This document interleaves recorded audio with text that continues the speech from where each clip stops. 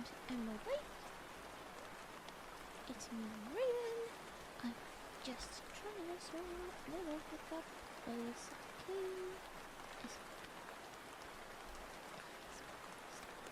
Okay. Hi! Welcome to Emerald Lake. Let's have some story time. Basically, we've read W.P. Kinsella before, and I've tried to keep it in order, but the first one we read was out of order, and we've gotten to the point where we caught up to the book that we read out of order, and so now we're on the next book, and I think you're gonna be excited about the title of the book, those of us who know the stories already. It is, drumroll please,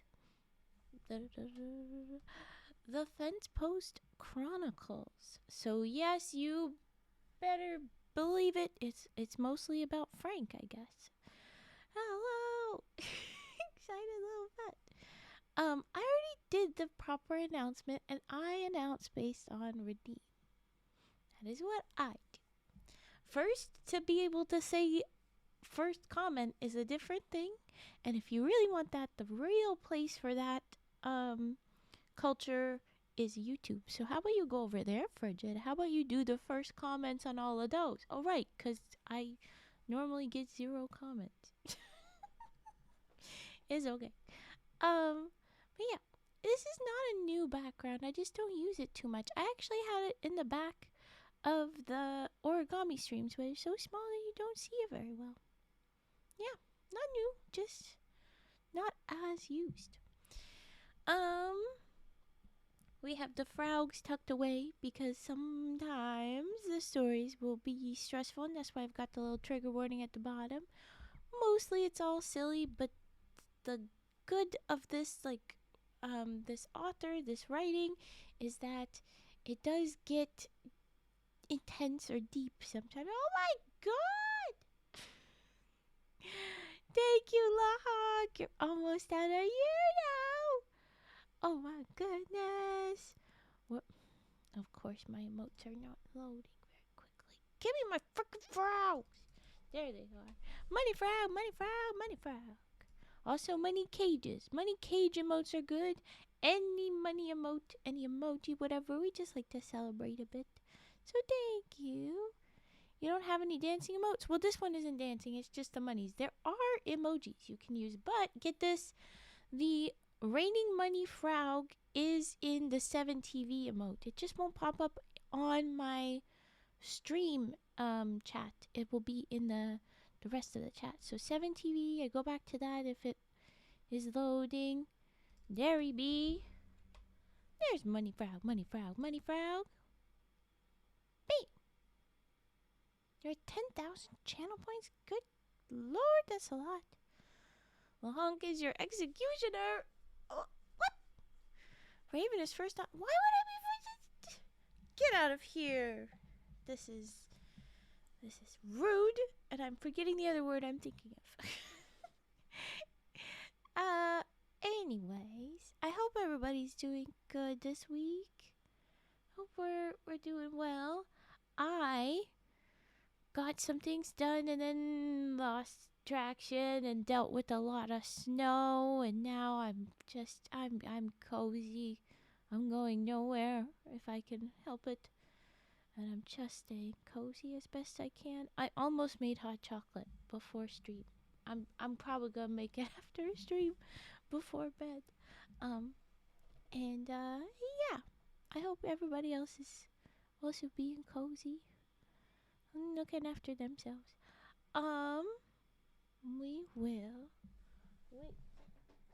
We will start on the Fencepost Chronicles then, if we're all ready for that. I'm seeing no love for the fact that it's called Fencepost. I mean, nobody here remember Frank Fencepost?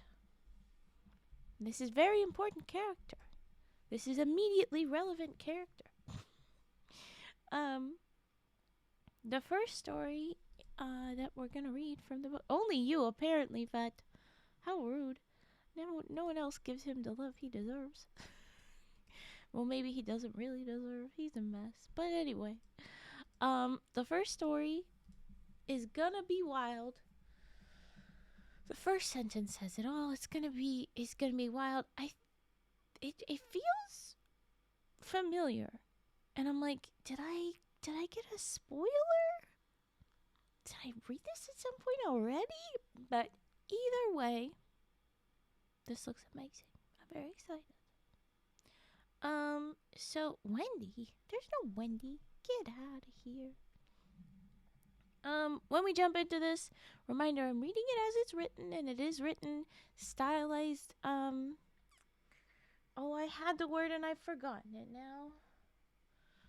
It's not jargon. It's one of those words where it's the way this person talks, and this happens to be the way that our main man, our author, our narrator, Silas Ermineskin, writes it. And I say author as that's him as a character is an author. He is the narrator, but the author of the books is W.P. Kinsella.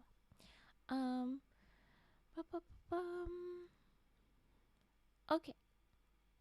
Truth is the title of the first story. We're jumping right in. No matter what they say, it wasn't us that started the riot at St. Edward Hockey Arena. You see what I mean? This is already gonna be some Frank Fencepost kind of bullshit. I'm excited. And it's spelled not Edward, but Ed-O-Ward. So it's like Edouard. And so maybe it's actually Edward. I don't know. But,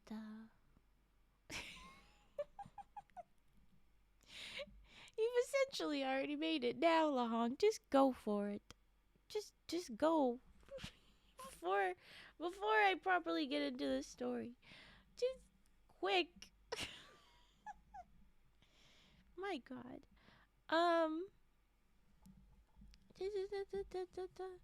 This is our fictional indigenous world. This is somewhere up Alberta, Saskatchewan way.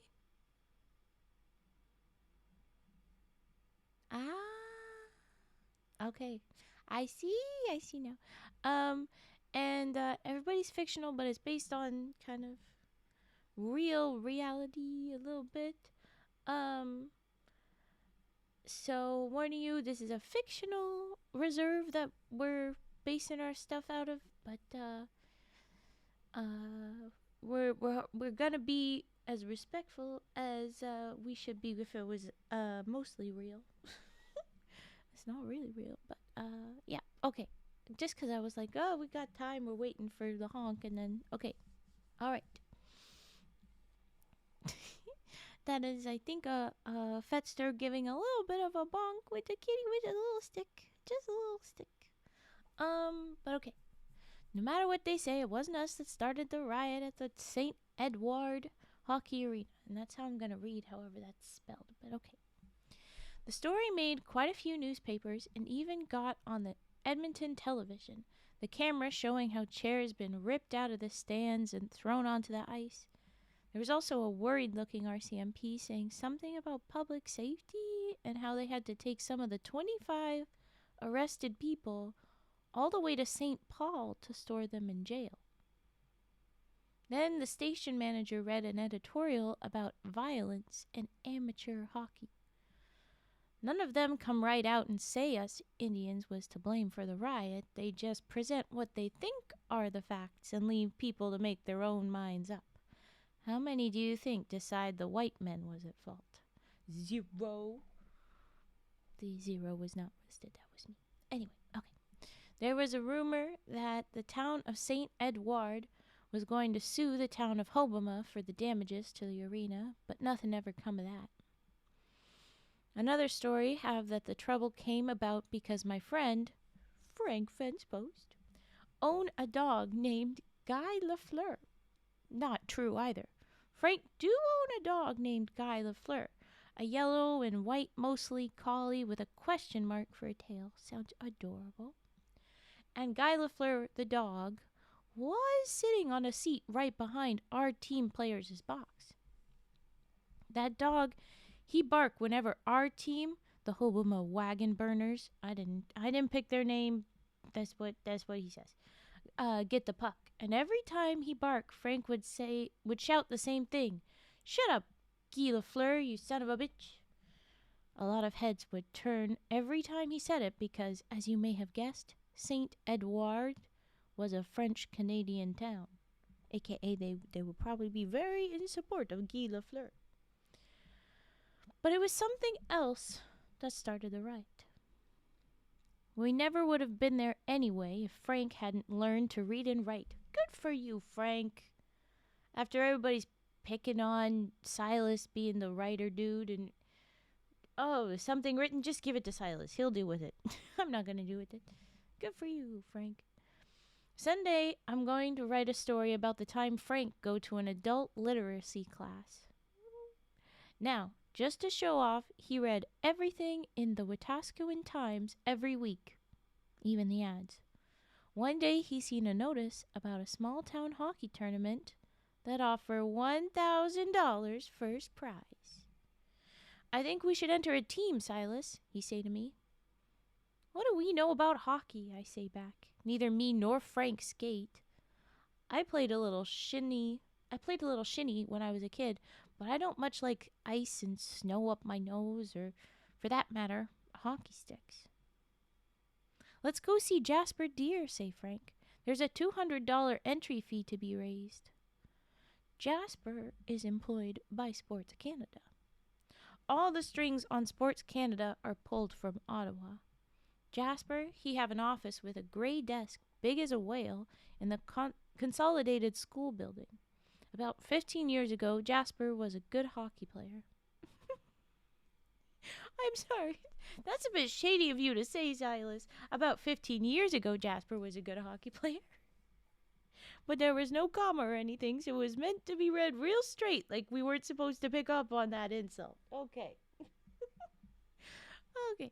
I'm not sure what Sports Canada is, but I know they figure if they give all us Indians enough hockey sticks, basketballs, and volleyballs, we forget our land claims, quit drinking too much, and get jobs so we can have the weekends off to play games. Jasper is glad to have anybody come to see him. He was Chief Tom's friend, was how he came to get this cushy job, though he would rather be trapping or cutting brush than sit in an office. He is already bleary-eyed at 10 o'clock in the morning. Anybody here remember Chief Tom and his nonsense? Getting flashbacks? Okay. You want to enter a team in the tournament, eh? He say to us, pushing his desk drawer shut with his knee, the bottles rattling. Ooh. Hobama has a team in the Western Canada Junior Hockey League, so once guys turn 21 and don't get signed by any NHL team, they got no place to play.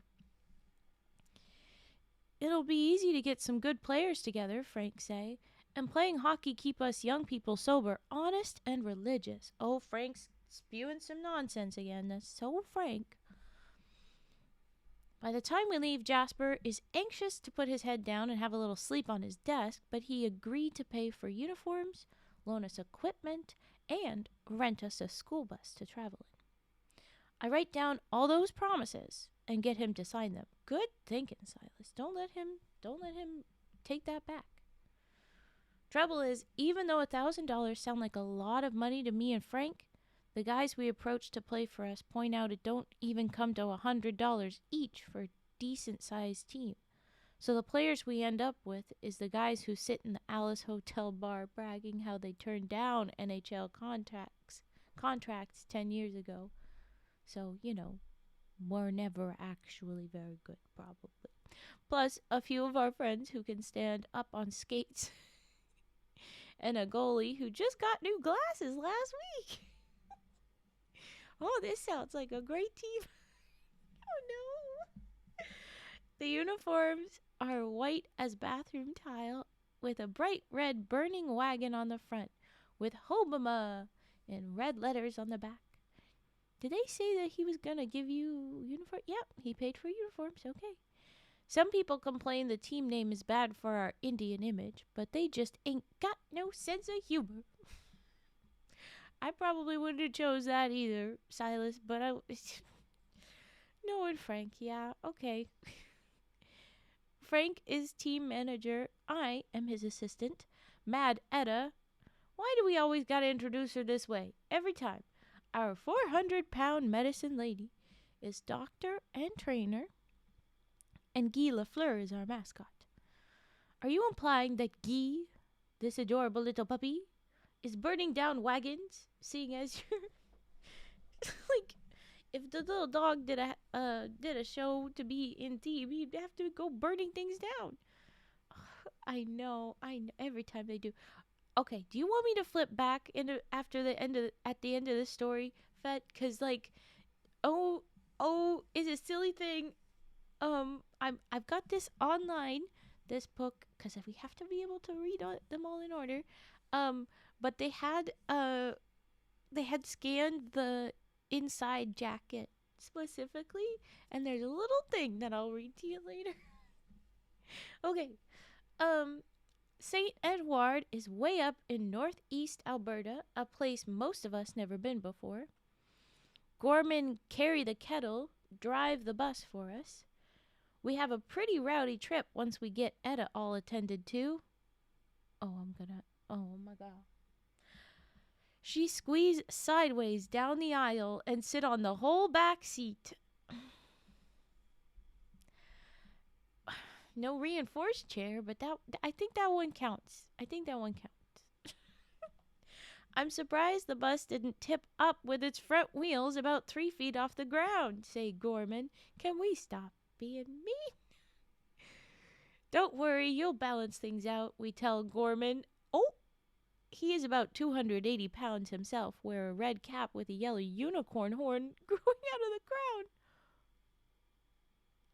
Okay, very interesting pieces of description for Gorman. He's a big guy himself, so they're sassing him back. Don't insult Etta. You're gonna balance it out, Mister Big Enough yourself. Good, but then he has a red cap with a yellow unicorn horn. I what is he a brony before bronies were a thing? What is going on?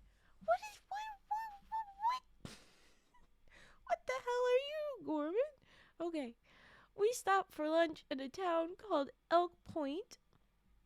Actually, we stop at the bar. Oh my god. And since most of the team is serious drinkers, it is 3 p.m. before we get on the road again.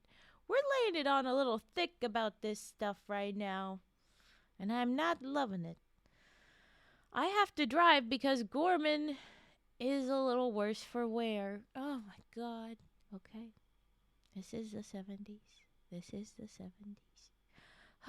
When we get to St. Edward, a town that have only about 10 houses and a little frame hotel gathered around a wine-colored elevator as if they was bowing down to it, we find we already an hour late for our first game.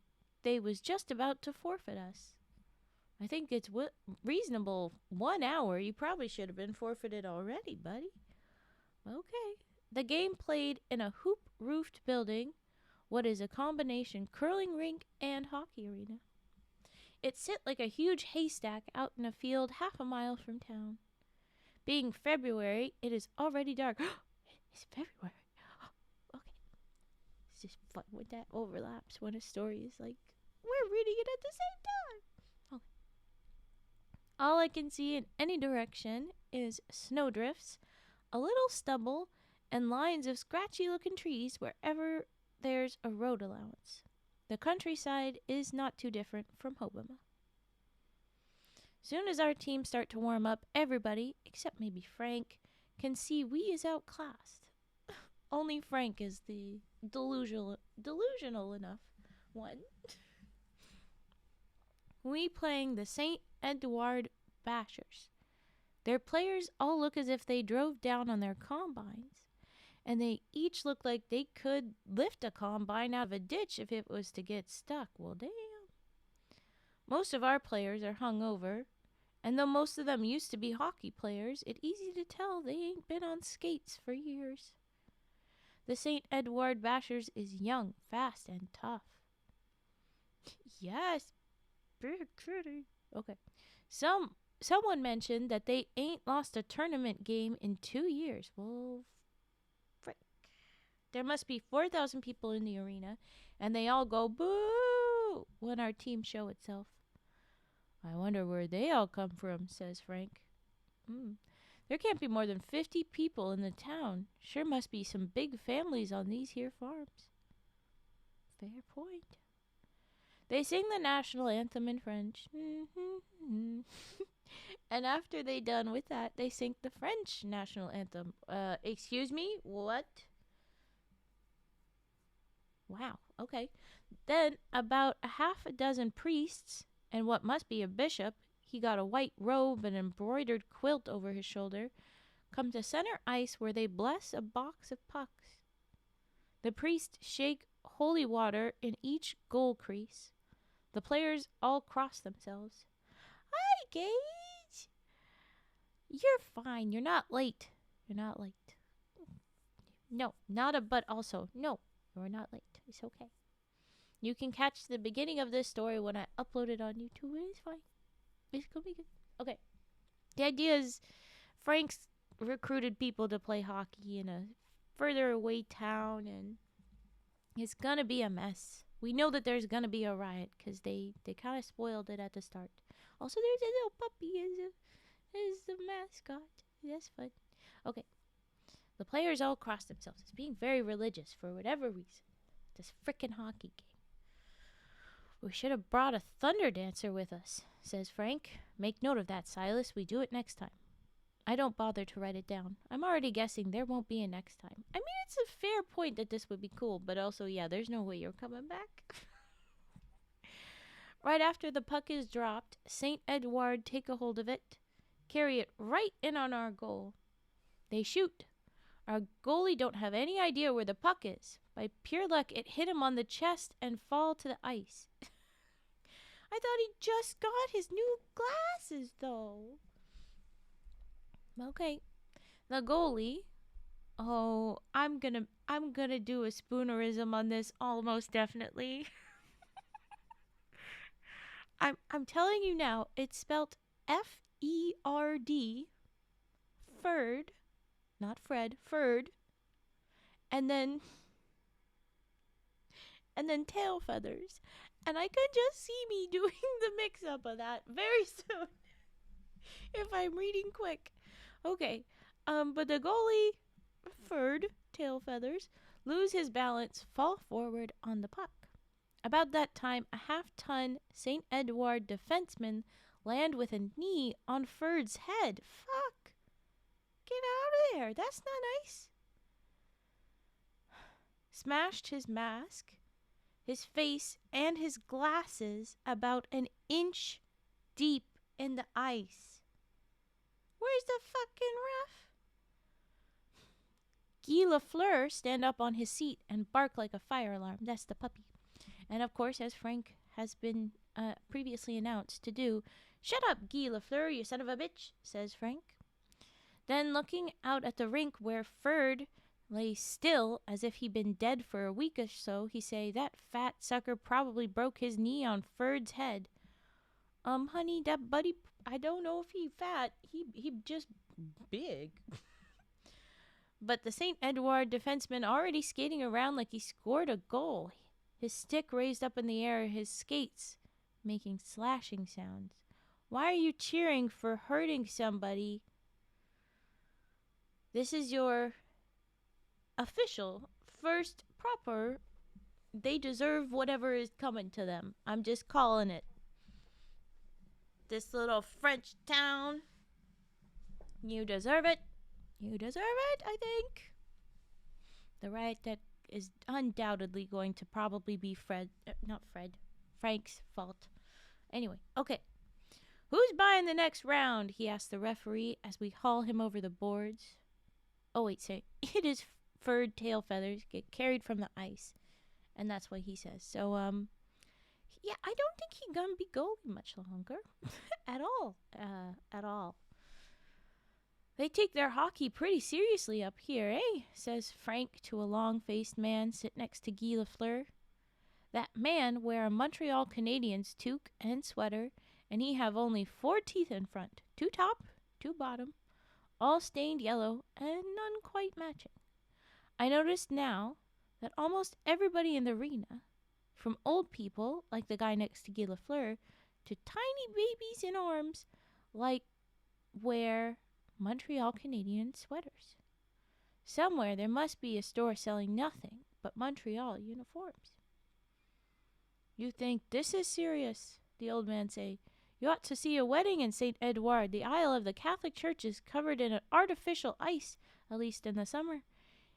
In winter it freezes up of its own accord. The priests wear goal pads and the groom is the defenseman. He go on in a heavy French accent.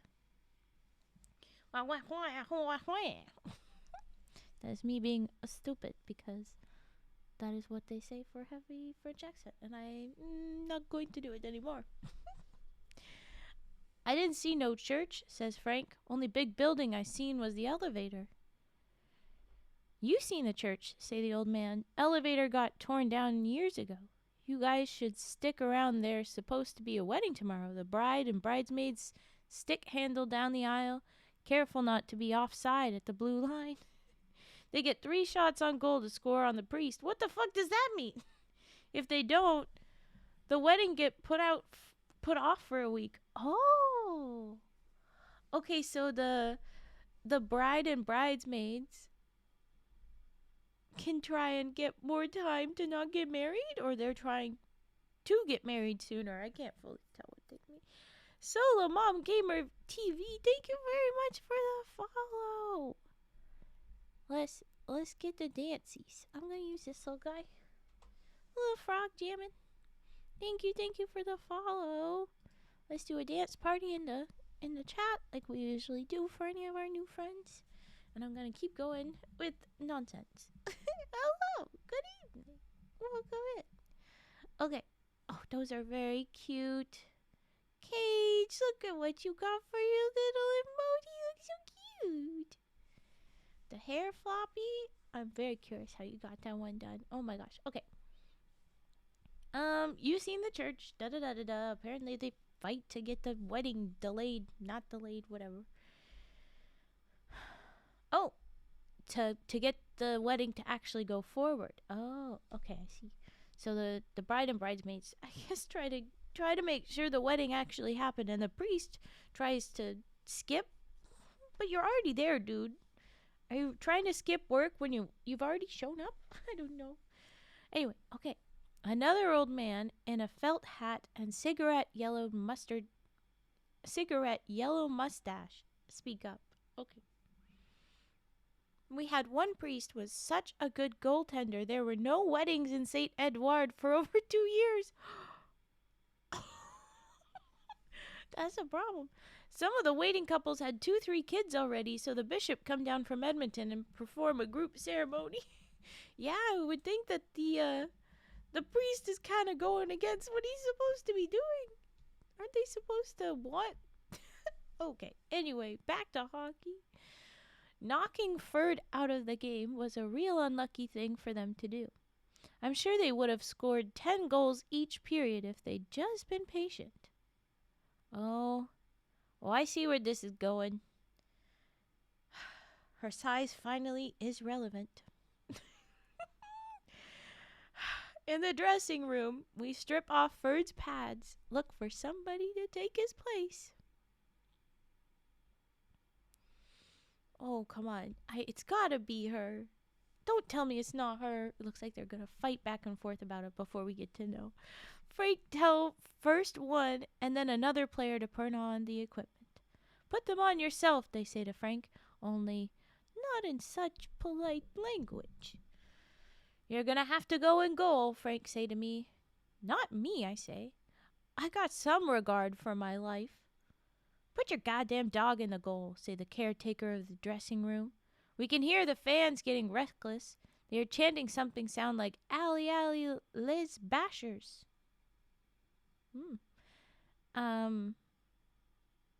He spells it alley, like corridor and street. allez, allez, les marchés. Maybe? I don't know what they're saying. And stomping their feet until the whole building shake. Whatever they're doing, they're getting rowdy. I don't think it's good.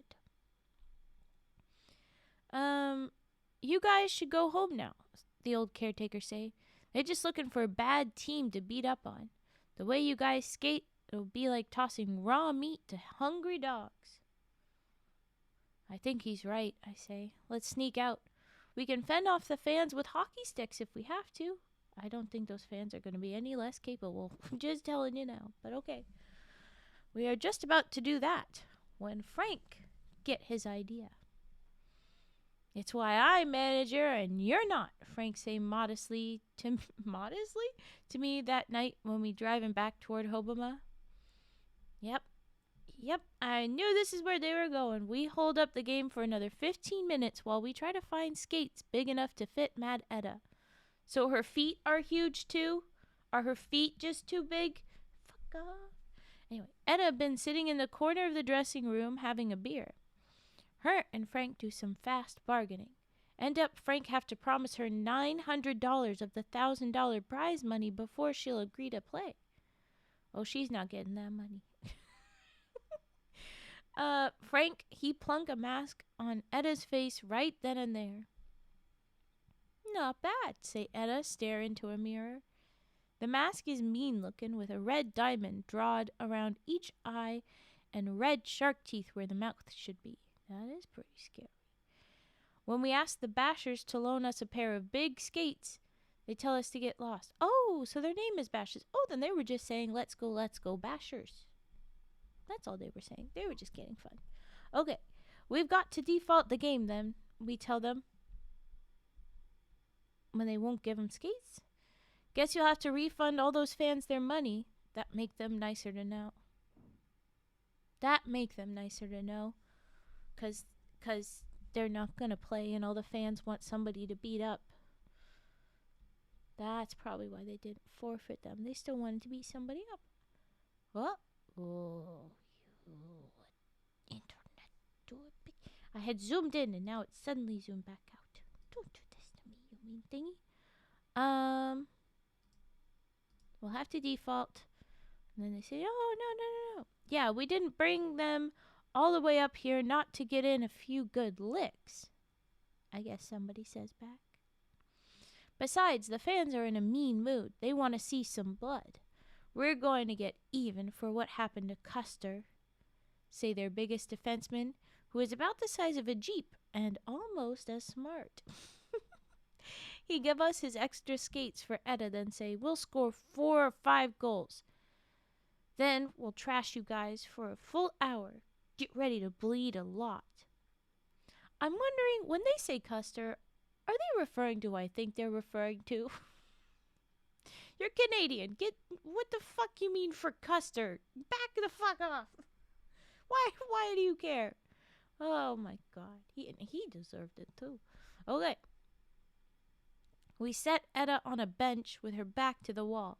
Me and Frank get one on each side of her, and we push like we was trying to put a skate on a 10-pound sack of sugar. Of course, we have to keep being mean. I'm too old for this, puffs Etta. What is it I'm supposed to do again anyway?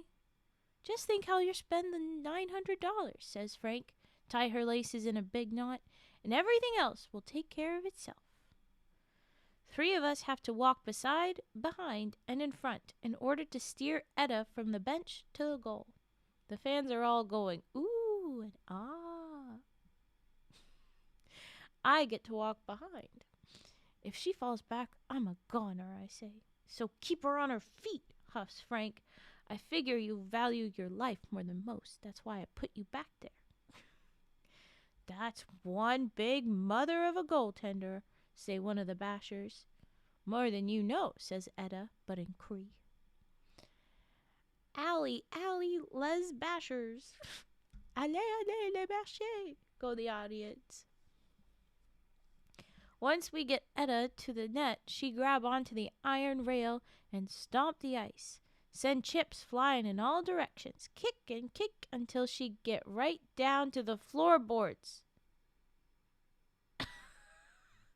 Once she got footing, She stand with an arm on each goalpost, glare fierce from behind that mean mask what painted like a punk rock album cover. So she's just chipped into the ice to cheat, so that's fun, but okay. Soon as the game start again, the Bashers get the puck, pass it about 3 ways from Sunday, while our players, busy falling down, skate right in on Mad Etta and shoot, and shoot, and shoot. Don't matter where they poke the puck or how often, there is always some part of Mad Etta blocking the goal. After maybe 10 shots, a little player zoom in like a mosquito, fire point blank, the puck hit Etta's shoulder and go up in the crowd. That hurt, shout Etta, slapped with her goal stick, knocked that little player head over heels as he buzzed by the net. She get a penalty for that, but they didn't give a penalty to the guy that... Oh, my God. Goalies can't serve penalties, but someone else have to. The Bashers take about 20 more shots in the next 2 minutes. You're doing great, Frank yelled from the bench. How come our team never shoot the biscuit at their goal? Etta called back. We're working on it, says Frank. Trust your manager. Things don't improve, though, so Etta just turned her back on the game, leaned on the net, and let the Bashers shoot at her backside. There is more Etta than there is goal. Even some shots that miss the goal hit Etta. I think it is a law of physics that you can't add to something that is already full. Well, okay, bud. There is no score at the end of the first period. Trouble is, Etta assumed the game is only 1 period long. Oh, that's a problem.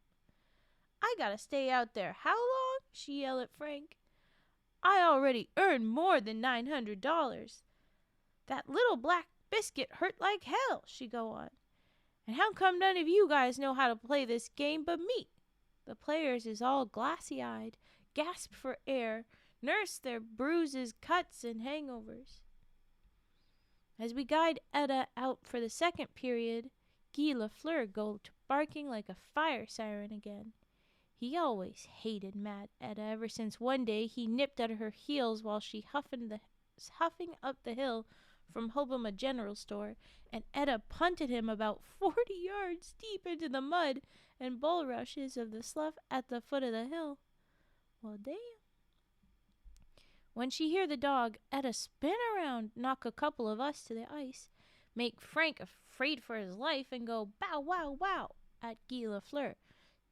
Sounds so much like a real dog that he jump off his seat and don't show his nose again until after the riot. Okay, so it's definitely not the dog that caused it, because the dog is hiding now. Etta made sure of that. The way we dressed Etta for the game was to put the shoulder pads on, then her 5 flour sack dress, then tape one sweater to her chest and another to her back. Do we need to specify that? Soon as she get to the goal, she have to guard for the second period. She don't even stomp the ice, just fumble in the pocket of her dress, take out a baggie with some greenish-looking sandy stuff in it, sprinkle that green stuff all across the goal line. Frank rush off the bench, fall twice on the way 'cause he wearing slippery-soled cowboy boots. What are you doing? He yelled at Etta, who is waddling real slow. Force each skate about an inch into the ice every step. Okay, don't do that. And is heading for the face-off circle to the left of her goal. If I stay in front of the little closet, I'm going to be so bruised I'll look polka-dotted. I've had enough of this foolishness. But the goal, cries Frank. Hey, you manage the team. I'll do what I do best. And Etta give Frank a shove, propel him on his belly all the way to the player's gate by our bench. So she's put down something that I guess is going to be a medicine fix for this, since she doesn't want to be there, and is off away. As the referee called the players to center ice, Etta sit down cross-legged in that face-off circle. She's in the face-off circle. light up a cigarette, blow smoke at the fans who stomp in their feet. The St. Edward team steal the puck on the face-off, sweep right over the defense, and fire at the empty goal, but the puck just zap off to the corner as if there was a real good goalie there. About 10 shots go like that. After about 10 shots like that, the Bashers get pretty mad and the fans even more so. It is like Etta bricked up the front of the goal with invisible bricks. If it work, it work.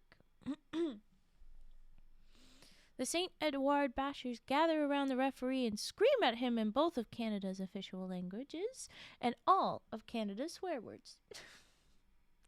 The referee skate to the net, test with his hand, but there is nothing to block it. He stick one skate into the net. He throw the puck into the net. Then he borrow a stick from one of the Bashers and shoot the puck in several times. And I don't love this phrase, but this is what he say. Stop your bitchin' and play hockey, he say to the St. Edward players. I bet I could sell that stuff to Peter Pocklington and the Edmonton Oilers for $1 million an ounce, Frank hissed into my ear.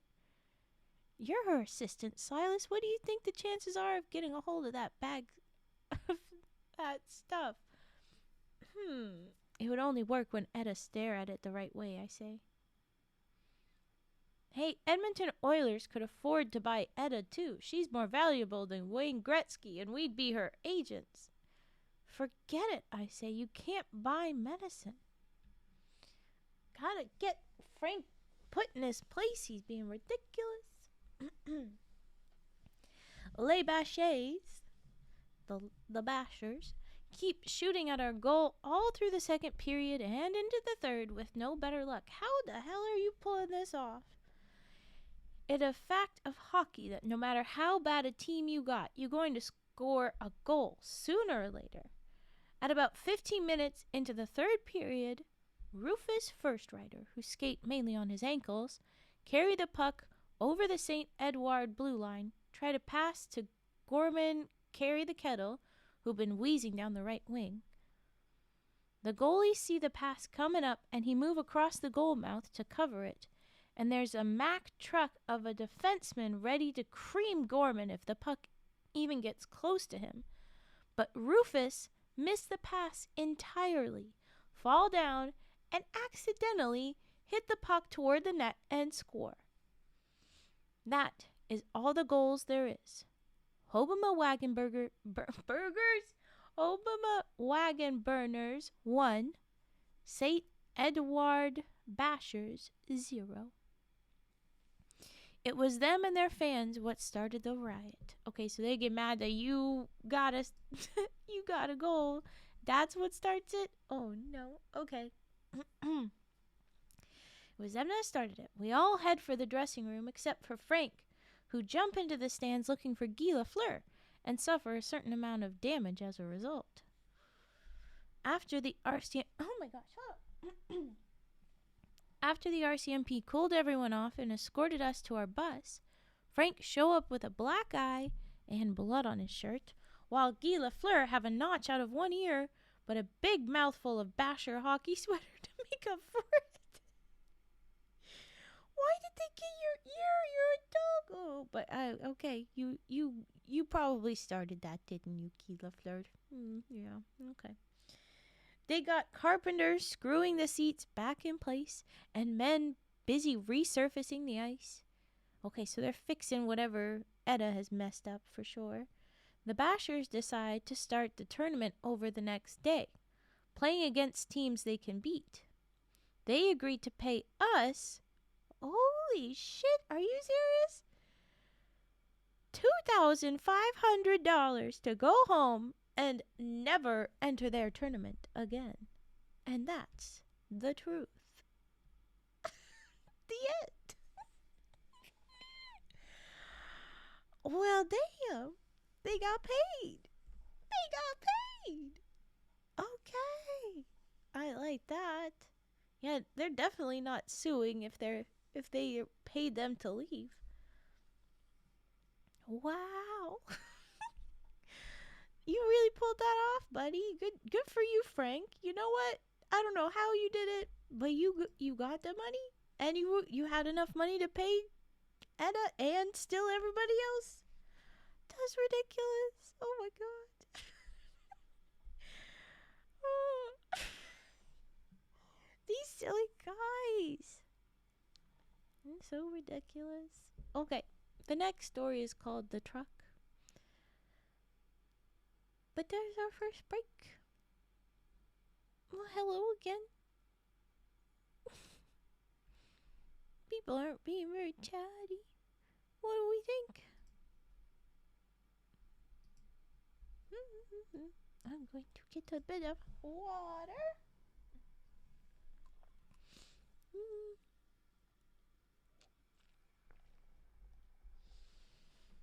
And this, oh my gosh, as I try to speak, and this is officially breaking into this book. We'll keep reading the Fencepost Chronicles for a while. Oh, I was gonna read the front. Okay, hold on. That's page 13. Okay.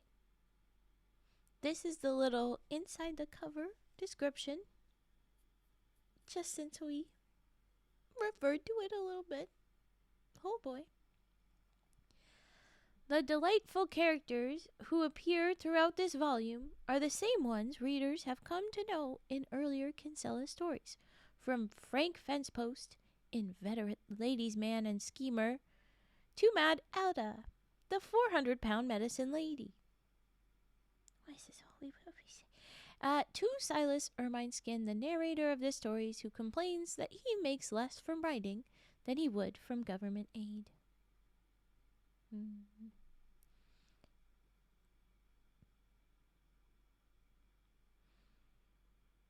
I'm very excited. Some of these stories are always like extra silly and ridiculous, and some of them are really good, just like punch in the guts, beautiful writing. So I'm hoping that this is keeping up with the same quality. I'm very excited. I see we've got one water jar redeemed. Do we have any other redeems for this little break? This is the time for this. It is.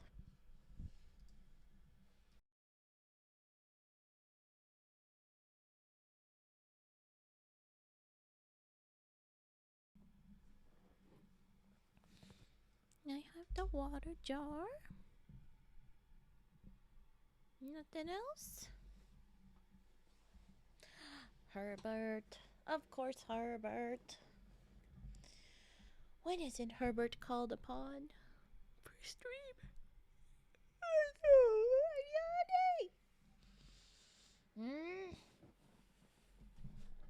I got the frogs in the throat cleared out though, so we'll keep yawning, but I think we're ready to do the big reading. I think we're getting there. Okay. Let's go to this and that and okay. Water jar times for Cage. YOLO.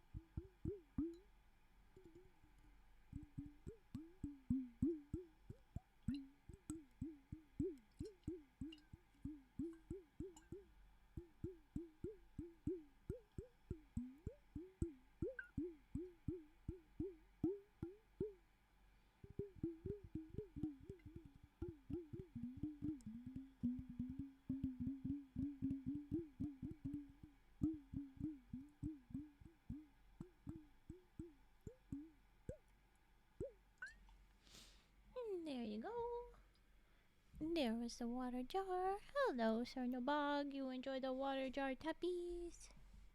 It's always so weird and very entertaining to hear it. And how does it make you feel?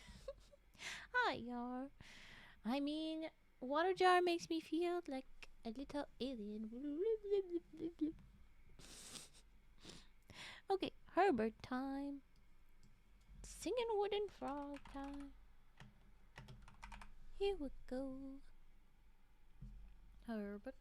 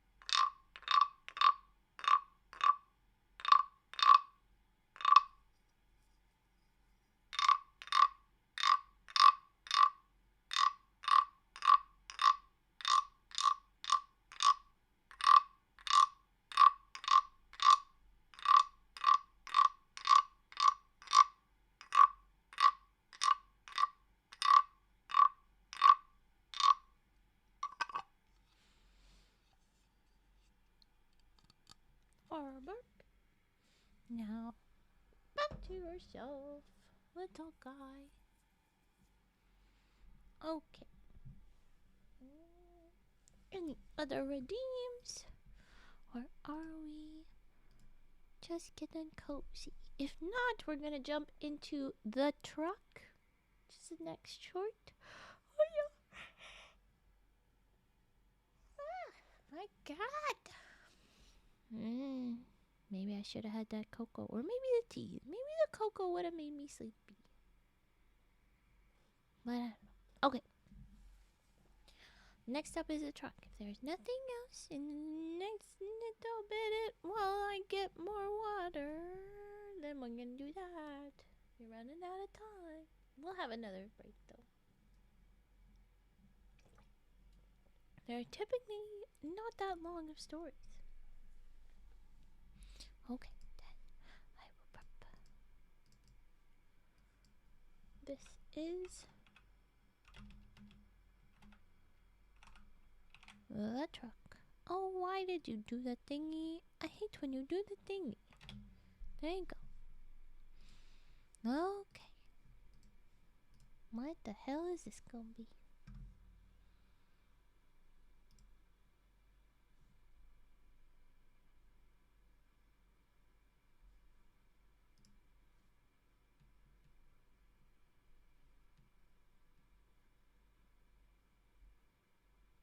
Okay.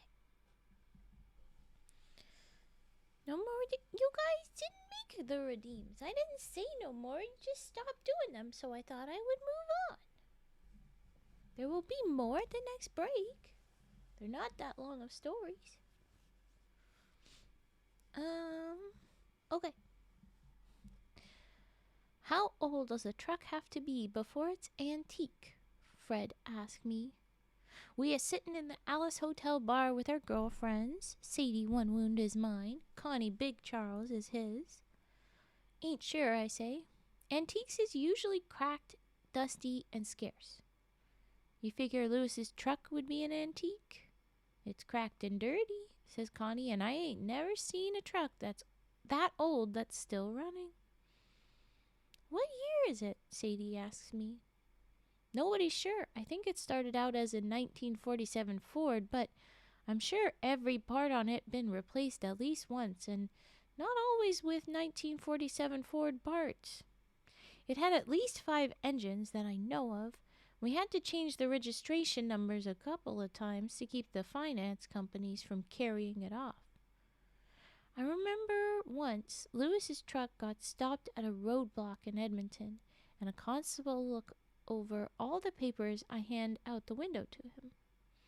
The serial number and registration show this vehicle to be a 1976 Cadillac Coupe de Ville, say the constable, scratch his head, breathe licorice into the truck as he shined his flashlight in the eyes of the 8 or so people who jammed in the cab. Shh, says Frank. We done that as a surprise gift for Louis, and we haven't told him yet. Louis always wanted to own a Cadillac, but this was the only way he could ever afford one.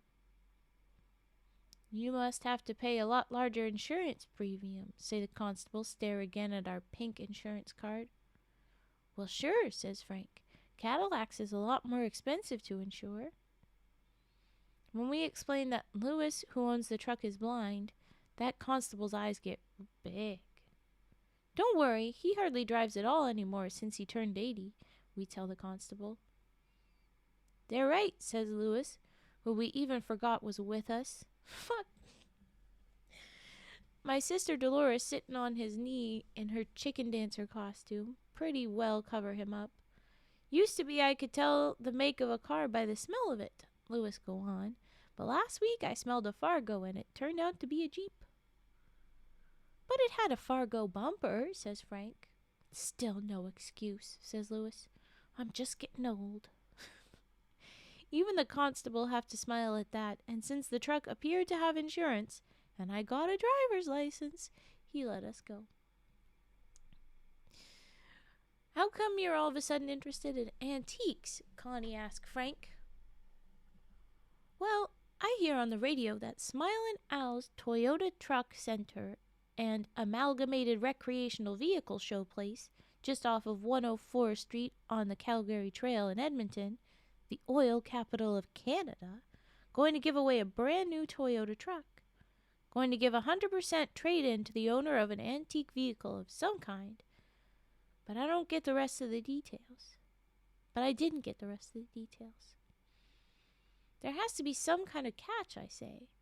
If there's one thing we've learned, it's that businesses never give away anything for free unless they profit 10 times over from it. Also, Indians never likely to get any of the free stuff. Let's check it out anyway, says Frank, and the girls agree. 'Cause of course, Frank and his nonsense. We drive up to Smilin' Al's place the very next morning, about 15 or so of us in Louis's truck, Mr. and Mrs. Blind Louis in the cab with us. Mad Etta, our medicine lady, sit like a queen on her tree trunk chair in the truck box. We didn't get the reinforced chair, but we got the tree trunk chair. Oh my god. We all feel kind of like we know Smilin' Al. What is your name? Let's break this down. Nestorenko. 'Cause we seen him on the TV so many times. Smilin' Al have thin blonde hair on a big square head. He wears shiny blue suits with the jackets open so his belly can escape. Run away, belly, run. Sorry. He come on the TV grinning out of the side of his face and carrying a sledgehammer. He always standing beside an old car or truck. Friends, say Smilin' Al. No, friends, he say, Smilin' Al Nestorenko is going to break down prices again. And then he swing the sledgehammer, bash in the windows and lights of that car or truck. At one time, Smilin' Al played tackle for the Edmontonette. This is a football team name. They have changed to the Edmonton Elks. I'm fairly certain. The Edmonton Elks. Because that is a slur. We're gonna just say the current name. Okay. He played tackle for the Edmonton football team. The Edmonton Elks. Some people say I blocked one too many field goals with my head, Smilin' Al will say into the camera, and that I'm about 8 bricks short of a load. But if my prices are too low, who's gonna benefit, me or you? Then he whacked that car some more. Sometimes he even throw bricks through the windshield. They say Smilin' Al comes to work in a green and gold painted limousine. Green and gold are the colors of the Edmonton Elks. Say he comes to work in that limousine drove by a guy in a football uniform. Why would the driver be in a... I don't think he's near as dumb as he pretend to be. Yeah, I think he's calling attention to it. I notice as I park that there's a bunch of what are called classic cars and trucks on Smilin' Owl's lot. Most of them are real old vehicles, but they've been restored until they look better than new. Their bright colors and shiny paint always make my mouth water. I sure hope that someday I get to own one of them. We come to win the new truck, Frank announced to the salesman who asked if he can help us. Good luck, say the salesman. So did all those other people. What kind of car you did? I'm getting ahead of my... So did all those other people. What kind of car did you bring? We brought our truck, we say, in a genuine 1947 Ford. And we point it out at the curb. Where it sort of drooped like a frostbit cabbage loaf. Our poor old truck sure looks sad beside all these classic cars. Here's a card with all the rules, says the salesman. You'll have to get in line, clear around the block there, if you want a chance to win. I read the card out loud to everybody. The whole thing is pretty complicated. In the showroom window is a bingo machine, and inside the machine, the little ping-pong balls, instead of having bingo numbers printed on them, have the make and year of a car or truck, range from 1920 to 1963. Every hour from 10 a.m. to 10 p.m., 3 of these old vehicles get to line up in front of the showroom window, and if the machine cough up the right make and model, why, the winner get to trade for a brand new Toyota King Cab truck, got automatic transmission and every other extra known to white man and Indian. The cards say that the truck worth over $16,000. One catch is, they write down your license number, and you can only go through the line up 3 times ever. It don't look to me like the odds of winning are very good. Yeah, that sounds pretty bad. It take us all that day, and after we park in the lineup overnight, half the next before we get to the front. While we waiting, we dream a lot about winning. It'd be kind of sad to part with this old truck, says Sadie. How many babies you reckon got their start in here? Says Frank. It was divided on the page. We all think about that for a while, and we all talk up some memories, especially about times we've been to the Golden Grain Drive-In Theater up near Millet. Drive-In Theater known as Foreskin Park. Bet half the babies on Hoboma Reserve got their start there. By got their start there, do you mean born or previous to born? I mean a drive-up theater, it's the dark, it's in your own car, and it's called that. I didn't name it Cage, I just read it. Let's see, Louis Coyote say to his wife, get a nice smile on his old face. I think we started off Jimmy and Muriel and Boniface and Champagne right here on the front seat. Maybe even a couple of others. Who knows? We haven't got a kid named Champagne, says Mrs. Blind Lewis. Her and him can never agree, not even on how many kids there are in Lewis's family. That makes it sound like Lewis has got a couple of families, and I'm a little alarmed. Mostly just 'cause she doesn't know, but okay, wow. Sure we have, says Lewis. She's the second youngest. I seen her around someplace today, and he turned his milky eyes over the car lot.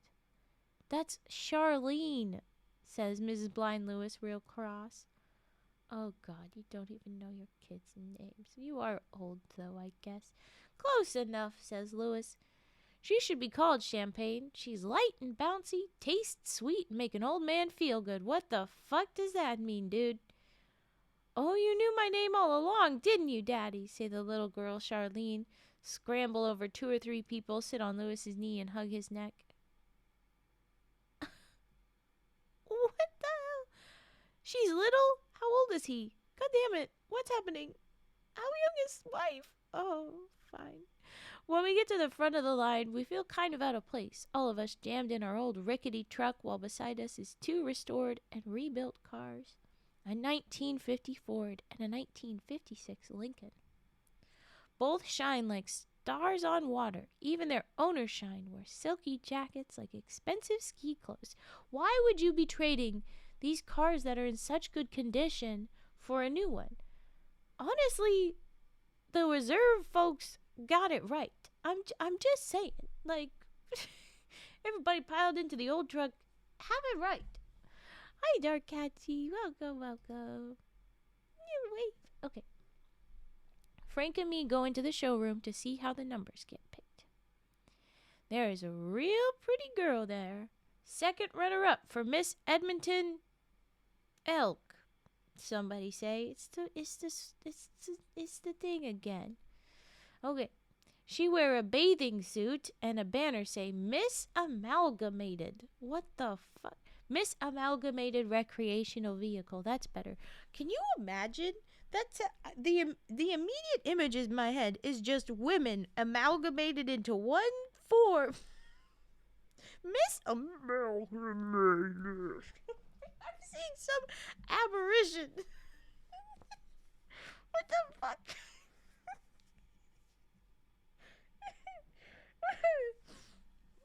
Okay. She's a person. It's just that this is the Mr. Abomination. Yes, thank you. What's the term for like? Oh God, no! I watched something that used it very recently. Oh no. Okay, I'm forgetting the term. I'm gonna lose.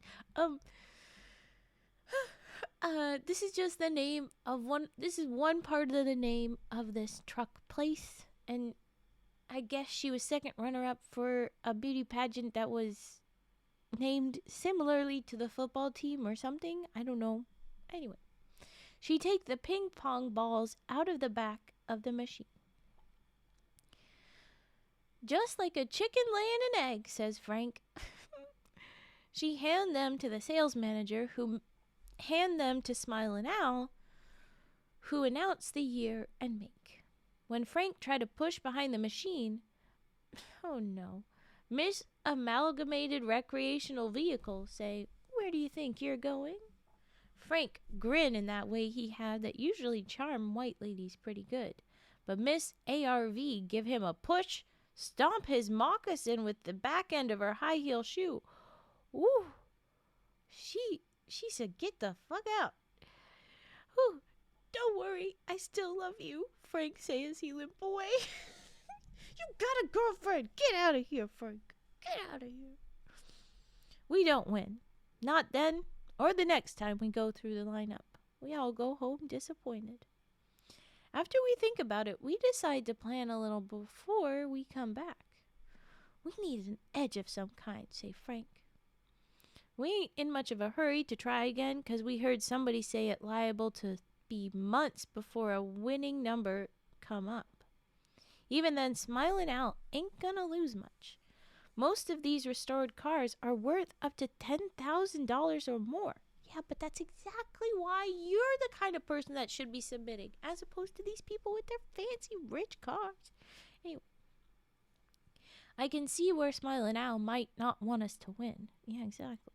I also figured Frank would be that edge he was talking about. Only trouble is Miss Amalgamated Recreational Vehicle don't like him. Oh, okay. So Silas was like, well, Frank would normally be the guy that would charm the white lady and that'd do the thing. But, darn it, she doesn't like him. But we got one more chance. There's a guy on the reserve. Oh, no. We got a hottie coming in. Ooh, we got a hottie. Okay, there's a guy on the reserve named Phil Carry the Kettle that I don't think ever been turned down by a woman. Well, boy. I think I understand how Frank attracts girls. Oh, no, Silas, we're not having to talk about this. No, Silas, no. Don't make this that. Oh, I think I understand how Frank attracts girls, even though he ain't good looking, dressed fancy, or drive a big car. He does unexpected things. He have more nerve than any other 5 guys put together. Girls go for men like that. Hey, you know what, Silas? You're actually pretty smart. You're actually You're pretty smart. Phil carried the kettle I can only describe as dangerous looking. Oh my gosh. Silas, are we doing another you're definitely fruity but won't admit it moment? Is this like Gooch? Is this like Gooch? The hot Tlingit man? Is it? Is it?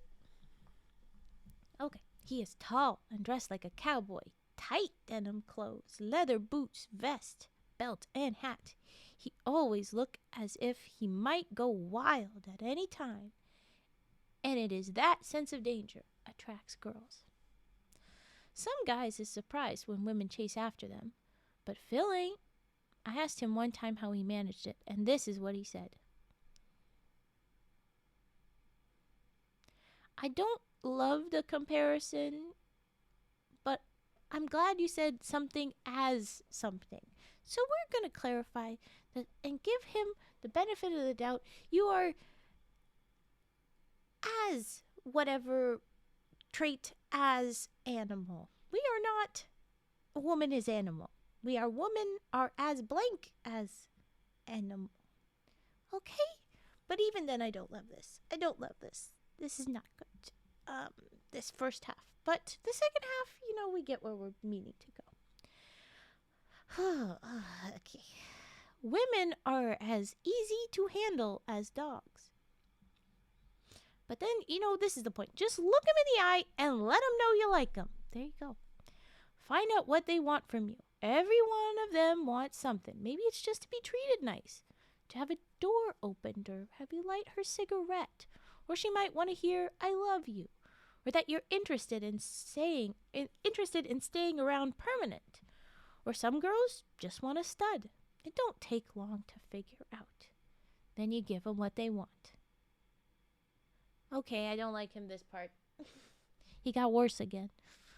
And as soon as they get comfortable, you take it away from them. That makes them appreciate you more. Phil laughed and smiled his lopsided smile at me.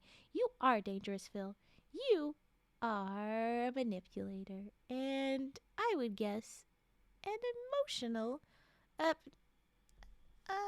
insert word that maybe would flag things. But, bad guy.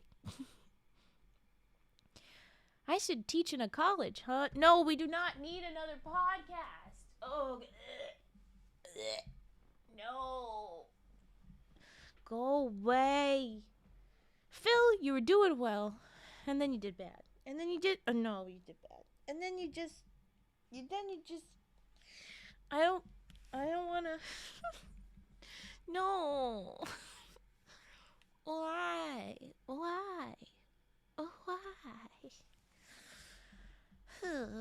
Silas, I hope you don't believe this. Silas, you're smart. We just established that. You're pretty smart. Can you hit us with, and all of that was kind of gross. I would love to see that. I would love to see that. But we're probably gonna get worse still. Howdy.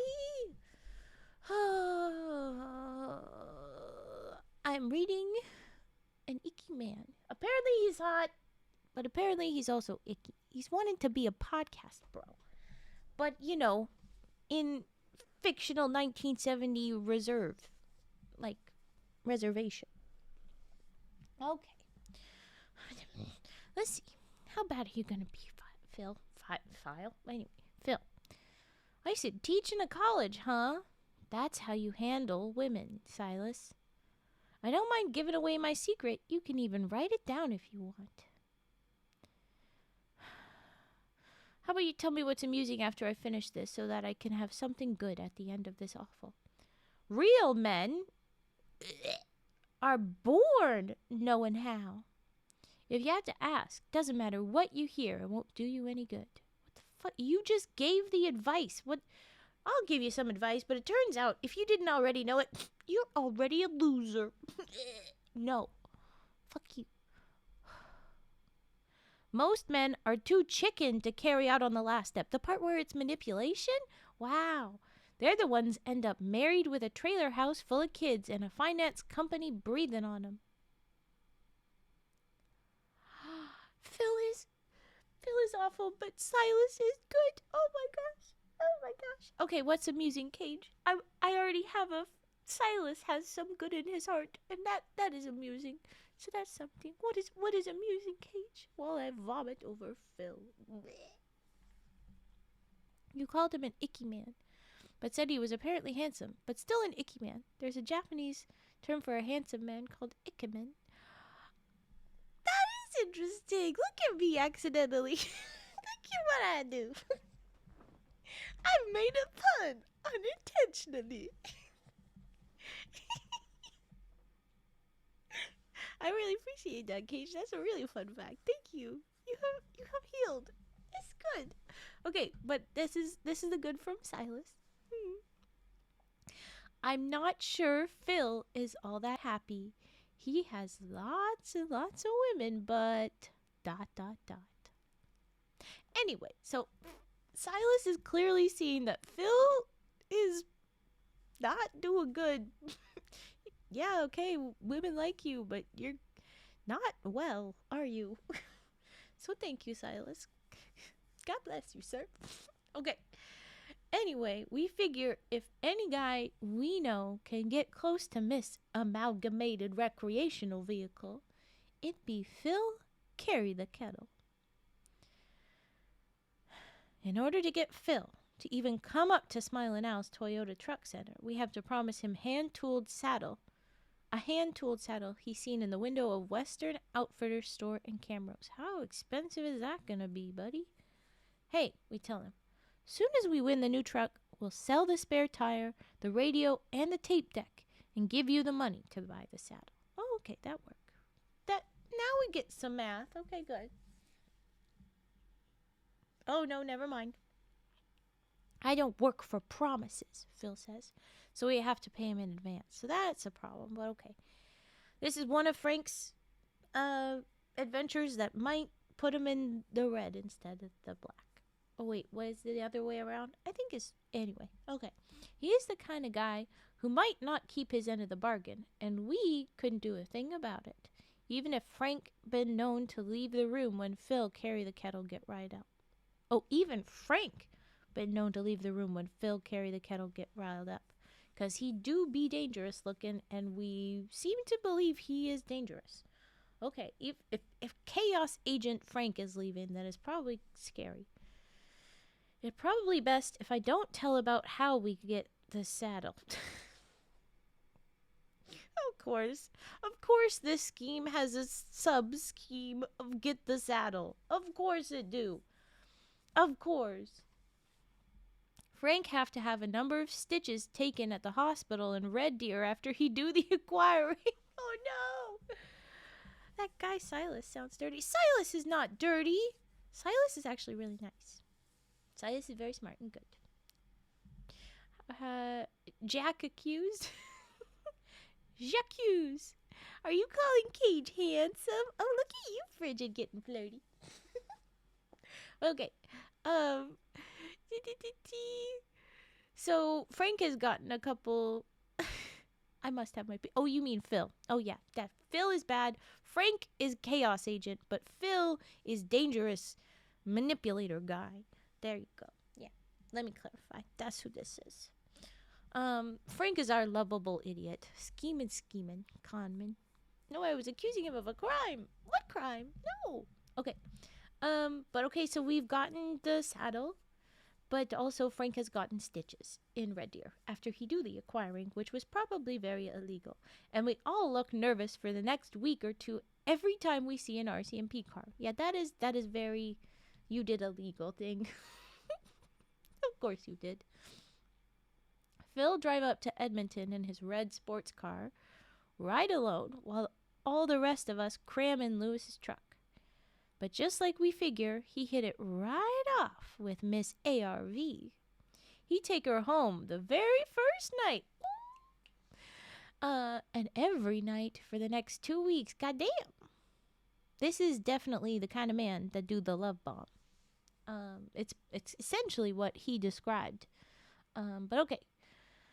About the second night I was there, her boyfriend came by, looked like a model, for men's sissy clothing. We do not need to be saying shitty things like that, sir. No homophobia needed, but Phil is already a piece of crap, so I guess, okay. I knocked him down 2 flights of stairs, and he ain't been back. I mean, fair. I knew this was... Phil tells us, Phil also make us buy gas for his car, loan him meal money, and dancing and drinking money. I mean, he is probably gonna need money to romance the girl, but God damn, says Frank. If she decide to go on the pill, we're gonna have to pay the prescription. Yeah, probably, based on Phil's managing to trick you into all that. I don't argue that it ain't true, but a few days ago, Phil come up to me smiling and picking his teeth with a flavored toothpick. What is he doing? The whole thing is rigged, Phil tells me. You know that machine that spin all the balls? Well, it sorts them all, too. He go on to say that Miss Amalgamated, her real name is Debbie June, goes behind the machine before every drawing, and as Smiling Owl looks out the window and announces what cars are competing, she takes out the balls for each one. Of course it is. Smiling Owl, you ain't stupid at all. You didn't get hit enough in the head while playing the ball. That's a terrible thing for me to say. But clearly it didn't do enough to stop you from doing this. Okay. Smiling Owl figures to let the contest go on for 2 years before he lets someone win. I think that's a little long, but okay. And then it will be a friend or a relative or someone with a classic car worth almost as much as the new truck. Yeah, okay.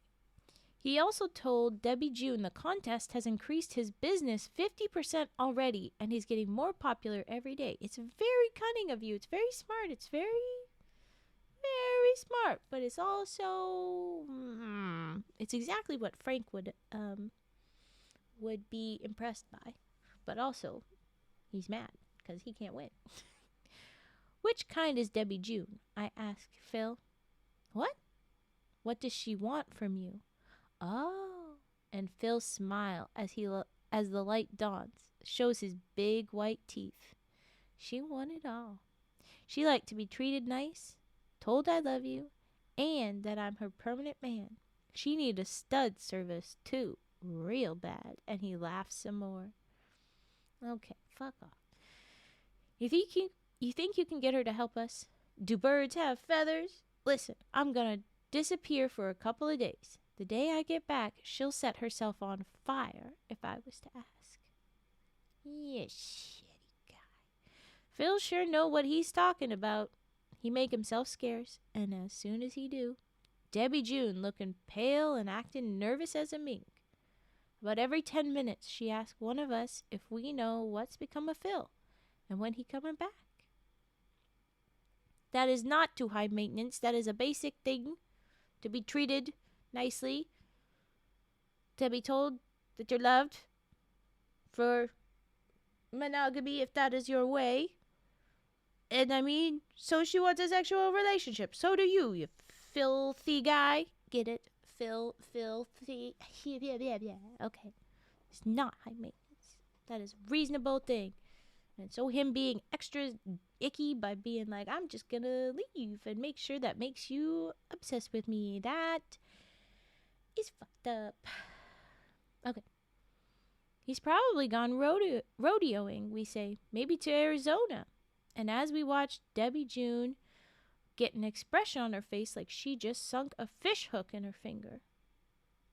What are you guys hanging around here all the time for? One of the salesmen asked us. When are you going to put your truck through the lineup again? We got our medicine woman working on it, we say. And we have. Just to keep Smiling Al and his friends busy, we had Etta set up shop in the parking lot. Oh, boy. She built a real campfire on the pavement, boil up roots and leaves, and stuff in a saucepan we bought her. We tell Etta she is just a decoy, but she say it won't do no harm to cook up a real spell. Etta really liked the orange plastic truck box that cover that go with the truck, I guess, with the pickup. With it, she won't have to ride out in the open air no more. Yeah, it would be nice. It would be nice to not have to deal with that. I imagine she has to deal with a lot of wind, ruining her hair a lot, too. Riding in the back. It's not you. Okay. Fish fingers and custard? What are we talking about fish fingers and custard for? Are you watching some of that right now? You have fully distracted me. My dude, not fair. I'm reading about other fun stuff. Your name is LC. I'll see you in court. Ah, I just see that. I did. My brain didn't put that together. Well, fine, you little lawyerman. Okay, wait. She wants that cover. Some TV station even take pictures of Etta casting a spell so her friends can win a new truck and her photo appear on the front page of the Edmonton Sun. Well, when they win it, everybody's gonna stop giggling. That's gonna be so intense. They're gonna be like, oh my God, it worked. Oh my God. Mad Etta. Everybody go to her. She does real magic. Anyway, okay. 3 days later, Phil comes swaggering into the showroom. As I watched Debbie June, it looked like her blood expand because she get pinker, prettier, and taller all in about 1 minute, not to mention happier. I'll just tell her unless she does what I ask her, I'll be going away tomorrow, Phil whispered to me. Better go get in your truck in line. Exactly, Richard. Okay, so I guess this is the moment. Frank and Mr. and Mrs. Blind Lewis spend the night in the truck in the lineup. It is about noon the next day before they get to the front. Sure enough, Smile and Al stare out the window and announce, in 5 minutes we'll have the next drawing. The vehicles eligible are 1956 Lincoln Continental, a 1932 Chevrolet Coupe, and a 1947 Ford pickup truck. So I guess he gives a little sauce on the last one. While he was making the announcement, Debbie June was nowhere in sight. So now she has a cover for if Smilin' Al gets mad at her. Because she wasn't there.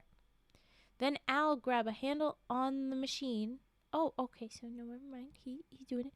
And it spit out 3 ping pong balls. Debbie June appeared. Oh, maybe you have to leave to pull them out. Maybe that's what she was doing. Okay, but anyway. Debbie June appear, pick up the balls, and hand them to Smilin' Al, who puts them in the side pocket of his suit coat. He take the balls out one at a time and read them. 1939 Terraplane, he say. 1955 Chev Bel Air. 1947 Ford pickup truck. There was a very long pause, and then all hell break loose. Smilin' Al ain't smiling anymore. He fired Debbie June right on the spot, then look around to see who else he can make suffer. Bingo! Yes. But the sales manager get him by the arm and pull him off to one side, all the time pointing at the radio man who doing a remote broadcast from the showroom. Oh, so somebody's recording it. He can't make a mess now. And talking a mile a minute. Smilin' Al finally calmed down. Frank and Mr. and Mrs. Blind Lewis come inside, and he shake their hands while we all clap and cheer some.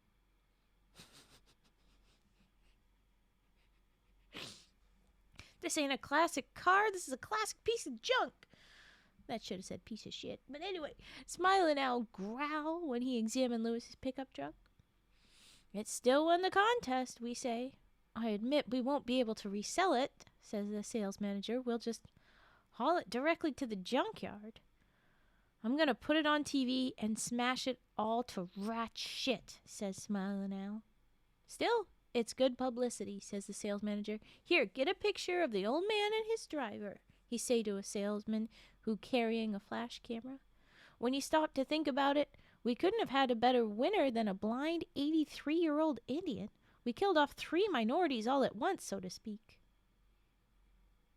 Face the camera, Mr. Coyote. Oh no, this is their way of saying coyote, because his name is Coyote, or Coyote, but not Coyote. See the man with the camera? You think that thing can steal my soul? Lewis asked nobody in particular, because if you didn't know, for a little while with cameras, there was a superstition that it was going to steal people's souls when you get the photo taken. But anyway, you already sold yours when you bought your Ski-Doo, says Mrs. Blind Lewis. Yeah, ha, ha, ha, ha. That's silly. That's cute. Boy, the new truck sure is fancy. It's a king cab. Have little seats behind the regular ones that pop down. There's a whole back row. Wow. Bet we be able to cram over 10 people in here, says Frank. And that's just in the front seat, says Connie. There are soft, fuzzy seat covers of a purple color, and them seats lean back far enough to almost make a bed. Late one evening last week, Frank and Connie sneaked out there and tried them out for comfort. Smilin' Al signed the new truck over to Lewis, and Lewis make his X to give the old truck to Smilin' Al. We gonna miss Lewis's old truck. We sure gonna miss Lewis's old truck, I say. We all growed up with it around. It was kind of like a grandfather to us. You want to trade back, says Smilin' Al? Even up? We thank him a lot, but don't take his offer. We get lots of pictures taken with us standing beside the truck, and a newspaper lady write down all our names, even Mad Edda's, who tell her real name. Write this down, folk. This is her real name. Oh, my God. Are you kidding me? Mrs. Margaretta Blackhorses. Margaretta Blackhorses. Oof. And it's a Mrs.? Where's your husband? Where's your husband? Frank seat himself behind the wheel. I want to drive, he says. You gotta wait for us, I'm saying, but Frank ain't listening very good. Oh, no, he didn't. No. What do you mean he didn't wait? This is $16,000 of a truck. This is Edda finally being able to have a cover when she's in the back of the truck. Don't do this. Frank, no. No, Frank. Oh, my goodness, no.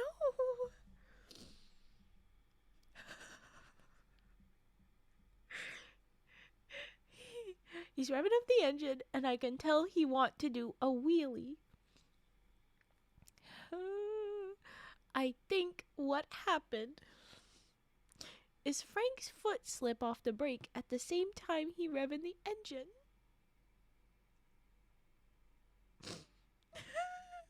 You gotta use me and my dog for your faux ad campaigns. I don't know what that means.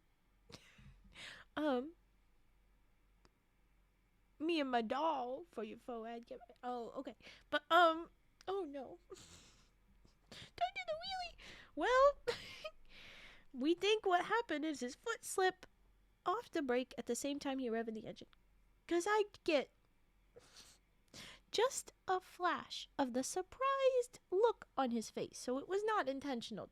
Whatever he did, we can't say was not intentional.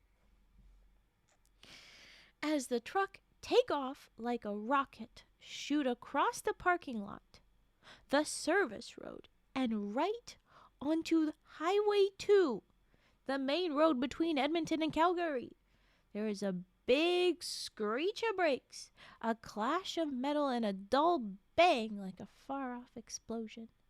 Then, oh no, a lot of rattling, pinging, and popping as pieces of metal scatter across the highway. We all run out to the highway, and there is our brand new truck, crushed right under the back wheels of an 18-wheeler. Our truck been drug about 100 yards and has suffered a certain amount of damage. Bet the driver of the 18-wheeler sure wonder where Frank come from. Is Frank alive? On the other side of all the mess, Frank is sitting on the road. He has lost his cowboy hat. One boot is off, and he got a look on his face as if someone just asked him a question that was too hard for him. Yeah, I had a feeling he would live. I feel that he's not even scratched up. Mad Edda feel him up and down, but he ain't neither bleeding or broken. So yeah, he's just perfectly fine. He's a little bit bonked and shook, but he's fine. Fucking hell, of course you did. Of course not, Frank. Put this here blanket around him and sit him in the We all realize together that our new truck is nothing but scrap and the old one belonging to Smiling Al. For the time being. Oh, don't even. No way. They're going to steal the truck back after it goes to the scrap, aren't they? Or they're going to do it before it even can leave, aren't they? For Winters, we sure ain't got much to show for it, says Etta. For once in his life, Frank doesn't have nothing smart to say. Connie kissed his face a few times and walked with one arm around his waist. The foot without the boot getting pretty wet on the slushy pavement. At the end. What do you mean the end? I want to see. Did they get the truck back? How did they get the truck back? Or at least allude to how they get the truck back. And the way that ends is his foot is getting pretty wet on the. That means there's got to be something after that. How long is he getting wet on the pavement? Like, what the... Oh, I shouldn't have said it. But still, what the hell? Oh, my God. Roll on the ground, Frank, and start screaming about your neck. Frigid, he did it. He did it. He was to blame for that, honey. He doesn't get any monies for that. He did that. If anything, somebody else is gonna ask him for money because he probably just ruined the chassis on the 18-wheeler or whatever the things are. He's not gonna do well. Oh my gosh. Frank. Okay, we've had 2 chaotic Frank stories, and I mean it is called the Fencepost, not Frank, the Fencepost Chronicles. So it could be a bunch more silly Frank, or more likely we should be hitting some heavy stories soon. So I'm just warning you that. I am wondering how this will go. But the next one is called Beef. Frank is chuckled then. Is that supposed to mean... Is shuck supposed to be a placeholder for a word that it rhymes with? A spoonerism would be shrank is... Shrank is then? Is that what it's supposed to be? Yeah, there you go. I was waiting because you weren't saying it. Shucked like fucked. Yeah, there you go. I like that. Shrank is fucked. Frank is shocked. Okay. Well, we've got our little break. I can take the story down. But next is gonna be beef. Are we ready for beef? Are we ready for beef? Let's fight. Or are we ready for beef? Who's hungry? I'm not sure what it'll be, but I'm excited. Alright. But we can have a little break. We can do some redeems. Yeah, I knew that was something was coming. Thank you for the scissor snips. We'll do those then. And humming. Humming's good.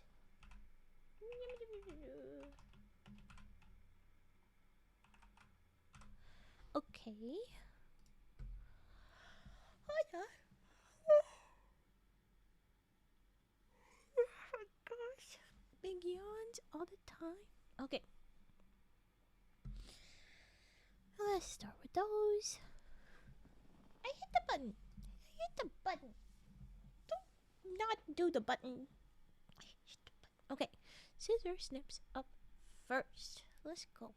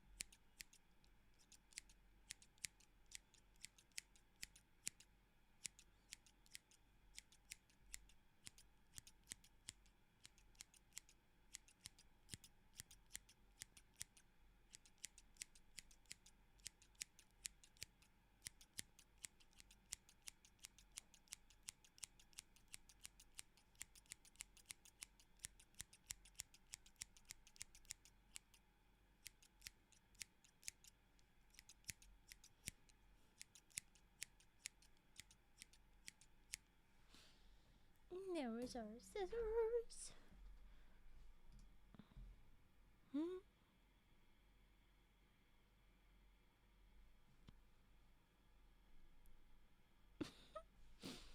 Just because the term was wrong? What? How does that work?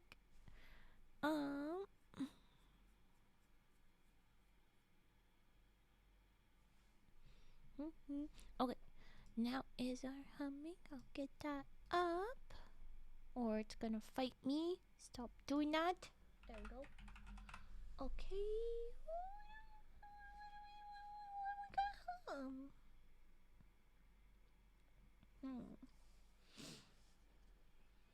I think we begin.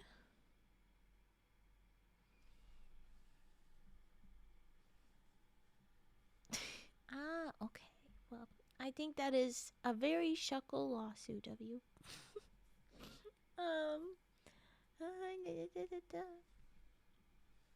Yeah.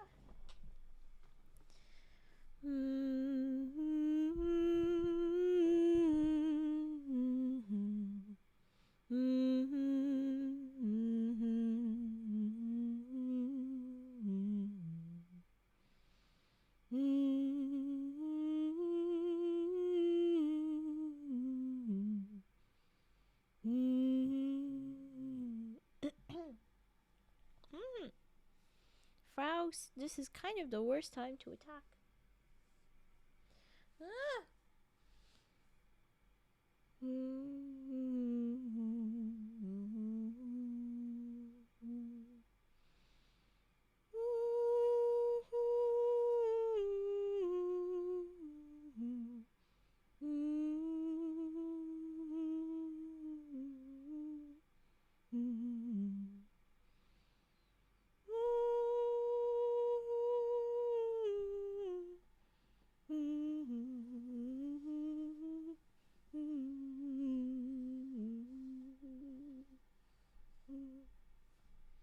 I'm going to mute and cough a bunch real quick. Oh my gosh.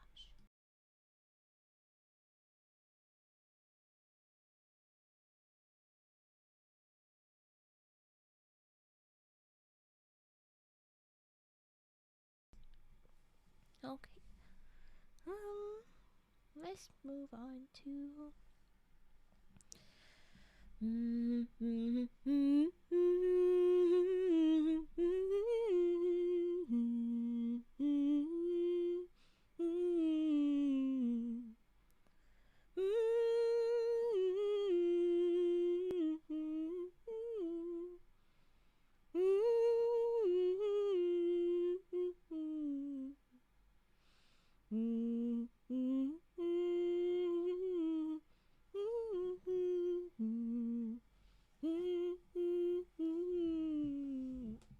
Why do I sound like I have gravel in the back of my throat right now?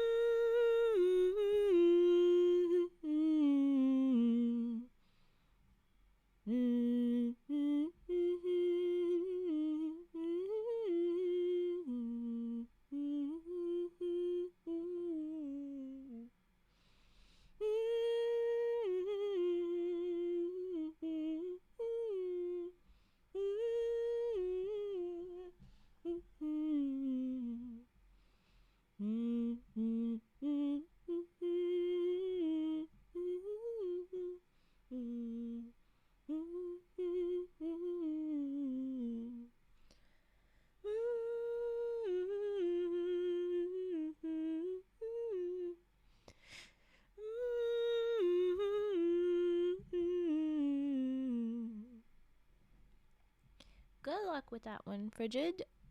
you make your own kidney stones. I don't think that anything can even cause kidney stones besides your own body, maybe diet. I don't even think that that's good luck with that. So the fact that it's going the wrong direction, good luck. Oh, the chuckle cases are so fun. Oh, ridiculous. All right. I think we move on to the next story if there's no other redeems. That's why I'm suing my body. And how exactly do you intend to collect money from your body? This is... wow. Okay. But I think we are moving on to beef. Beef. If I can stop yawns. Oh, actually, no. We are not going to move on just yet. We're going to run an ad. Look at me remembering to check for ads. That's wild. Okay. We are homunculus. Sorry, that's the word I was looking for.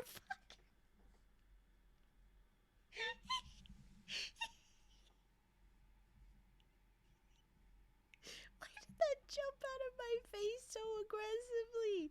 Homunculus.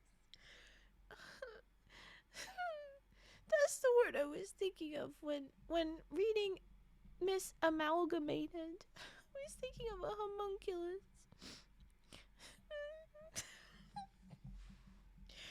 I'm broken. Just watch an ad, okay? I need a minute.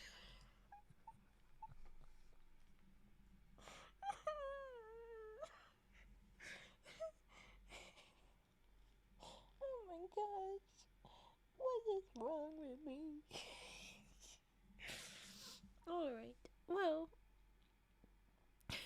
we'll go into the next story either way. Okay. It'll be reading. And it is beef.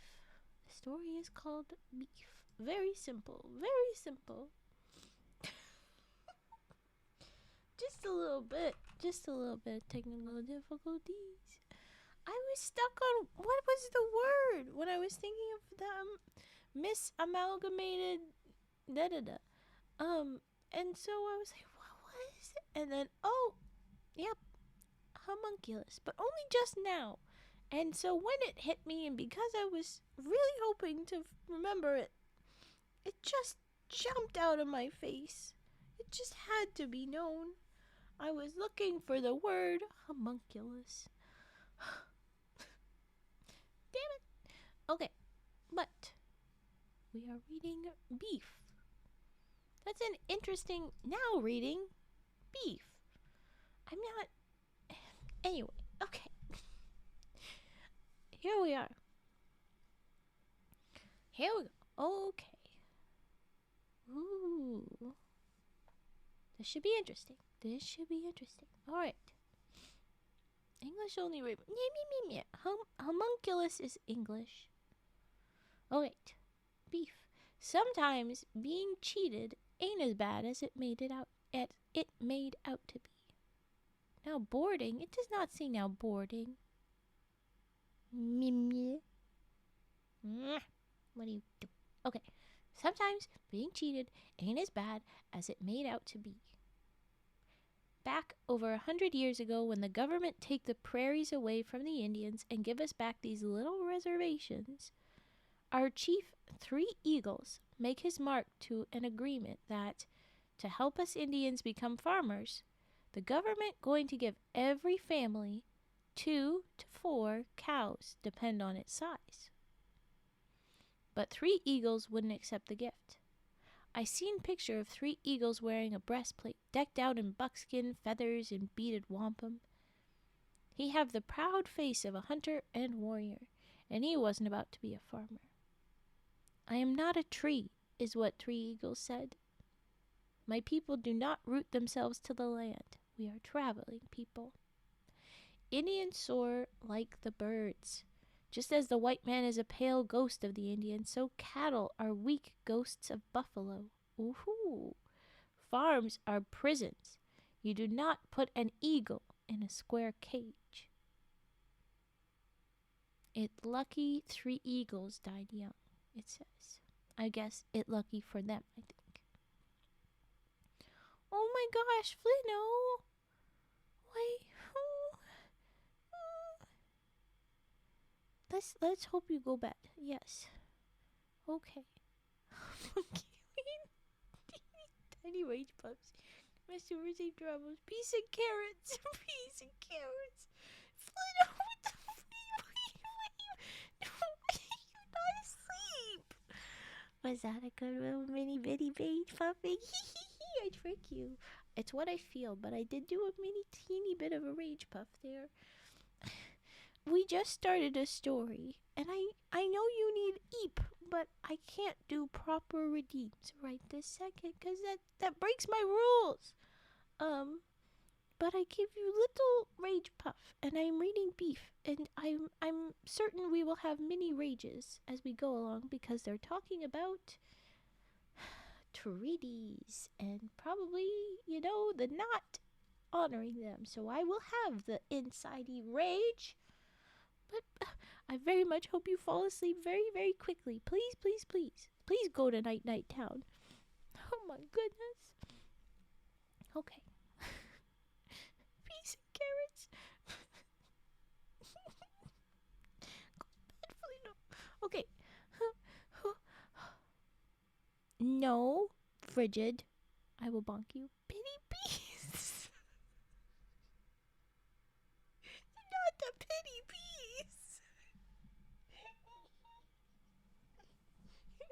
You can just tell Flino is really not okay. Okay, fine. We only got 3 paragraphs in. And you popped in at a good time for interrupt. Because it was paragraph break. But, okay. I'm a good lawyer because I'm not a fail. Shush. Okay. Rage puffing it is. We go back to rage puff for little Flino, who is the inventor of rage puff, sort of. We were co-inventor. Because cannot eat. Poor Bean. All right. Bib fake. No, I can't. You pee me. No. We'll do scissor snips later. We just did them. I'm only doing one of these because you're so broken. Scissor snip.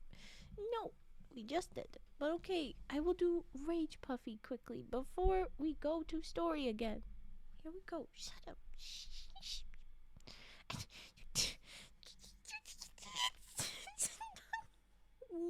No. That's it. You can't do that. That's not.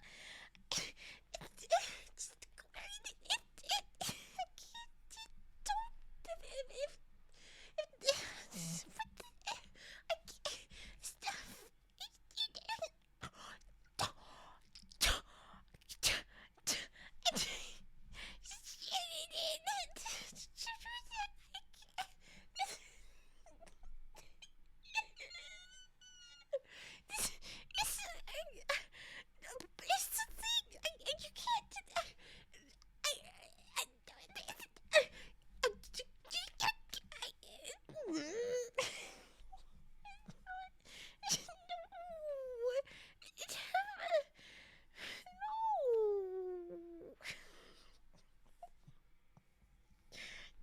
Okay,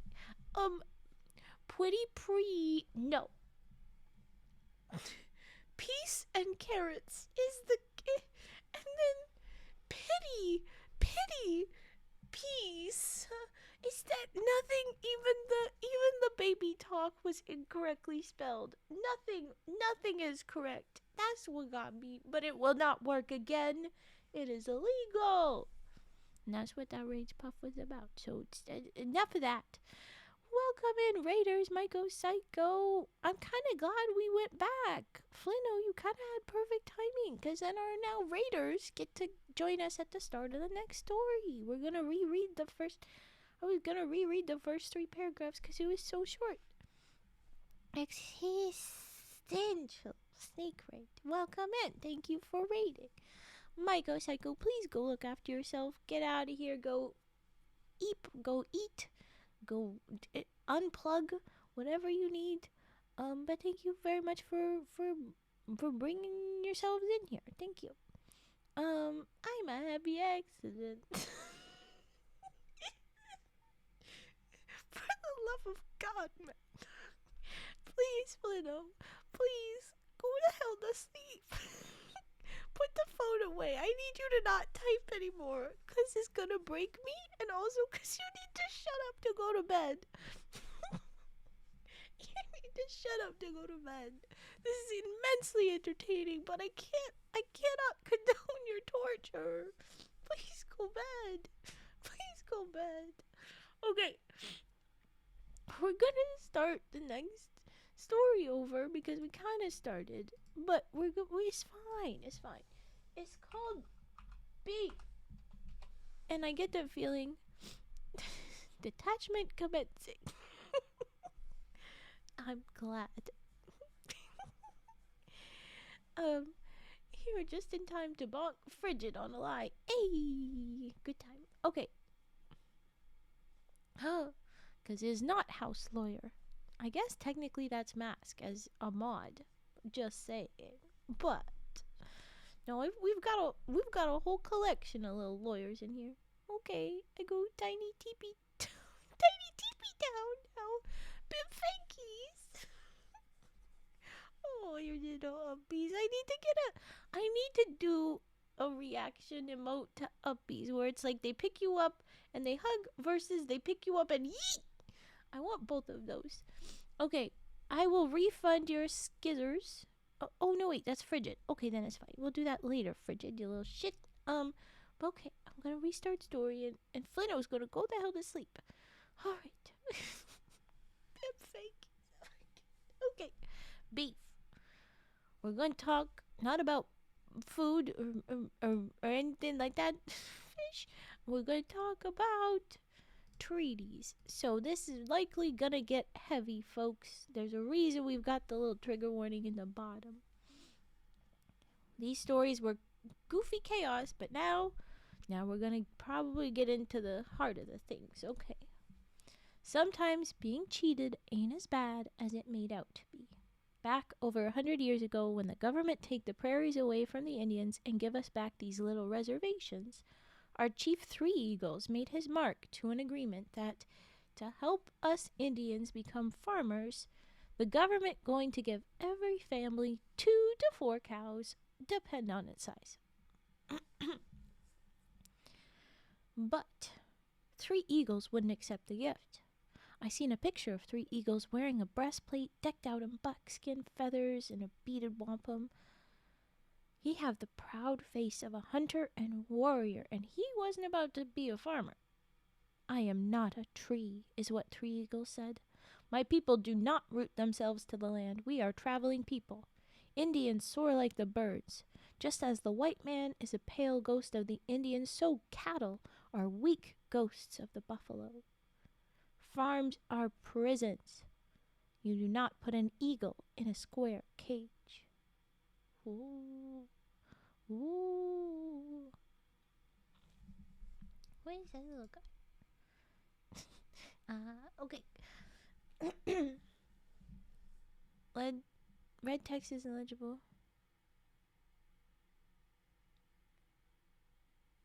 It's not legible? You can read it fine. Okay. I trust Cage. Frigid is on some I make mess being chaos right now. So I'm gonna leave.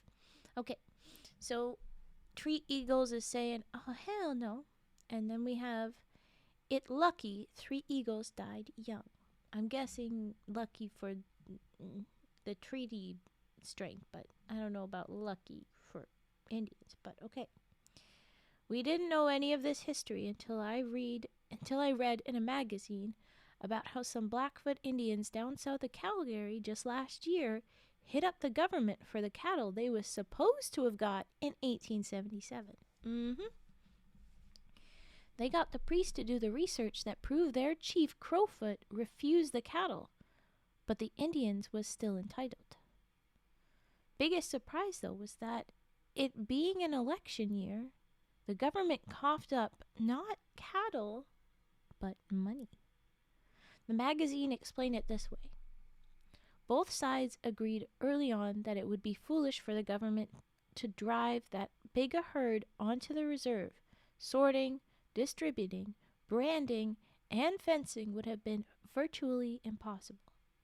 Instead, every person on the reserve got $25 in cash money, and another $1.6 million went to the tribe's bank account.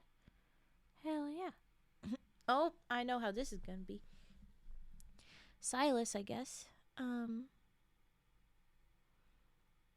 Silas is going to get this to the right person. I showed the article to Bedelia Coyote. If it happened to the Blackfoot, I bet it happened to us Cree too, I say. I sure wouldn't mind that $25. You think small, says Bedelia. You should be looking at the 1.6 million. Oh, what I could do with that. Bedelia is one of a group of young people has started a Back to the Land movement. I like that name, but the current name sounds very nice. It's the Land Back. Give the land back. What? What the hell? No, we didn't. Turt said he sees the text okay. Be there or be square is to say that if you're not there, you're not around. Get it? Because round versus square. He's not. I don't know what's going on. Don't see yourself out, Turt. Stop fighting, you two. Just enjoy story time. My goodness. Hold on, I cough.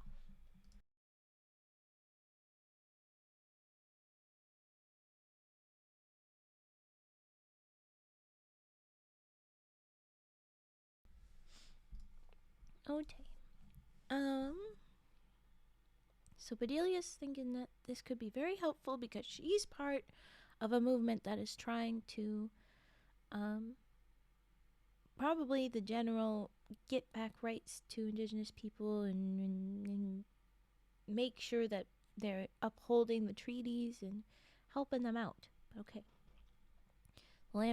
Back to the land movement. They think they can go back in the hills, hunt, trap, and live off the land like the old-time Indians did. Oh, so she's a just go back to tradition. Okay. Ooh, Midnight Boy. Oh, I'm glad you got the good work and the good days vibes. Good for you. Good little dancing rats. Glad you're dancing along, Frigid. That is very good, Turd. I'm glad. Okay. Myself, I'm kind of fond of electricity, cars, and televisions. But if that's what they want to do, ... So he's like, you can do what you want. Bedelia take the case to a priest of our own, Father Alphonse, up at Blue Quill School. He head right off to Edmonton to check over papers at the Parliament Building and Provincial Museum. Guess he's happy to have something to make him feel useful. He don't have much success turning Indians into Christians and spend most of his time read books in his office and say mass for 2 or 3 old women in babushkas. To shorten up the story, it turned out we got the same claim as the Blackfoot, only there are more people on Hobama Reserve, so we have more cattle and money due us. I lose interest after a while, but Bedelia and her father and Father Alphonse push right on. Even get the story and their pictures in Alberta Report magazine one time. Okay, get your papers done, little lawyerman. And Eepwell, take care. Glad you were here. I hope everybody has a good day like Turt has had, but I hope you have a good day, Frigid, tomorrow.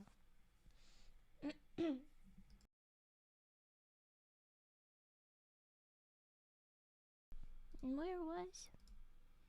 It take 2 years. There we go.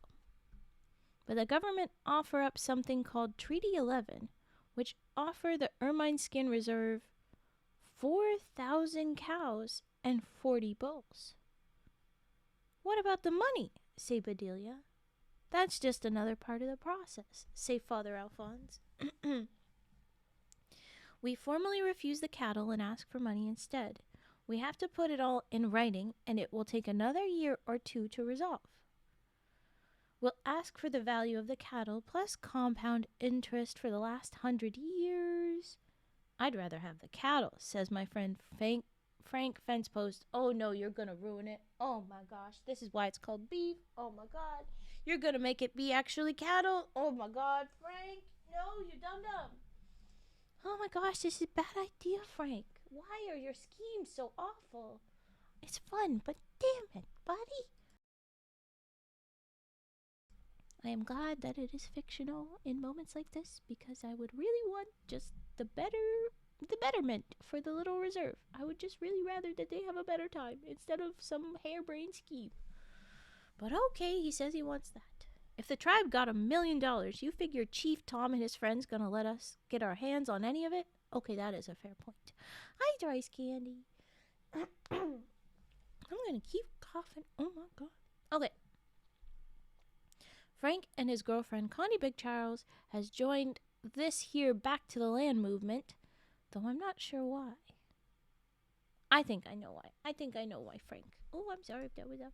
I think Frank wants to join because sometimes he do the like, I want to beat up the white guys. Now I want to do the big scary fight. I'm going to be a warrior. He wants to do some of that stuff. And so I think his back to the land movement, he thinks he's going to be a real big shot hunter. And then in reality, he's going to be a chaos little gremlin that does not pull much off. Because it's him. It's Frank.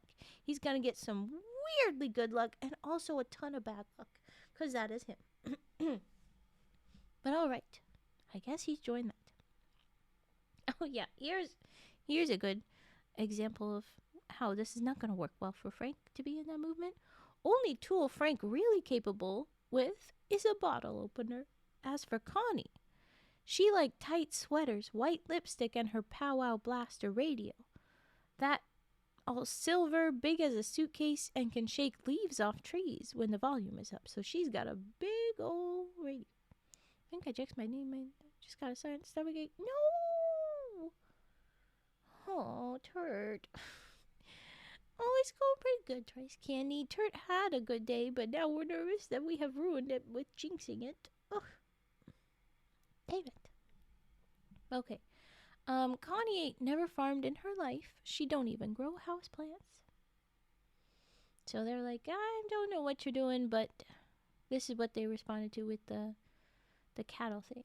And then there's a little break. There's a big gap. And it picks up with, I never thought I'd say this, but I think maybe it was a mistake for Frank Fencepost to learn to read and write.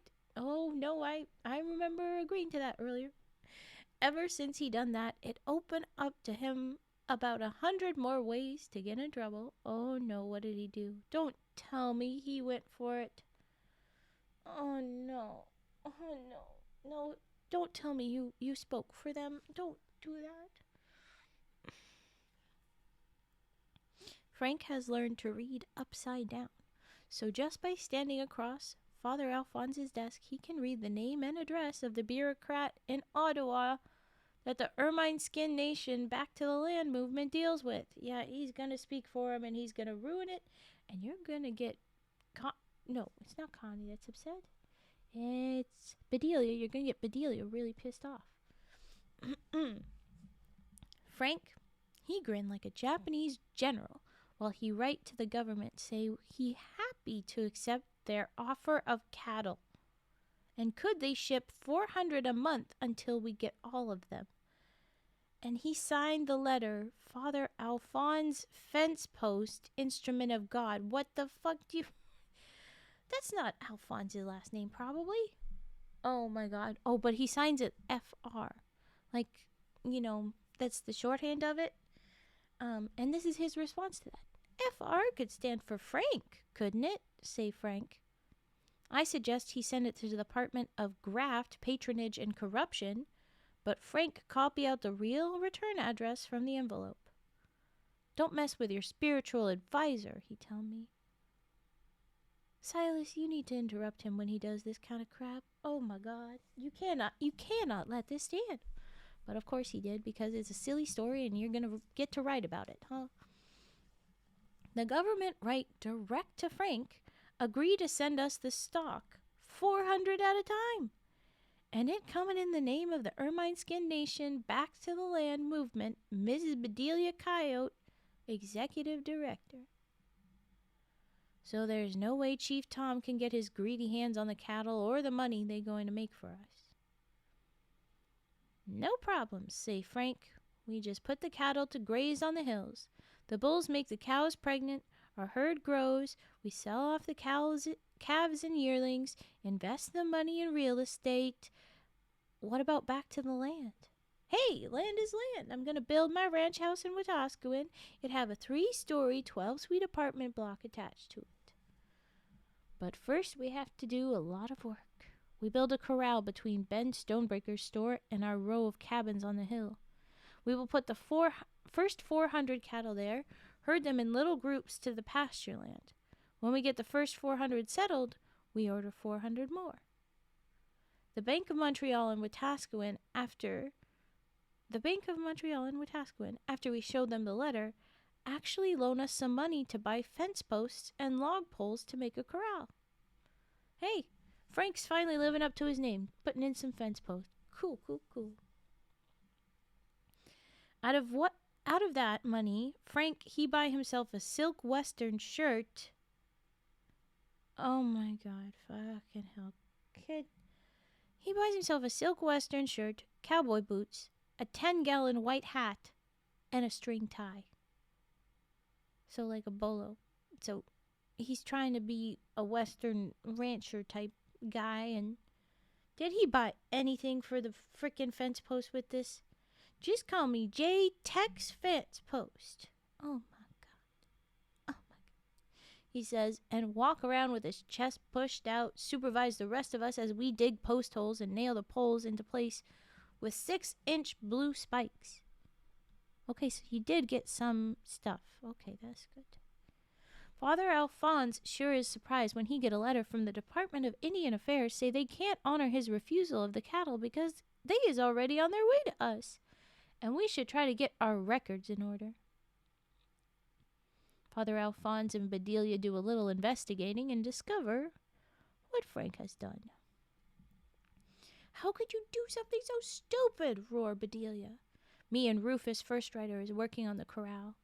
Frank laying down in the shade, his cowboy hat pulled down until his face don't show at all. Show a little respect for your ranch, foreman, say Frank. Besides, what's stupid? We got 400 cattle arriving, and they gonna come 400 a month almost forever. Not forever, honey. Okay. We get to keep the money we make. We all gonna be rich ranchers. Gonna call my spread the Ponderosa. We were going to do something positive, say Bedelia, with less anger than I expected. You'll be sorry, she predict before she stomp off. Hi, Meg. Hello. I shall hydrate. I shall posture check. I shall stretch.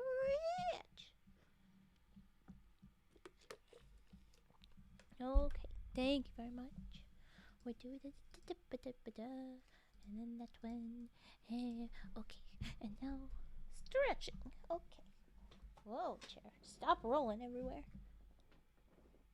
Okay.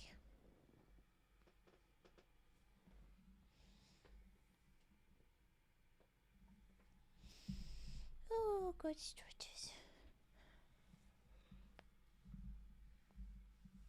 Okay, very good. Big stretch. And I adjust my chair. Got spun around in the stretching. Thank you very much. I wasn't even paying attention at all. Okay. All right. We actually get the corral finished the day before the first cattle due to arrive. Hi, Paxton. Welcome in.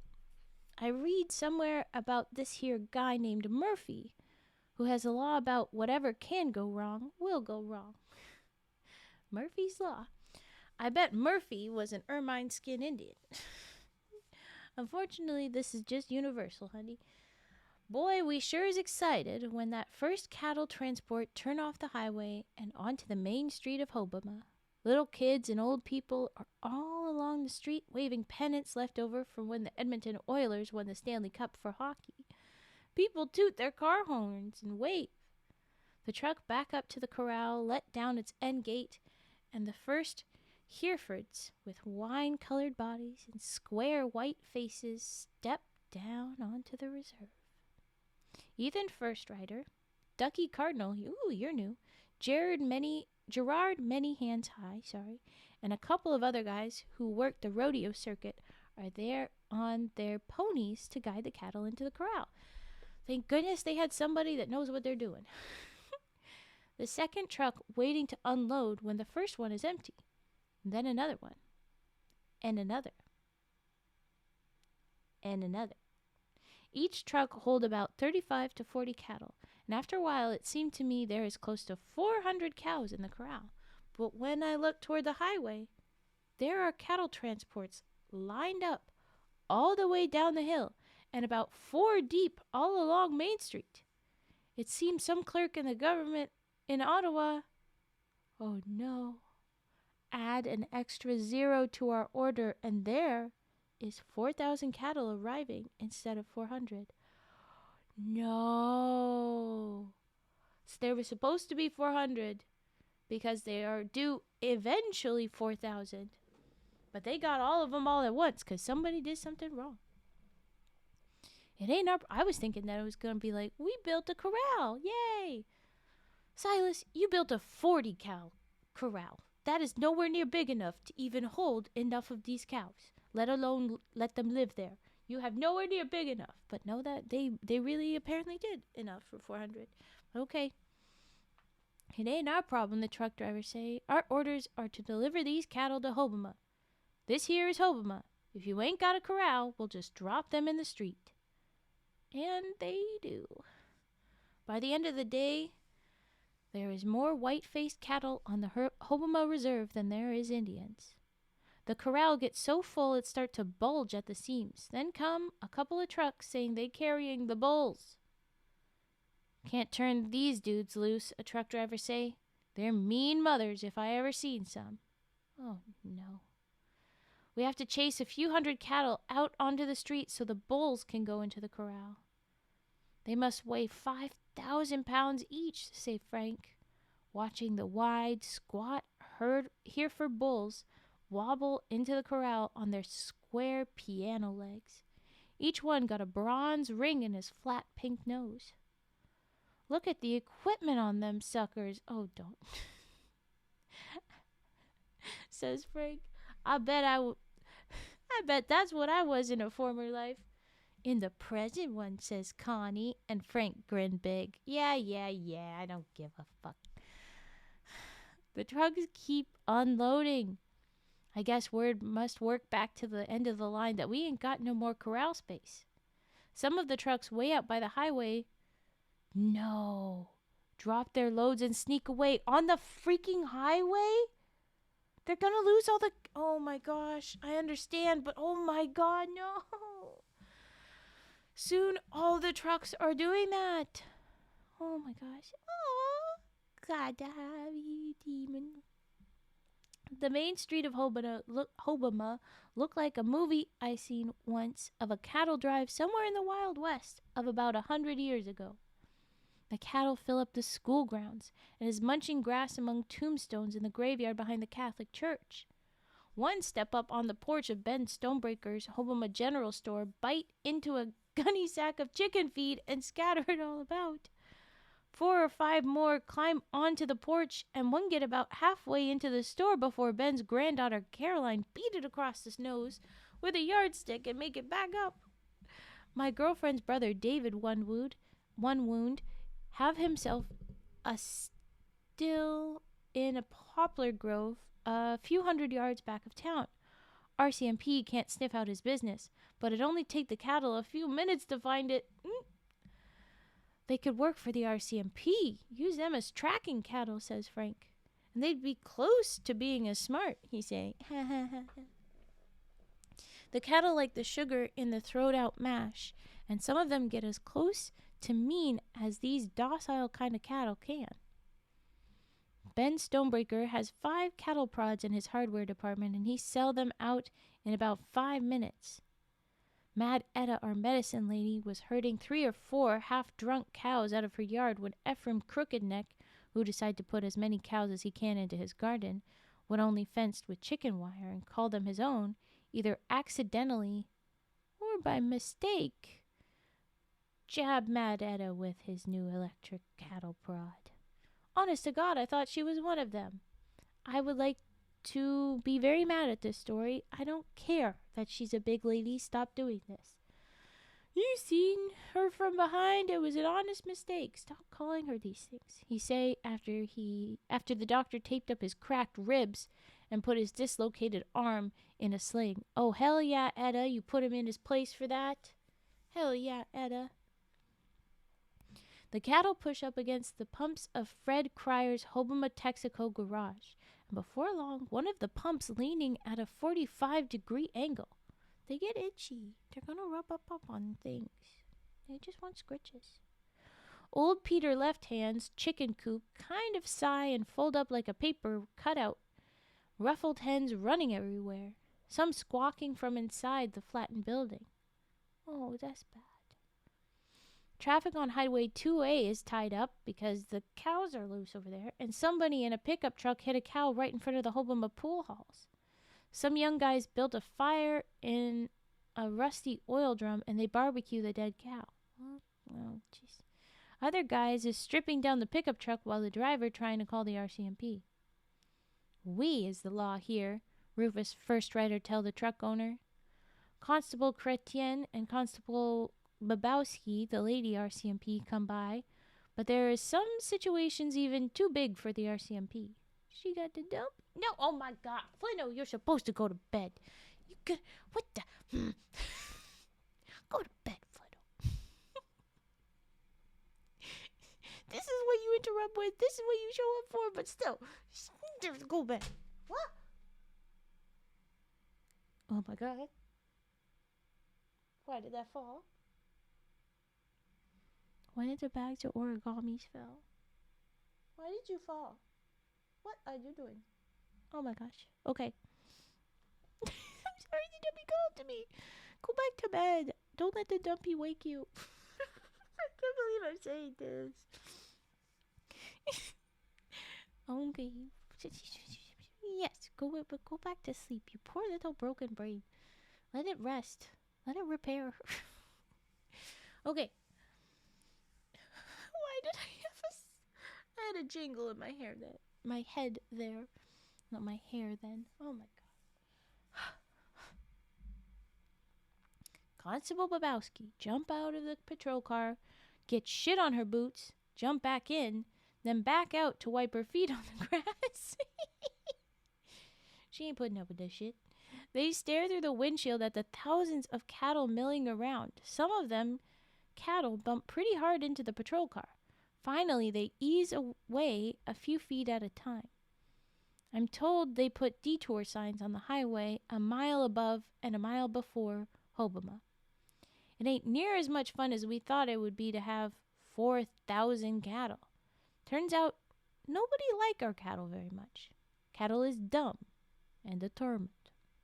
They go just about anywhere they want to.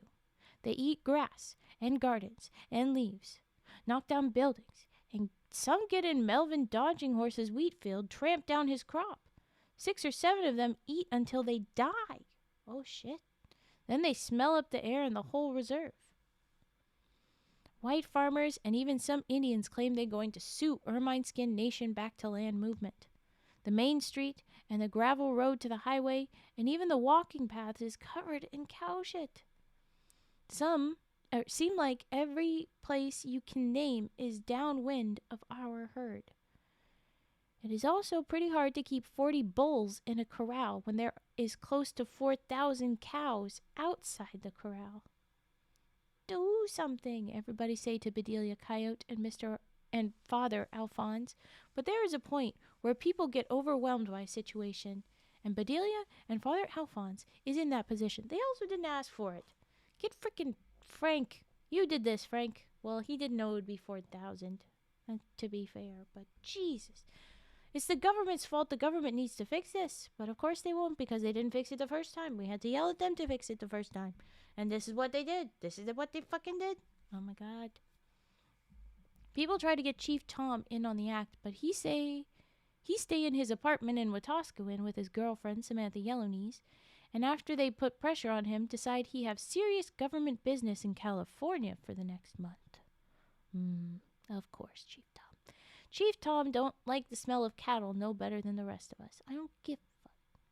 Everybody grumble. But we got what we said we wanted. It's pretty hard to complain about that. Everybody now eat good anyway. Old hunters like William Irons and Dolphus Frying Pan have a couple of cows skinned and quartered before you can say hunting season. And everybody got steak to fry and liver to cook.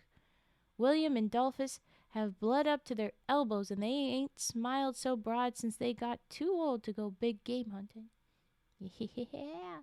You're going to see a lot of cow skin, like, rugs, and lots of nice new leather clothes, and all that kind of stuff. Oh, yeah. Oh, yeah. Next morning, a tall cowboy arrived with a cattle transport, offered to buy up cows at $400 each. He put down the ramp at the rear end of his truck and paid cash money to whoever load an animal up. He load up 40 cows and promised to come back as soon as he can. If he's paying $400, these here animals must be worth a lot more, says Frank. Yeah, that's why we wanted the money instead, Frank. Fucking hell. All the time the truck was being loaded, Bedelia was yelling for them to stop, shouting about our heritage and don't sell the future for pocket money. Well, yeah, if we got this, we got this. But nobody pays any attention, and somebody even shoved her out of the way hard. People are so mean. Bedelia, I'm so sorry. You are right. But you are in an awful story with a chaos gremlin. Frank get Louis Coyote's pickup truck, and using the same ramp we use to load Mad Etta when we want to take her someplace, we get 3 cows into the truck box, rope them in pretty tight. Get them into the truck box and rope them in pretty tight. Frank, he head for Weiler and Williams' stockyard in Edmonton.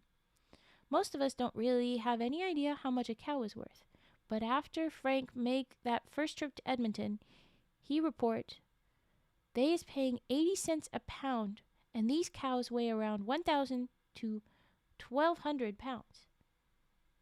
The 3 crammed in Lewis' pickup truck, bringing $2,640 cash money. When people find that out, everybody want to get in on the act.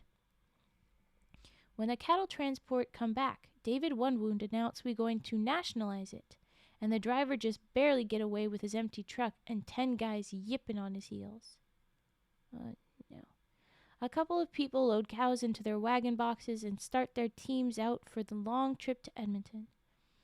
Some of the young cowboys like Ethan Firstrider, Robert Coyote, and Ducky Cardinal decide to do a real cattle drive and start about 15 cows in the direction of Edmonton. Well, all right. They kind of know what they're doing, so I guess good for you guys. Some other people tie a rope to the neck of the tamest cow and lead her, walking in front of her, in the direction of Edmonton. Bedelia is still yelling at people to stop and is still getting ignored. Father Alphonse gone back to his office at the reserve school, wishing, I bet, that he'd never found out about us being cheated. It is kind of sad to see all the crazy goings on. If we could just get organized, we could make a lot of money for years and years to come. But people ain't ready to listen to Bedelia. They just go on their own way selling cattle here, there, and everywhere. Local white farmers stop people as they walk up the ditches, offer less than half what the animal would bring in Edmonton. But people is too greedy to say no. I would interrupt Silas and say people are too desperate to say no, but okay. Ogden Coyote trade a cow for a 10-speed bicycle. Have bright pink tassels on the handlebars. How old are you, Ogden? I hope you're a youngin', 'cause that is heartbreaking, and this is exactly how the treaties went in the first place. I remember reading in, I think it was Time magazine, about how in Africa, when some little country that had been a colony for 1,000 years gets its independence, the people don't know how to act. They spend foolishly, act like fools, and their country end up in a terrible mess. I wish I was a leader. I can see what should be done, but I don't know how to go about it. I'm a watcher. You could stop this foolishness, I say to Mad Etta.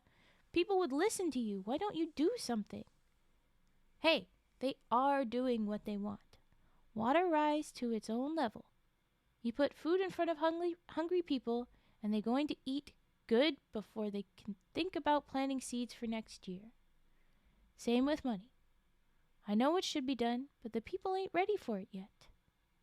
Maybe, Silas, when you're an old man. ... And she stop and stare wistful off into the woods behind her cabin. But in the meantime, I got a bull and 6 cows tethered in the pines down the hill. How soon you figure we can use Lewis's truck to take them to Edmonton? Etta, why can't you hold on to those, maybe? Come on, try. I guess someone else might find them, I guess. The next morning, Frank come bounding into my cabin, smiling like he just got it on with a movie star. Hey, Silas, our troubles are over, he yelled.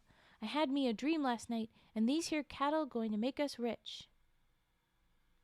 How are they going to do that? All we need is some old sheets and some paint.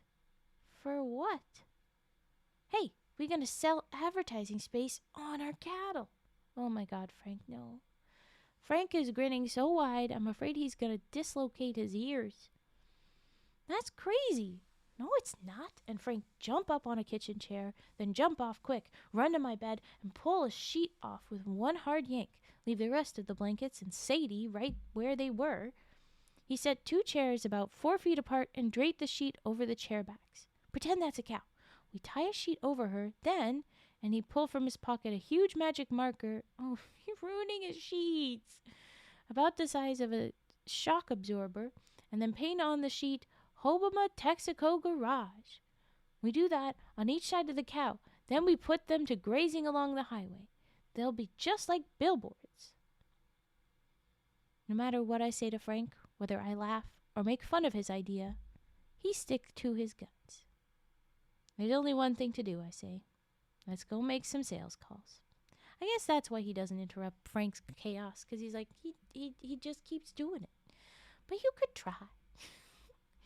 In Wetaskiwin, we get a parking place in front of Mr. Larry's Menswear. Courtier to the discriminating gentleman. We troop inside.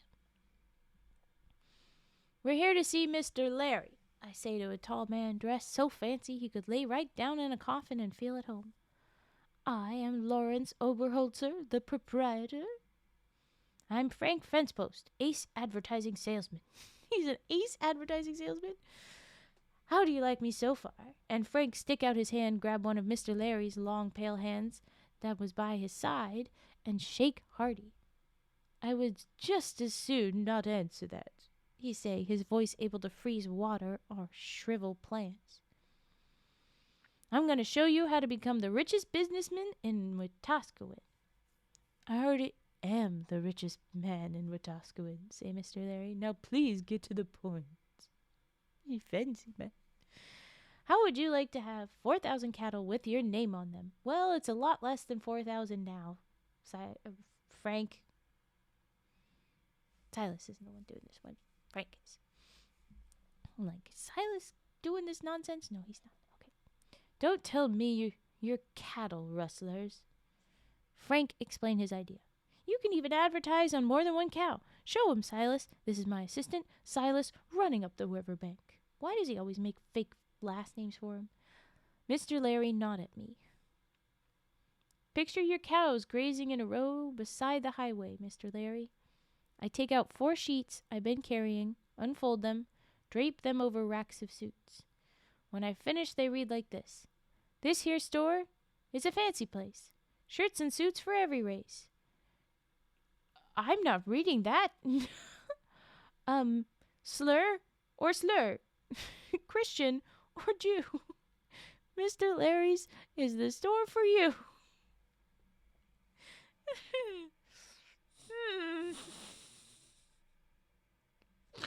I'm not.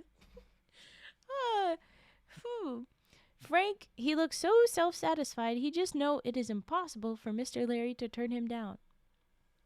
Out on the street, we gather up the sheets from where Mr. Larry threw them and decide to call on Union Tractor Company.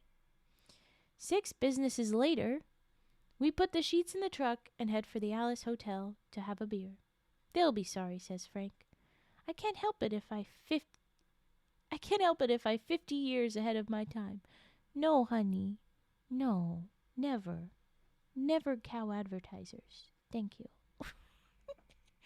The cattle problem solve itself, sort of like flood water recedes slow until you never know the water been high at all. Everybody on the reserve eat good for a few weeks. The old hunters as happy as pigs in a barnyard. A lot of us carry cattle off to sell in Edmonton. Lewis Coyote buy twin skidoos for him and Mrs. Blind Lewis. How do you drive a skidoo when you're blind? Okay. I buy me a new typewriter, but it ain't no smarter than my old one, so it get pushed to the back of the kitchen table, and my little sister Dolores, who claims she going to tell stories just like me, pound on it once in a while. Frank buy a video recorder, and him and Connie pick out about 100 movies. Frank is working on tapping into the power line to the UGG elevator so they can watch movies soon as they get a TV, which Frank is working on too. Mad Etta was about the only smart one. I knew she would do it. She corralled 2 of them Hereford bulls and got them in separate pens behind her cabin. We drive her around to local farms and she sell their services. They go out to stud. Etta ain't going to go hungry for a while, she says, rocking back and forth on her tree trunk chair. It's sure nice to be supported by somebody who enjoy their work, she say, and laugh and laugh. Oh, gosh. It's back to the drawing board for us, say Bedelia and Father Alphonse. We got a lot of work to do yet, they say. According to them, the cattle treaty was only one of 23 claims outstanding. They going after money for land of ours been given away, used for highways, irrigation canals, and government experimental farms. Anytime you need help negotiating, says Frank, the great Fencepost is available free of charge. Frank never quite understand why they don't answer him back. The end. But basically, 'cause you fucked it up, you shitbag. But alright, there was beef. Still very chaos, still Frank, so I think we might have a Frank's only, chaos only edition. But there's still a little bit of, oops, all Frank. Oh my gosh. There's still a little bit of sad on that one, at least to me. This just is heartbreaking. Alright, the next one is called The Managers, but I have a couple of redeems to get to first, so we'll do those first, and then we'll do The Managers. I will tell you, there's little doodles at the start of each story this time, but they're the same thing every time, and it's a crooked little fence. Crooked little wooden fence, because he's fence post. Get it? Pun. He's cute. He's cute. Excuse me. My goodness. All the frogs attacking me. Making all my silly sounds. You giggle. Giggle at the fence post. Or at the me. Which one? We'll do scissor snips, and then we'll do page ruffling. Thank goodness. Oh my gosh, I almost got spun around. Me, scissor snips.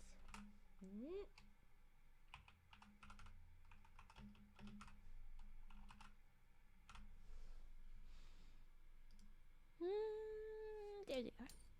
Okay. Here we go with scissor snips. No, we're not reading. I prepare this every time, and I almost forget also every time. Here we go.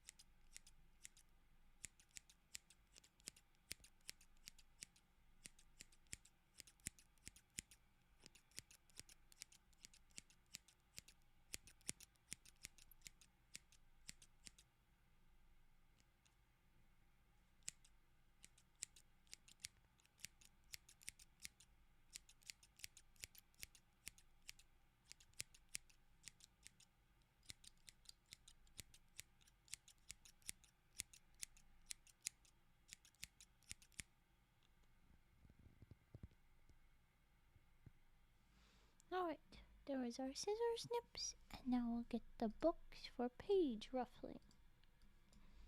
Do we have any other redeems that we would like?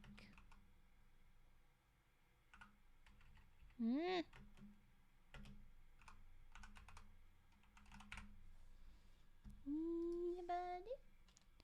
This will be the first one. Is the little book with the cardstocky pages, and then we'll do the big book with more typical thinner pages. Here we go.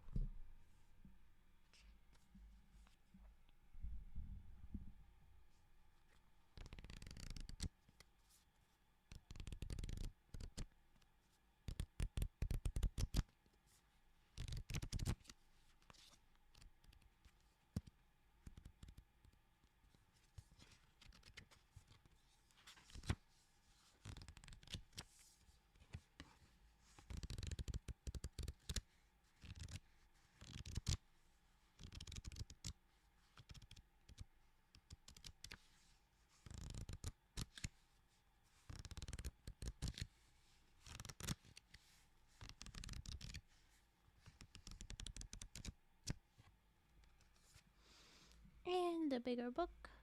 Here we go.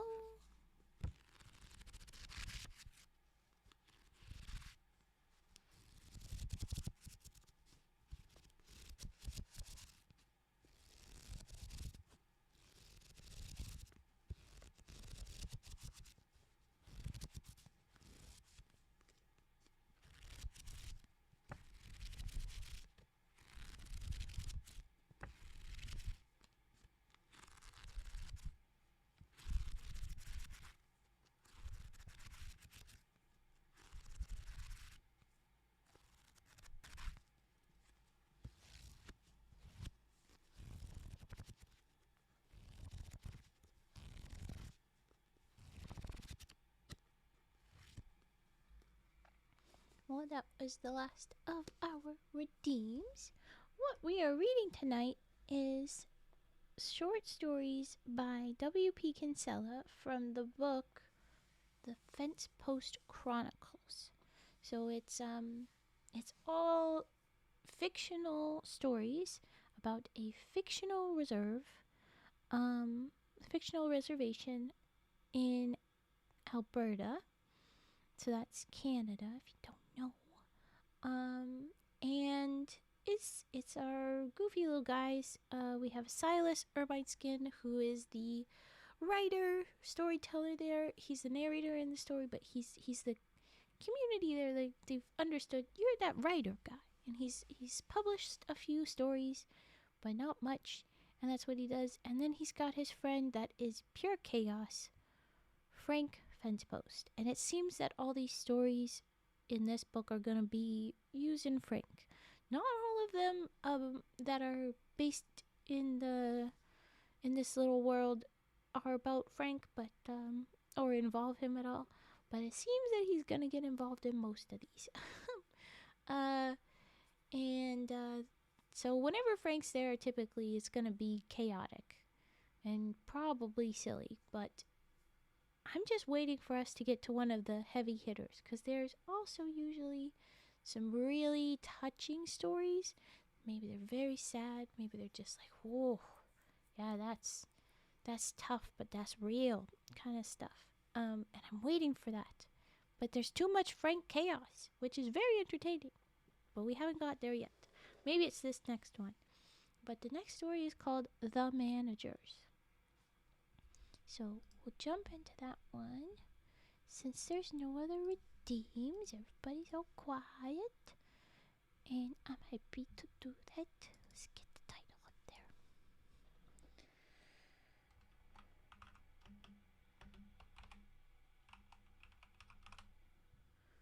Okay. Are we ready?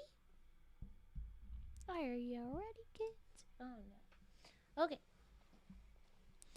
This one seems to have its own dedication. The book has its own dedication, but this story at the top says, in little italics and with a font that makes the J look kind of silly, for Jim Jameson, unless his name is Fim Fameson, which I don't think it will be. But yeah, there's my where you can give donate books to you. Oh, that is a really great question, and I really appreciate that. I mean, if there's books on Throne, that's one way. I often am reading for these stories from the let's see, what is it exactly called? It's the Internet Library. If you want to donate to them, it's lovely that they do this. They have a lot of different books. Only one of the stories I couldn't get hand on, and it was called Born Indian, and that one was tough to pin down. I know that it exists. I could go trek to find it at a library. I would just love if you donated to the library, because that's where I get the ones that I don't have access to. And I kind of like to take it as fate that the ones that I read for stream, I just seem to find the poem books. This series we started reading was just because I had a couple of these books somehow. You find it here or there at some place, and it's like, oh, well, hello. And these were little short stories, and I like to, for stream, read something that is short stories. We could do chapter books soon, but I haven't done something like that yet. Because I like to be able to stop in the middle, and if it was a chapter book, I know that we'd get to a certain point in the book, and I wouldn't want to stop reading. I would not be able to stop myself. I would want to keep reading. But yeah, these are good. Is paperback good with you? Of course, those are great. Most of the ones that I have are paperback, and it makes it easy to do the ruffly sounds, so it's good. I can't. The only hard book that I've had with you guys is that really old poetry book, and it's like, I'm glad that we don't go back to that one too often, because it's so old. It's very fragile. I don't want to mess with it, but it's fun to do the tappies on it because it's got that nice old hardcover. I'm very curious what you're thinking, though. Very curious. I like finding what we get. It's good. We've had some other proper book recommendations, and I haven't gone to them because I've been scared to take that jump on that, and because we also have, we've got these guys, we've got SCPs, we've got the folk tales, we've got the origami streams, got creepypastas if we want to go. There's so many things that I could be reading. I'm like, I don't know where to go, but I like that we do this a lot. WP Kinsella has always been really good stories. I think we've had like one story where I didn't like it, but like it was still mostly good. It was like, oh, but I can't be on board for that kind of a thing. It's good.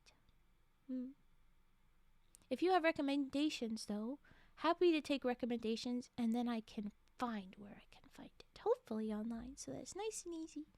But yeah, if you wanna support, this is to like everybody at this point. It's just a really great question. Oh my gosh. If you wanna support this stuff, I recommend supporting your libraries or internet libraries or something like Wikipedia, where it's like where you can just share knowledge over online. It's good. It's very good. But libraries for the win, my mans. Oh my gosh. All of them. Okay. With that, I think I will be jumping into the managers, unless we wanted to chat more. But tell me now. Reading is win. It is. It is a win. I have so many random books. It's like somebody had some books and they're like, "Do you want these books?" And I'm like, "Oh, yeah, I could take that. Oh, that one's cool." And I ended up giving Vi the holiday stories we read. If anybody remembers those, there was the series of short stories that were all holiday themed, and all the authors were just a little bit of the spicy authors, just a little bit. So they were all kind of a little bit romantic shorts. And I hope that she enjoys them. I like sharing the book love that way. But I've got so many books that are like freebies like that like I haven't read with you guys, because well, some of them I don't know if I want to jump into that.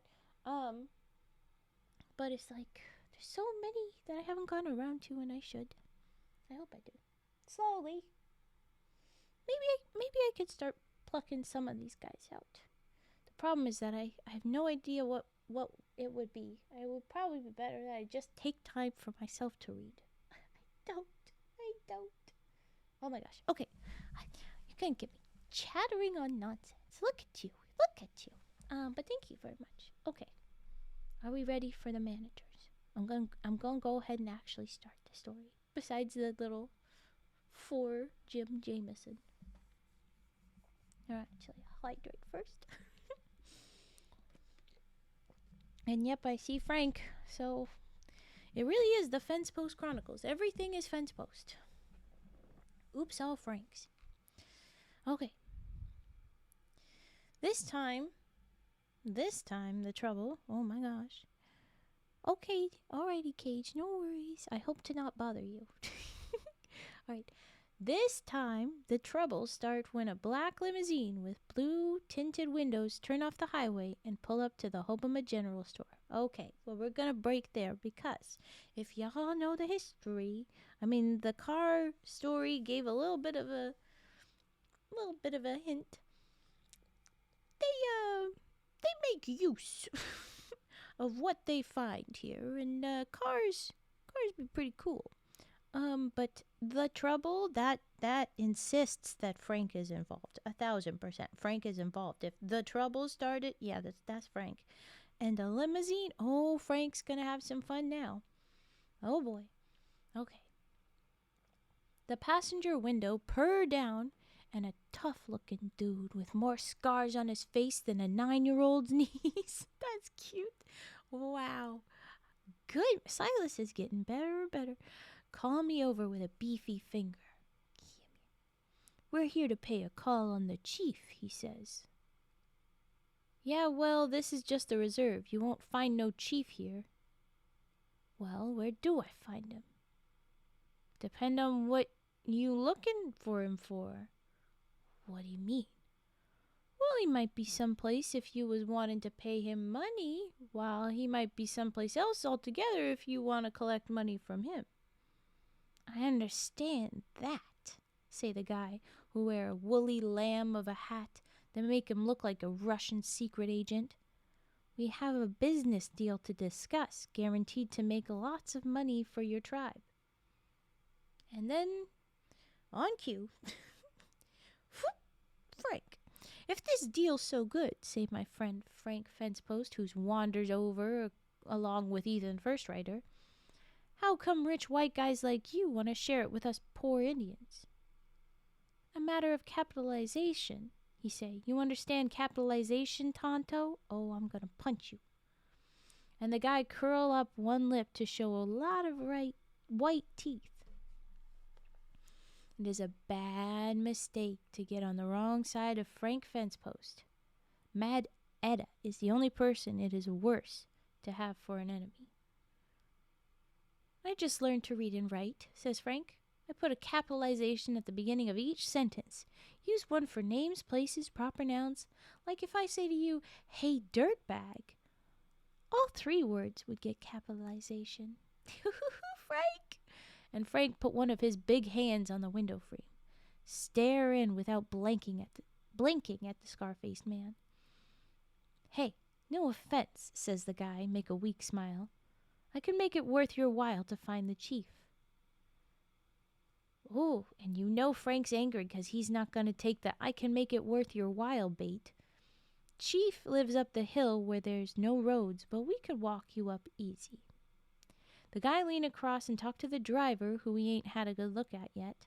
They both turned their necks around, and we guessed there must be somebody in the back of the car, too. Yeah, it's a limo, duh. Okay, nobody say anything, but the 3 doors of the Cadillac open quiet as if they had no locks, and 3 guys step out. Oh no, don't make a fight now. Oh no, okay. They all wear dark top hats. All 3 is short and broad. 2 have slick black sideburns, while the guy in the back have hair the color of white marble. All 3 look to be tan, although it is barely June. Oh, this is a bad idea. Oh, they've gotten into something. It becomes extra clear. The description was something, but it becomes extra clear. And I'm talking with my hands. Why? The 3 guys are named Gino, Rocco, and Mario. We're Huey, Dewey, and Louie, says Frank, who got a box with about 5,000 comics on the back porch of his cabin, so he's being some idiot because he can. Nice to meet you, says Rocco, who's the one with the woolly lamb hat. Just before we walk these here parties up to the cabins, Frank stick his head in the door of the pool hall and whistle up David One Wound Auto Parts Co., who is my girlfriend's kid brother, and his friends Michael Bonneville and Wilfred Robe. I guess the other 2 are the Auto Parts Co. part. On days when there is nothing to do on the reserve, which is most of the time, they practice stripping down cars and putting them back together. That is the Auto Parts Co. Wow, there you go. I said that would probably be where we go with this, but okay. This is the wrong people to do that to, though, and they don't know that. Ooh, okay. Joy to watch is how Ben Stonebreaker of Hobama General Store described what they do. There should be an Olympic event for them to enter, because I bet they is the best in the world. Well, they could probably be a pretty good pit stop crew, but instead they're here. All right. The hill is steep, and the road greasy and muddy, and these dudes skid around pretty good in their slippery city shoes. We take them to Mad Etta's cabin. Rufus run ahead so Etta is expecting us. Rufus let us in, and he have the guys take off their hats and coats. Rufus set the men on the 2 old kitchen chairs and a nail keg. We can hear Etta moving around behind the blanket partition, making puffing sounds and other noises. Sound like she doing something rude to a piece of venison. What the fuck? But okay. I thought you said these Indians were rich, say Gino, who is the older one. You think? Okay. Rocco just look uncomfortable and don't say nothing. Etta waddle out from behind her seat. She wear her 5-flower sack dress, got squirrel tails pinned down the sleeves and sides, got more elk teeth glued to her than you find in a medicine man's bottom drawer. The teeth shine like ivory in the lamplight. Etta perched herself up on the tree trunk chair where she looked down on the 3 visitors.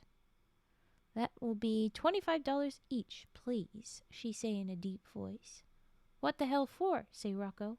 Old Indian custom, I say. Sort of a gesture of friendship, say Frank. You get it back if the deal go through, added Rufus. Gino snapped his fingers, and Rocco dig in his side pocket, take out a big, expensive leather wallet, and hand me $75, which I pass on to Etta. Now, what is it you want? Well, sir, that ain't a sir. So we represent certain parties who have a very lucrative financial... No.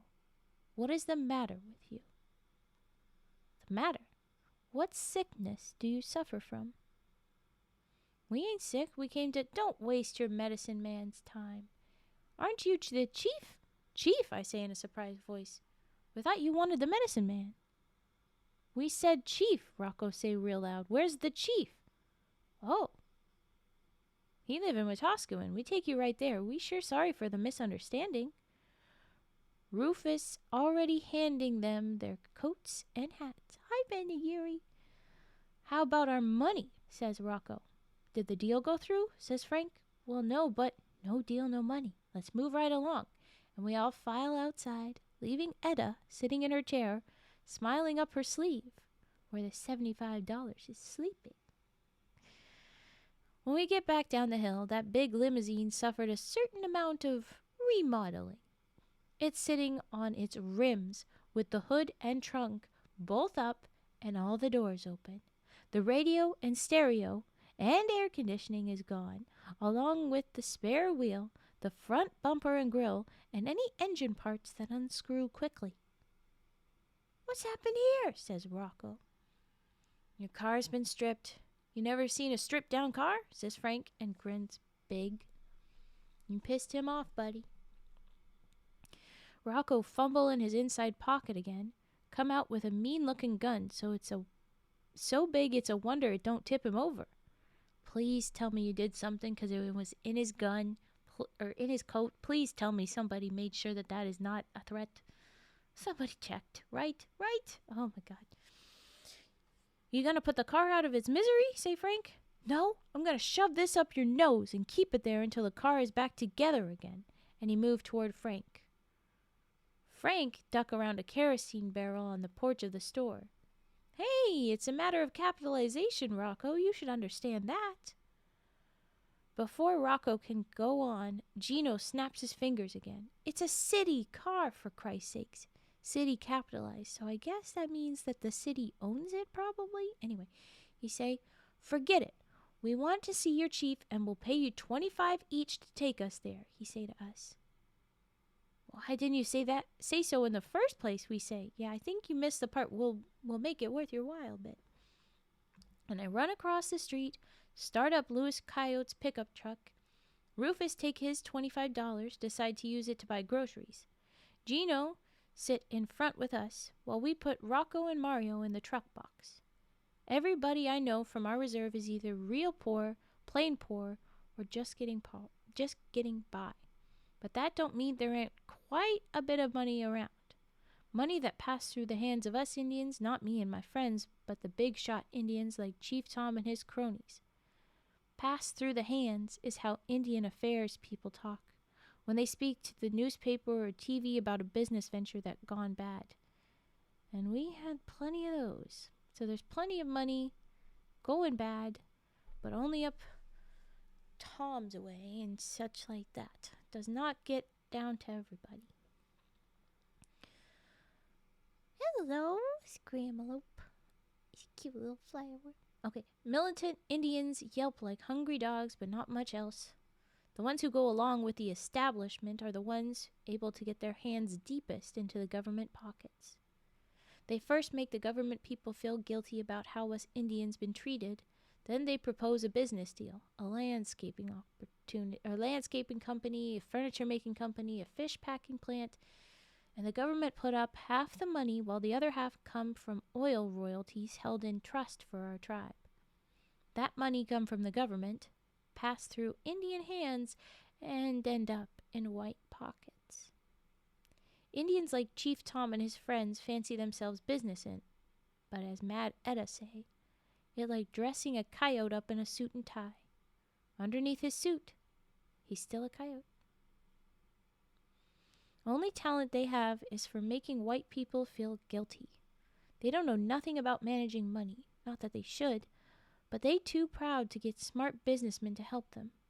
Instead, they take help from the first white people who offer it, which is the same people been selling Indians bad liquor, cheap clothes, junk food, and cars with bad transmissions for the last 100 years or so. The landscaping business lost $300,000, and the furniture-making company turned out to be making furniture that was 20 years out of style. $500,000 lost. There ain't anywhere this side of British Columbia can produce enough fish to keep a fish packing plant running, and even the fish cost twice their worth to truck in $1 million down the drain. Some smiling guys from Hollywood with about $1 million worth of gold chain around their neck, sweet talk, $9 million to make a movie about an Indian.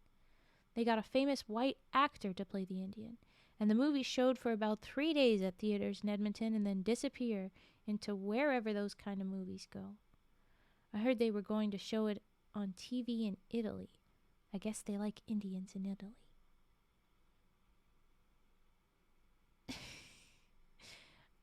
Chief Tom wearing more expensive suits these days, and his girlfriend Samantha Yellowknees driving a white Porsche. Her and Chief Tom flew to Hollywood for 30 days to sign the movie contract. That's just heartbreaking. Okay, then it jumps a little bit, but I like the other implication, just a chill guy with that kind of title. But glad you read the rules, and I'm honored that I think I can interpret that I helped you fall asleep. That is very good. But thank you very much. Okay. Welcome. It starts off with, when they picks back up with, Chief Tom live in a fancy apartment in Wetaskiwin. Got a squawk box at the front door, a sauna bath, and a swimming pool in the basement. Samantha Yellowknees answers the door, and she, like always, wear a lemon-colored dress, make her look cool as a glass of Kool-Aid. She have her hair up in a bun and carry a clipboard. She ever without her clipboard, man? Anyway, Gino introduce himself, bow a tiny bit, and kiss her hand. These here is Rocco and Mario, Frank say. They're flunkies. Rocco's hobby is manslaughter, and Frank grin. Oh, okay, so you do know shit. You're just messing about with these guys. You don't care. Hell yeah, Frank, I like it so much better that you're aware and you're angry still. My assistants, Gino say in a resonant voice like a priest. Chief Tom is wearing a blue velvet smoking jacket. Their apartment got more furniture in it than a secondhand store, and it even get closer together. I think the chief and Samantha must have gone through the Marv Hayden furniture store in Wetaskiwin and said, "We'll take one of each." Rocco and Mario look a little worse for wear. There ain't much in the way of springs in Lewis's truck, and we didn't spare the bumps on the way to town. They're bouncing like rubber balls back there, Frank said at one point on the trip into town. It's good for them to be in touch with their roots occasionally, said Gino, and he smiled by moving his upper lip up. So he just did a rat smile, where it's like you just moved the upper lip up? He just did the little teeth smile? You know what I mean. You know, the one where your lip gets stuck on your gums? That kind of smile? What do you mean that's their roots? I don't know what you're referring to. But anyway, okay. Here's the deal, Your Highness, Gino say to Chief Tom. Oh, honey, no. After we all get settled in the living room. When he hear those words, the chief expand about an inch in all directions. Yeah, he would. And his mouth form a self-satisfied little smile, though it try not to. You should be offended, not excited. Oh, well. We are, brothers representing a certain city in Montana. The city owns a baseball team, the Montana Magic of the Universal Baseball Association. The team has recently become available, and since your tribe is known to be interested in lucrative investment opportunities, they're totally scamming you. Oh my God. We thought we'd take the liberty of making an approach, and since you yourself have a reputation as a shrewd businessman, we thought we'd come directly to you. Don't let them do this. Don't let them do this. If he butters him up anymore, Chief Tom will squirt right across the room, whispers Frank. This was written before that could have been taken a different way. But anyway, oh my God. Wild Frank, out of pocket. Okay. If there's one thing Chief Tom understands, it is flattery. I guess that because he's a politician. I remember Mad Etta saying, to be a politician, you gotta know how to flatter and lie. The Montana Magic was purchased by the city in question about a year ago. The operation has been very successful, but the city doesn't feel it should be involved in private enterprise of this nature. Pretty soon, Chief Tom get out a bottle of brandy and a little pot-bellied glasses for everybody, even me and Frank. At first, Chief Tom tried to get rid of us. Thank you, Simon, he said to me, for delivering these gentlemen. You can run along now. Frank already plopped down on the sofa and got his boots on a glass-topped coffee table. Hell yeah, Frank. We'd sure like to stay, Chief Tom. We're studying this here business management course at the tech school, and we'd like to see how a real professional businessman like you do things. Well, said Chief Tom, pointing at us, but talking to Gino and his friends. I always like to try to do everything possible to stimulate the intellects of our young people like Frank and Simon. By the way, my name's Silas. Whatever, said Chief Tom. Gino go on to explain that there's a baseball park and land go with the team. Very profitable, is how he described the operation again and again. What we had planned to do was drive you down to see a baseball game tomorrow night, but we had an unfortunate problem with our car out at the reserve. Wasn't us, say Frank. Just send the bill to the Ermine Skin Tribal Council, say Chief Tom. Very kind of you, say Gino, but I think I have an even better idea. I'll charter an aircraft and fly you down tomorrow, at my expense, of course. How would you like that? Chief Tom expand about another inch and accept. And you young men are cordially invited, say Gino. Oh, yay, this is going to be extra chaos. It will be a good lesson in business for you. Boy, I never been one of those private planes before. In one of these private planes before. He really did get to go. Oh my God, I'm so jealous. Silas. Okay. It seat 8 people. Got 8 velvet seats. And a bar and everything. There is Gino, me, and Frank, Chief Tom, and Samantha, and the pilot. Rocco and Mario get to stay behind and wait for the car to get fixed. I bet Chief Tom sure be surprised when the bill come to $6,000 or more for the missing parts on that limousine. See, there it is, right down there, say Gino after he had the pilot fly right over the stadium. That baseball park ain't exactly what we expected. It ain't in the city, but is a full 2 miles out of town, off a gravel road, sitting like a button on the prairies, what are wide and green for as far as one care to look. The second time we ever seen the baseball field, we was riding in the back of another limousine, and it dark, the way only the prairie can be at night. Sitting on a button. Well, did I say something stupid? Sitting on a button. Yeah, okay, I see. But it was literally a button. Okay. I had to check. I didn't think I did, but I had to check. Because I do say stumps. No, you were being cute. I was wondering if I was being silly. Stupid. Missed that. Oh, but okay. So they see it again when they drive back in the limousine. Gino stopped the car, pull off the road a half mile or so from the ballpark, and we step out of the car. The air is dew damp, and the only sound is a few insects ticking and purring. We're too far away to hear any sound from the stadium. The ballpark looked like a splash of molten gold. My blood speed up, and every one of us breathed deep of the night air. What have a bite to it, even in June, so it's a little chilly.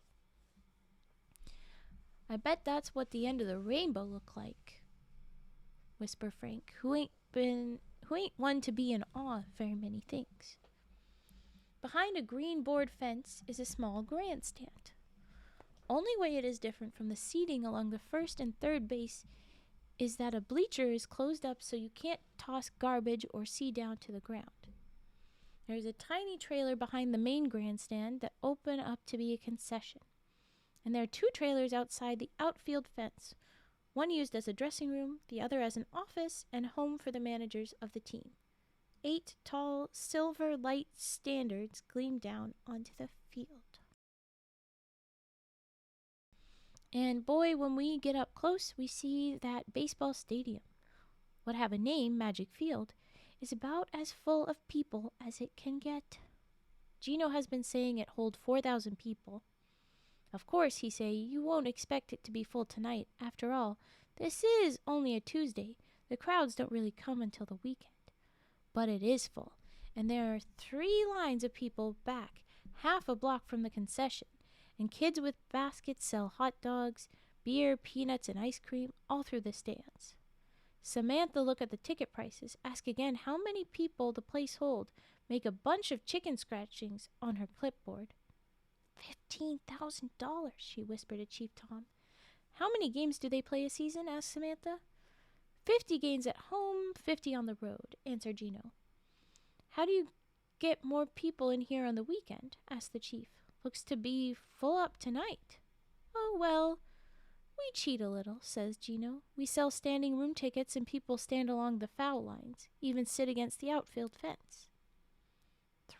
$750,000, not counting the concessions, Samantha say toward Chief Tom's ear, and the gold of the floodlights reflect in both their eyes. Greedy bastards. The Montana Magic baseball team get beat pretty bad. In fact, except for about 3 players, they look like some of the teams our Hoboma Buffaloes baseball team play against in the summer. I bet our pitcher Gorman Carey the Kettle could have done as good as the guy who pitched for the Magic. People come here to watch baseball, says Gino. It doesn't matter whether the team wins or loses, although winning is better, and he smiled real friendly, but it's the game that counts, the thrill of the competition. After all, this is America. The Magic have orange and black uniforms, just like the Halloween costumes, and they play against a team from Carson City, Nevada, which I think is a long way away. But I need to interrupt. Oh my gosh, they spell Halloween, Halloween, apostrophe N. Halloween. Anyway, okay. Gino get us all rooms at the Holiday Inn. Tell us to charge our meals.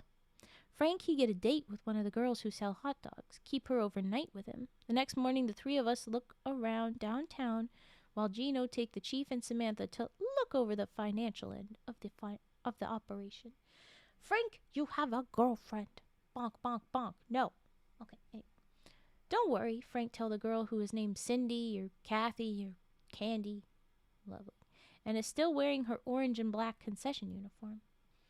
Me and my friend here going to buy the team, and we're here all summer to manage it. Then he phoned room service and order up 6 cheeseburgers to go in case we get hungry on the plane.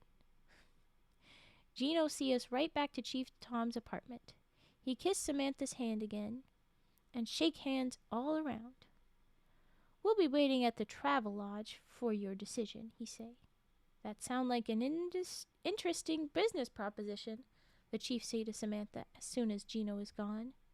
The financial incentives look propitious. I think we should recommend accepting this financial equity when the band council meets tomorrow.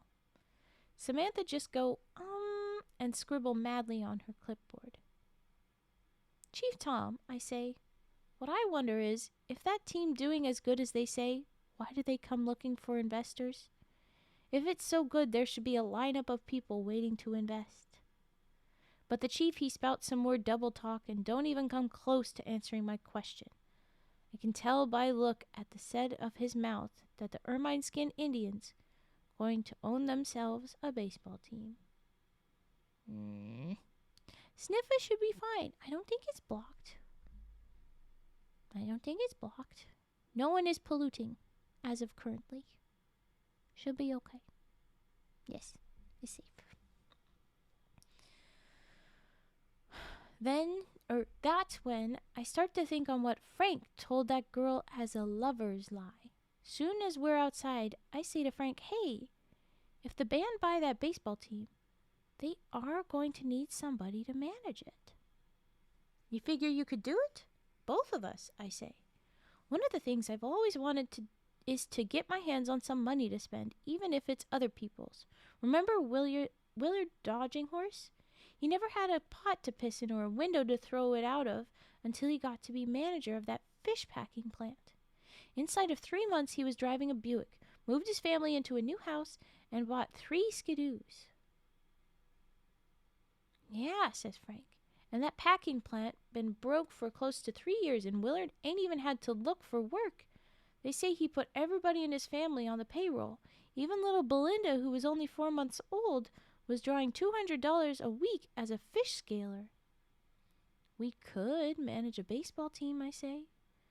We know how to play baseball, says Frank. And I saved up $430 once. ...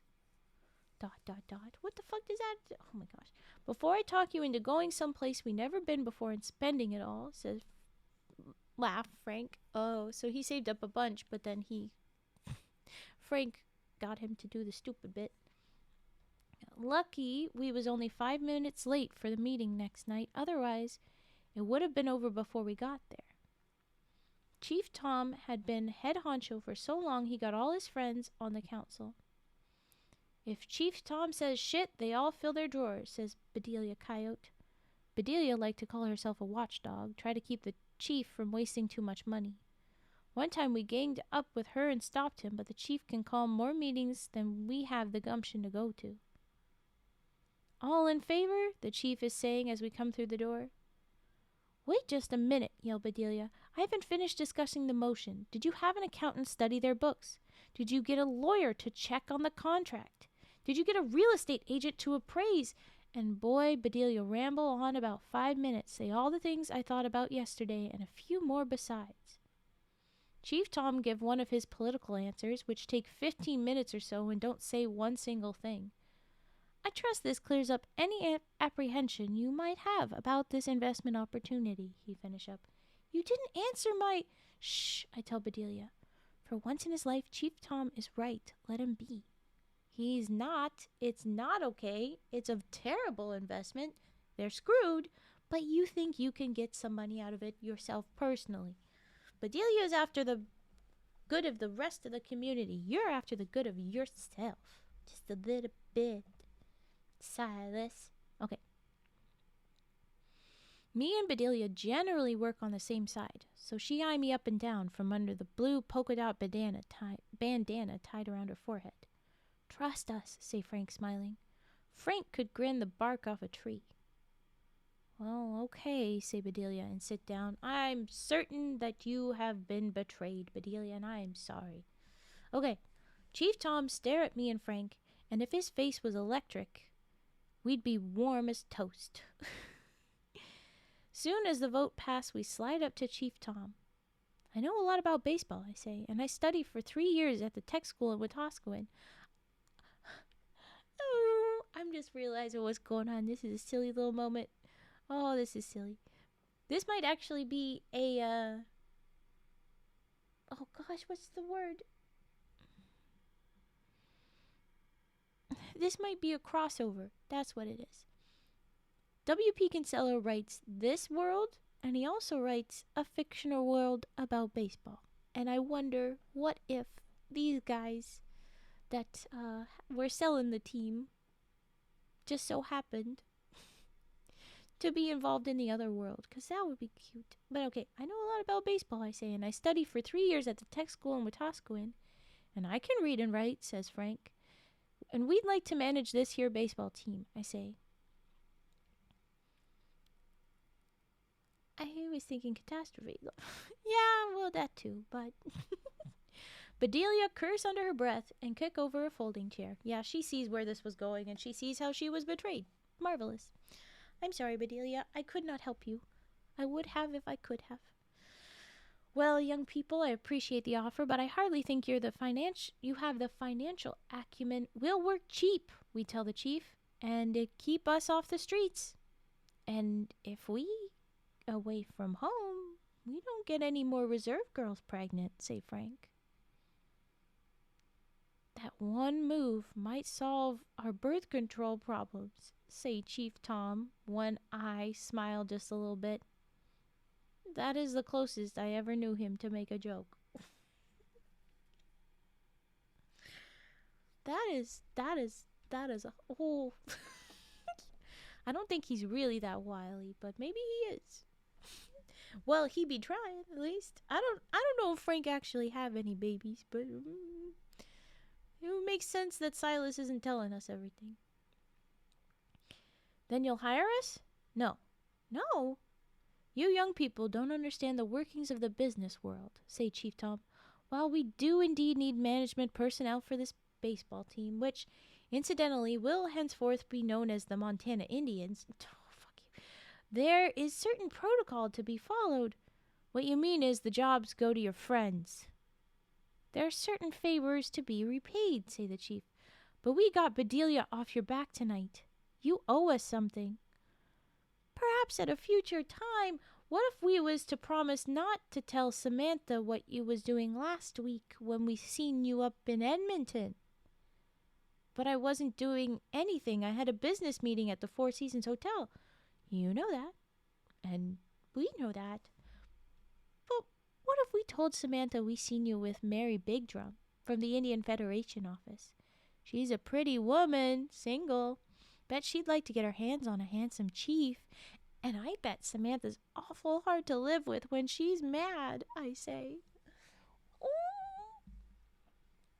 On the other hand, say the chief, I think you young men have learned one of the secrets of success in business. Always have something to hold over your competitors' heads, real or imagined. He puffed up his chest and called across the room.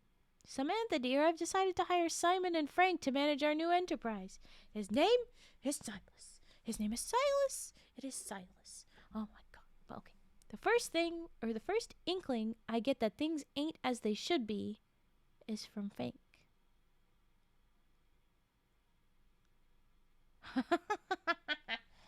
You couldn't have figured this out beforehand? God damn it. God damn it. God damn it. God damn it. God damn it. God damn it. You knew this information before and you did not share? Bedelia is always right, you shitbags. Okay. Oh. You know, Silas, he say, that girl in Montana tell me that was the first night she ever worked at the ballpark. She say it was the first night any of the food-selling people worked there. My stomach make a little dropping motion, like I was in an elevator. The second sign I get that maybe we ain't heard the whole story is when an article appear in the Calgary Herald the week after Ermine Skin Indians buy that baseball team. And here it is. Indians rescue Indians. Edmonton, CP, the financially troubled Montana Magic, I don't know what this is. Anyway, the financially troubled Montana Magic of the Universal Baseball Association were rescued Friday by the Ermine Skin Band of Hobama, Alberta, and immediately renamed the Montana Indians. Oh, take a little rest. Don't know. Hello. Chief Tom Crow-Eye of the Ermine Skins announced his band had purchased 100% of the stock of the financially troubled team. The Indians, the baseball club that is, lost over $300,000 so far this season. The Montana Indians players have not been paid for 3 weeks, and player representative Stanley Bad News Ballantyne, former major leaguer, says the team will not play until all overdue salaries are paid. Oh, you're hiring a bunch of real Indians to go down to Montana to play baseball. That is what I'm foreseeing. That's the next turn in this. I just know it. Oh boy. And there is another thing. Oh no, not another thing. It seemed when we get to Montana that me and Frank ain't replacing anybody. Some lady clerk in the city light and power department been managing the team. Well, damn it. I thought I was the only one never heard of the Universal Baseball Association, but it seemed like nobody else ever hear of it too. In the sports section of the daily newspaper, it showed there are teams in Williston, North Dakota, Casper, Wyoming, Provo, Utah, Carson City, Nevada, and Rapid City, South Dakota. All places that ain't very big or interesting or close together. I don't think most of us, including Chief Tom, who think he's so smart, ever heard of the word affiliation. That's what the Magic Montana had lost about a month before we bought them. So they're not even in the league anymore properly. We find out real quick that the other 5 teams in the league have what are called major league affiliations, and which is why last year the team was called the Montana Cubs. Oh, that was cool. Look at that, Scramble. Coinky dink.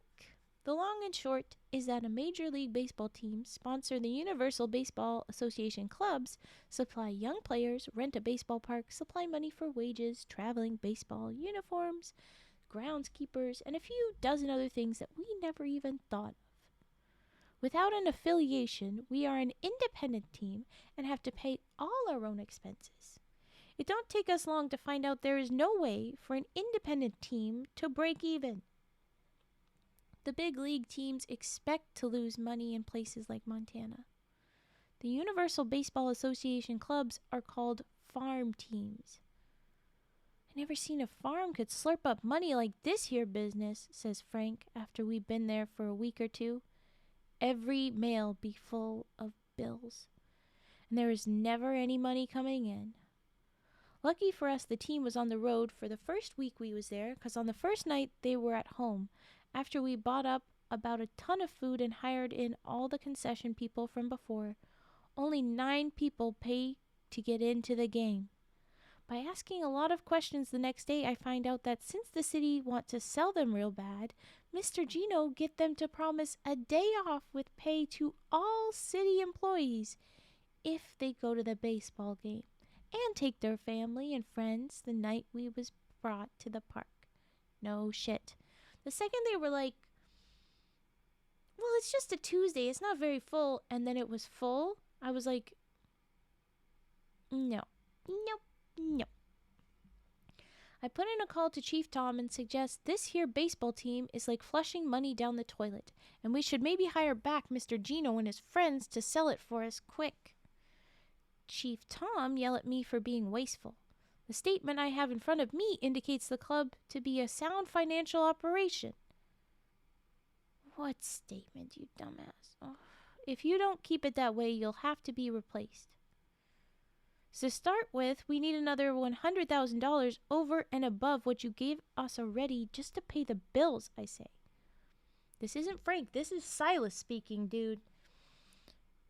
You have a 10-game home stand, say the chief. Use the gate receipts. I explain about nobody coming to the park. Nonsense, say the chief. Perhaps it was just a cold night? Then he paused for a while before he say, oh, all right, I'll send you $50,000, but then you have to manage with what you take in. It's called the profit motif. You have to take in more money than you spend. Oh my God, he's not an idiot. He knows how to work. But ... I just about dropped the phone on the floor when I hear he going to send me that money. I guess what Bedelia Coyote and other people been telling me is true. You guys are so dumb, Bedelia has said to me and my friends more than once. There's millions of dollars floating around. Chief Tom and the tribal council are just dying to spend money. In fact, they have to spend money. If they don't invest the royalties in government money, the government take it back at the end of the year and use it for the Alberta and Saskatchewan Navy. Ain't no Navy in Alberta, I say, ain't no ocean. Don't matter to the government, there's a Navy in Edmonton. Ship is called HMCS Nonsuch. Only they don't have a ship. Guys just dress up in Navy uniforms and march around in circles on a concrete lot. But they won't usually give us $50 when we ask for it. If you let me handle it, we'd have lots of money. First, you have to incorporate a society, draw up a constitution, elect officers, set up a project, get government approval. It's easier to steal, says Frank. And I have to agree. And then back to the present. With the money Chief Tom sent us, me and Frank rent an apartment in town. Got 2 bedrooms, carpet all through, and a squawk box on the door. We bring our girls down from Canada, and it is just like a big holiday. Frank want to buy furniture, but I say no, we should wait for 2 months, see if this baseball team stay in business. The day that baseball team get back in town, 2 players come in, one ducking his head about a foot to get through the door of the trailer. Frank gone into town. He went to order a little sign to go on each desk in the office, one to send Silas Ermineskin, the other to read J. Frank Fencepost, General Manager. Oh, God damn it. Stop spending money. And maybe a cat or something. Or they just stomp around in circles on concrete instead. What fun. Okay. I'm Bad News Ballantyne, the tall ball player say to me. And by his tone of voice, I think he expect me to know who he is. I don't hardly follow sport at all, except to read headlines in the Edmonton Journal and Calgary Herald once in a while. And this here's Benny Santiago, and he pointed to the stocky, dark man who followed him. He used to play for the Braves. I don't have any idea what to say to these guys. I sure wish Frank was here. Thank you for the follow. Representing Woolen Monkey. What a fun name. Welcome, welcome. Thank you so much for this. Yes, it's Frank. It seems all of these stories are about Frank. I'm very excited. Wait. Where are my dances? They're not popping up. They're being slow. Okay. We have a little tradition here to have little dance emotes of any sort, but especially our frogs. Whenever we have a new follower. So thank you. Little dance party in the chat. All right. Silas is all flustered. He says, either of you guys know Wayne Gretzky? I say, and smile, kind of foolish.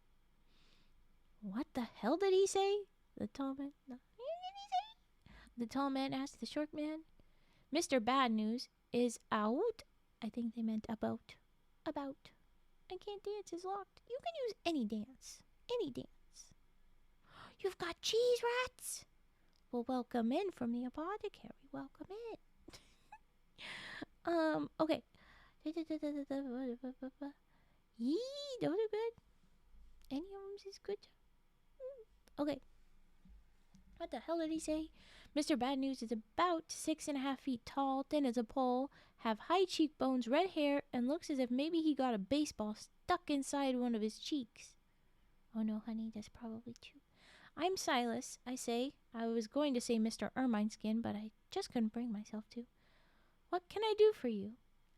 He stared at me out of pale blue eyes, and I'm sure he didn't understand a word I said. Money, he say, moolah, dinero, wampum.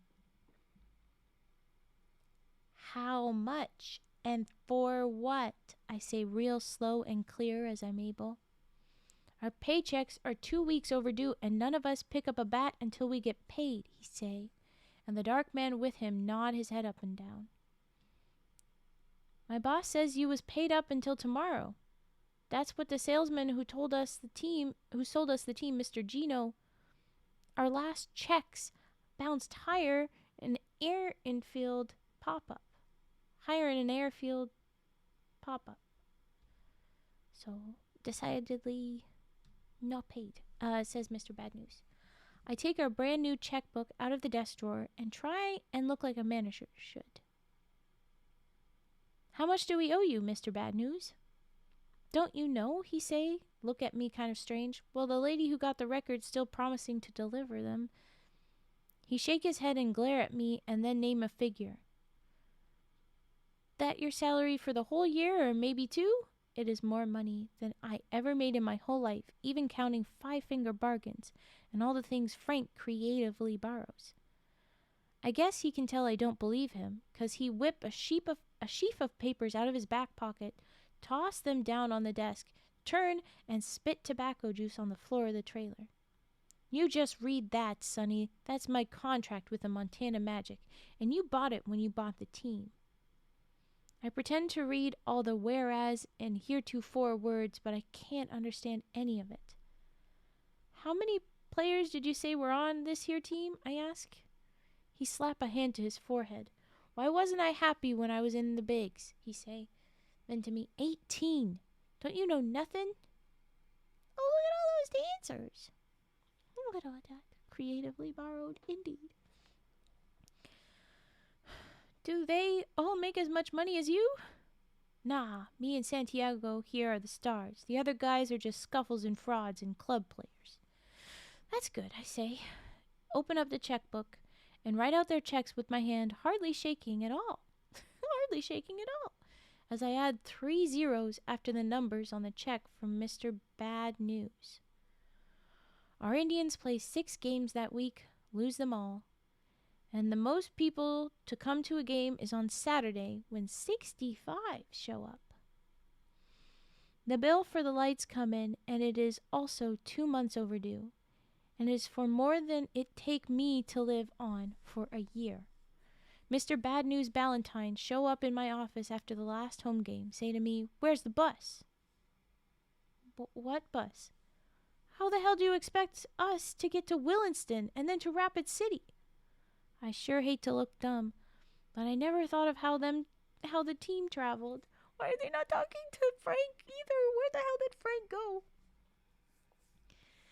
Do you think you could call up a bus for me? You've been here a while, and you got to book the son of a bitch a week in advance. Oh, and you got to hire a driver. Oh, I figured one of you guys drove. We play baseball. Speaking of which, you should have our meal money ready. Meal money? It turned out that they get $20 a day each in cash, and things just keep piling up like that. I have to admit I don't know anything about managing anything, and it ain't near as much fun as I thought to have a sign on my desk with my name in raised up letters.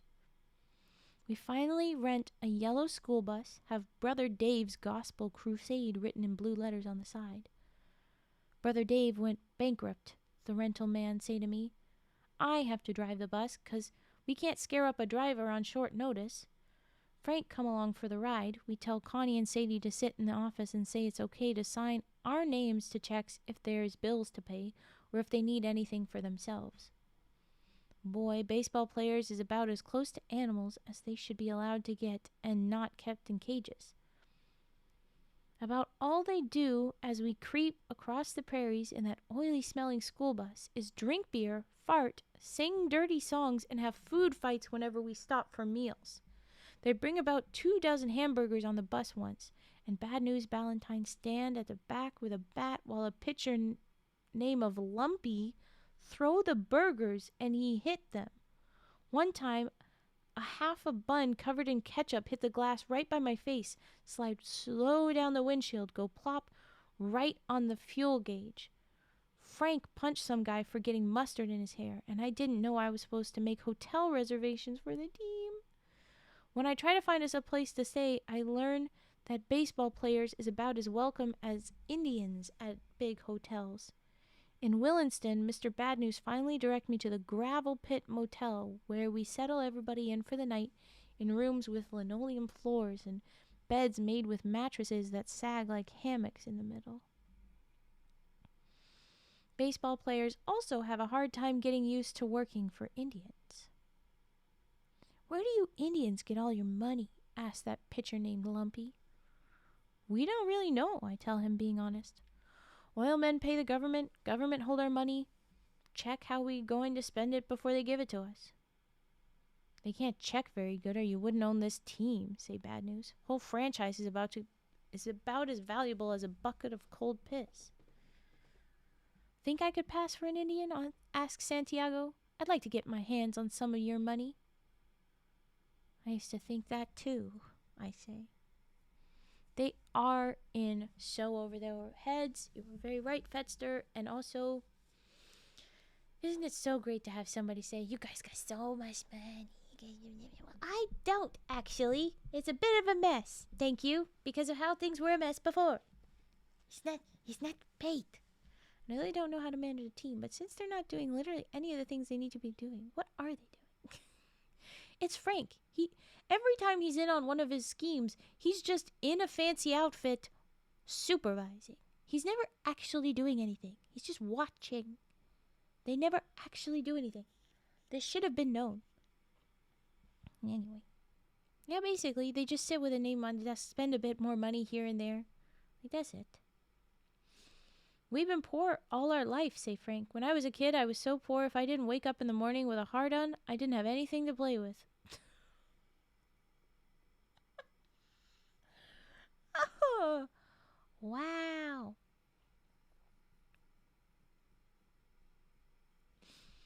On the next road trip, I rent us a better bus, but we run out of money on the way back from Nevada. I try to phone the girls, but a telephone lady come on the line saying that her number is no longer in service. Okay, so that didn't get paid either. I think the telephone bill is one of many I've been pushing to the back of my desk. I take all the money we've been sent just to pay off the players. Take all the money we've been sent just to pay off the players. We don't have any money to buy gas, I tell the players, as we stopped at a truck stop somewhere in Utah. Don't look at us, say Bad News Valentine after we ask if maybe they'd cough up some of their meal money for gas. They do buy me a meal, and Frank too, though they take a vote on Frank, and he only win by a score of 9-8 with one player too passed out to vote. So they don't even want to feed them. And I'm mad. The players say if they buy gas, they're going to head the bus for California, as that's the direction most of them live. I phone the reserve, and over the tribal council's phone come Chief Tom's voice, but it be a recorded announcement. Oh, fuck you. This is just breaking my heart a bunch more. It's supposed to be silly goofy, but... This is Chief Tom Crow-Eye speaking. Myself and Executive Assistant Ms. Yellowknees, my girlfriend, that's right, will be in Europe for the next 6 weeks, where we will be drumming up support for Indian land claims among potentates? I don't know that one. Of the Scandinavian nation. Nations. Please leave a message after the tone. I managed to squeeze in the word help before the operator tell me I can't leave no message because nobody is there to accept the charges. Yeah, it's absolutely a European vacation. This is just what they say. But that is what they tell the government before they spend that money. I'm going to enforce a very clear, do not say that this is the normal. This is both a fictional story, and even in the fictional story, the point is that one bad person does this. It is not the typical. It is not the normal, and nobody is pleased with it except for the shitty people that do it. So, that is why I am upset.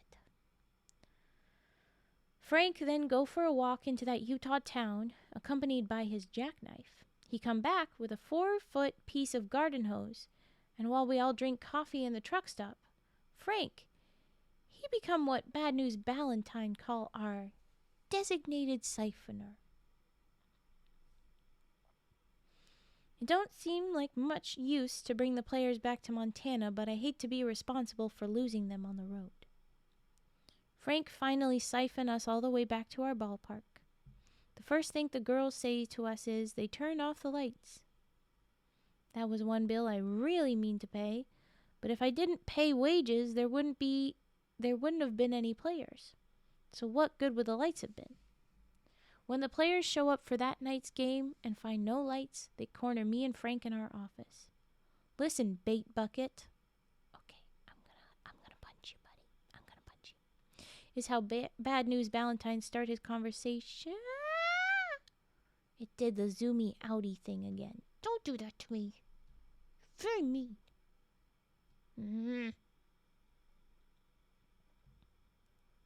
Is how Bad News Valentine start his conversation with me, and I afraid for a minute that they might do us a certain amount of harm. He keeps saying this phrase, a certain amount of damage, a certain amount of harm. What is the certain amount? What is the certain amount? Can't get no blood out of a turnip, Frank tell them when they complain that their contracts guarantee them travel money to their hometown. Yeah, but I bet we could get blood out of an Indian, say Bad News, shake a baseball bat under Frank's nose.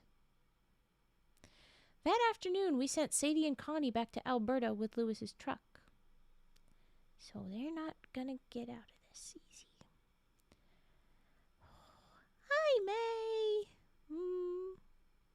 No worries, run out the door, be lurky. It's all good, thank you very much. Oh, what a dumbest. I appreciate it very much, thank you. Okay. How about if you was to help yourself to whatever is loose around here, I say to the players, and before I even get the words out of my mouth, Bad News Valentine got the electric typewriter off my desk, hugged to him like it was his lost baby. Somebody else get the adding machine, the stapler, and a tall lamp that's sit in the corner. Inside of 10 minutes, the trailer is empty and the players scattered like dandelion fluff. They also carried away their uniforms, balls, bats, and even the bases. Seems odd to me, but somebody even unscrewed and carried off the toilet seat from the dressing room trailer. Next day, me and Frank try to salvage whatever we can. We sell the little concession trailer for $200, and a used lumber dealer take the bleachers and fence off our hands. He come in with a couple of flat deck trucks and a crew of men, and in 8 hours, everything is gone, even the backstop and the scoreboard. Early next morning, we get walked up by somebody pounding on the door of the trailer. There's 2 tow trucks outside and a man with a sheaf of legal papers. He is repossessing the trailer for some bills we owe. I don't bother to ask which ones. We just barely get our clothes on and take a little food out of the refrigerator. They plant wheels under the trailers, hook onto them, and in only a few minutes there is nothing but a little dust drift a foot or 2 above the road and a ditch. Everything is real quiet. The sun is bright in the east, sow thistle and golden in the ditches. All that's left is me and Frank, the 8 tall silver light poles, and a sky big and empty where a couple of hawks cruise, so high they look like coat hangers in the glare. The end, and we finally get to some redeems time. Woohoo! So that is the end of the managers. Let's boop that. I need a minute, and I'm gonna run an ad because we're gonna run out of time either way. So we're gonna do that, and I'm sorry, but it is ad time. I am sorry. It's just gonna be a 30-second one because we're only here for a little bit longer. But here we go. Ad is running, or it's been told to run. It's not running still. There it is. Okay. Oh, a little back crack, a little stretch, and a little hydrate before we do card dealing. Scissor snips, sniffs. Ooh, Mike. Mike Springs will do the reverby stuff. And now dice. Cool. I think we'll start with cards and dice. No, we'll do scissor snips and sniffs, and then cards and dice, and then Mike Springs. Alright, I'll do scissor snips, and then sniffers. Let's begin there. I likes my dice. Yes, very fair. Dices are fun. What's happening? Okay, there we go. Not snips. Not the snips. Oh no. Okay, scissor snips. You didn't see it, but I had a typo. I thought you might have seen it because I forgot that I took it away. Alright, okay, here's scissor snips first.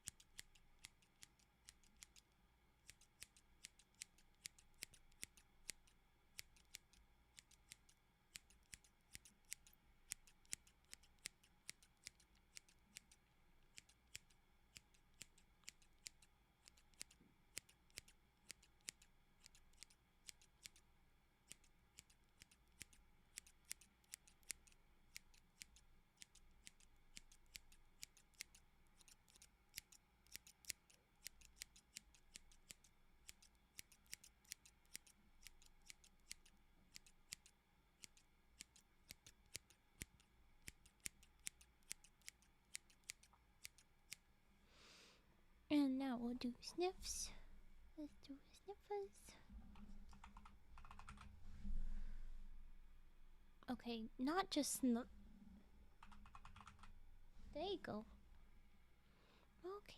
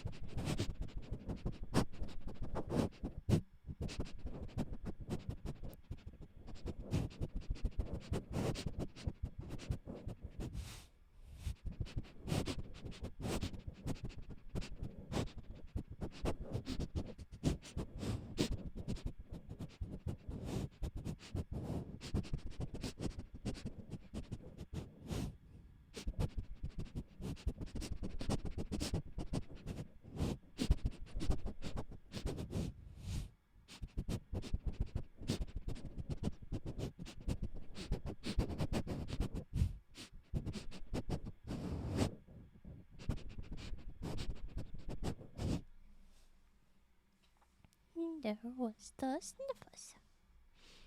With that, we will go along to... Oh, I'm very glad. I was about to wonder if you've already gone to sleep, should I be doing your redeems or should I be giving you back your points? But I'm glad you're back and you have said that I help you fall asleep. I don't know if I did make you fall asleep this time, but I'm glad. We're gonna do card dealing and dice before we do Mike Springs. But we'll get to them all, I promise. And then we'll do one more story, and I'll just have to cross my fingers that it's not a super long story that makes me stay extra late. But, that is the plan. What? Okay. Oh, I'm glad. Okay. Yes, there they are. So then I can...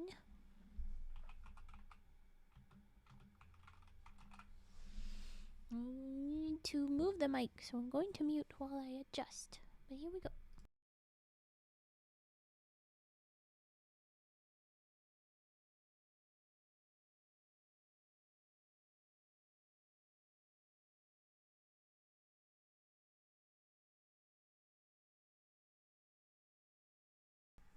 Okay.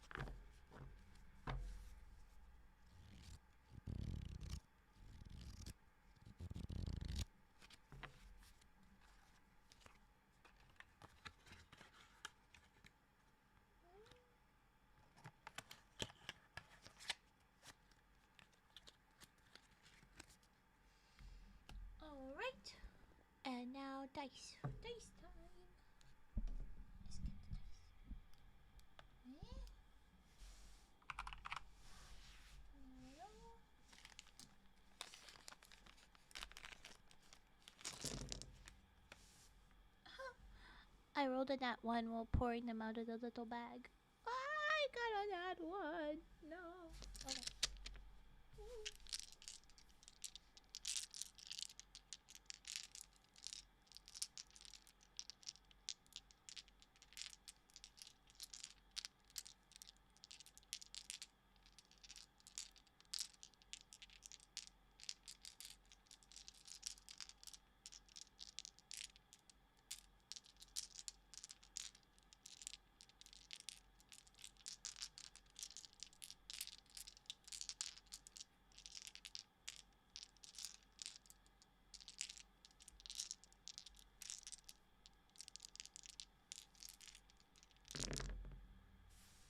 That was a nat 20! Oh my gosh. I got a nat 1 and then a nat 20. I'm having Frank Fencepost kind of luck. The best and the worst. To roll snake eyes, I should have the type of d6s that are dots, and I should have 2 of them. I am only rolling 1 d6 at a time, and it's the numbers. But yeah, I haven't rolled 2 ones yet. Because I haven't done 2 sets at a time. I could grab a second set. No, they are far away. I will not. We will look into this, Fat Boy Blazing. We will look into making this a reality at some point to see that kind of rolls. Well,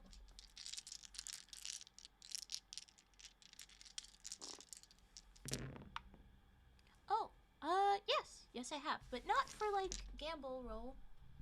I'll move Mike. I rolled it for backgammon. Anybody play backgammon? It's a very old game. It's good. Hi, Rana. But in backgammon, anytime you roll a double of a number, you actually get, instead of those 2 turns that are sad, you get double that. So while Snake Eyes is not good, you can only move 4 spots. It's better than rolling, you know, a 1 and a 2. So it's better than it could have been. Possibly. Maybe that's not the right numbers you needed, though. Maybe I rolled Snake Eyes. Satisfaction is forbidden to me. Oh, darn. Yes, for that I have rolled. Wait, okay. I'm going to do the mic twisty aroundy so that we can do the springs. So let's do that. I will mute because it's definitely very noisy whenever I do the spinny aroundy. So hold on.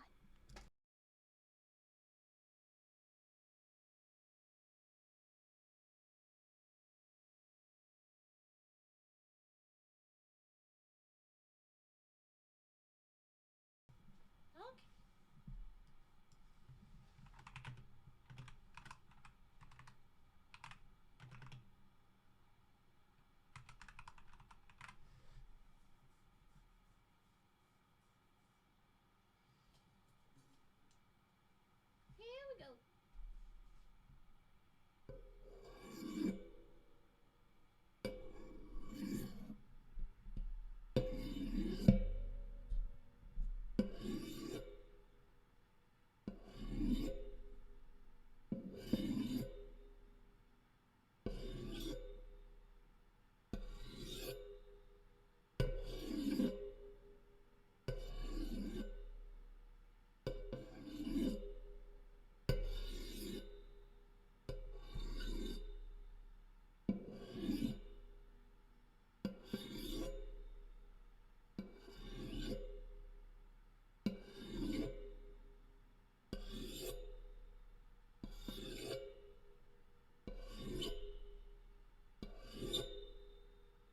Oh, I did sharpening. It's supposed to be springs.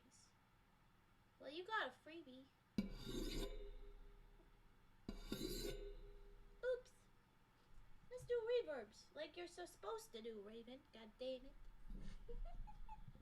Okay, here we go.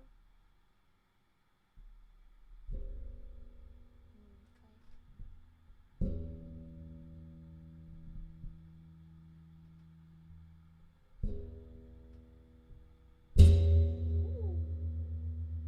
Extra loud. Oops.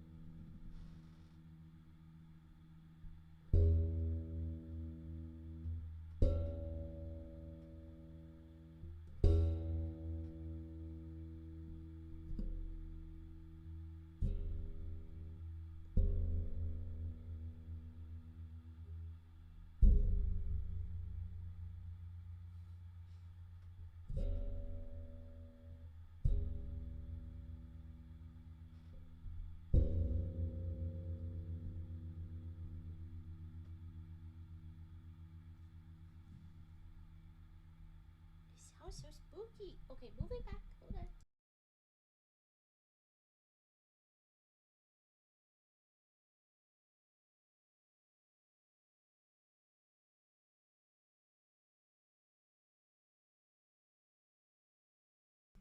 Alright, we are back. Phone case tappies. Ooh, okay. I will propose unto you either a bunch more. No, we probably got time. I just hope I don't accidentally pick a long story. Okay, we did that. We could do tappy taps. Phone case tappies. Here we go.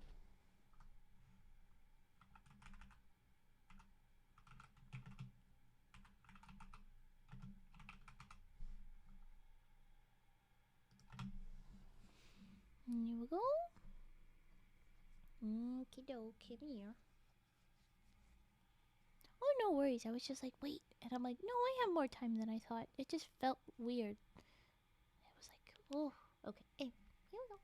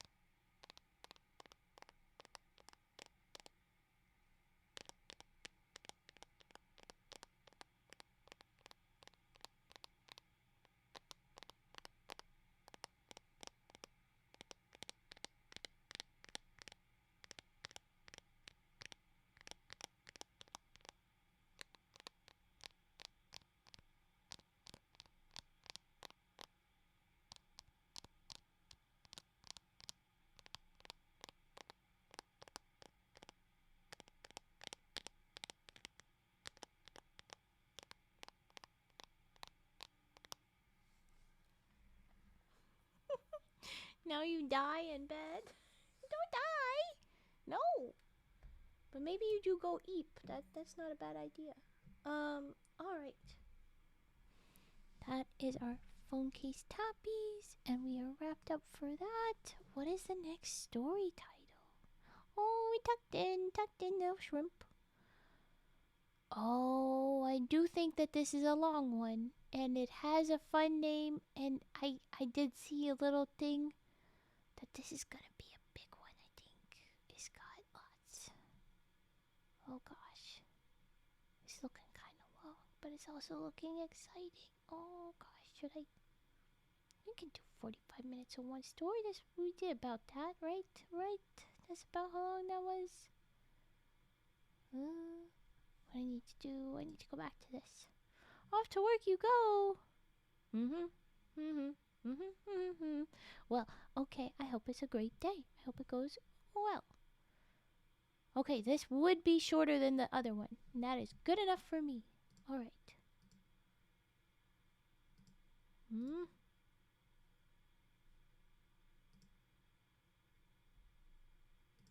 I hope you have a great day.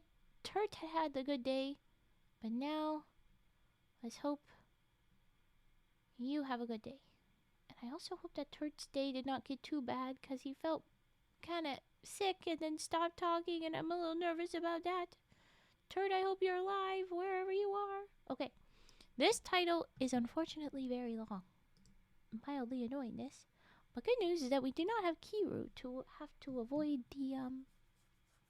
the title going over her face. So here we go. We are going to... I can't even copy paste this time. I have to type it all out. Bullshit. Okay. Here we go.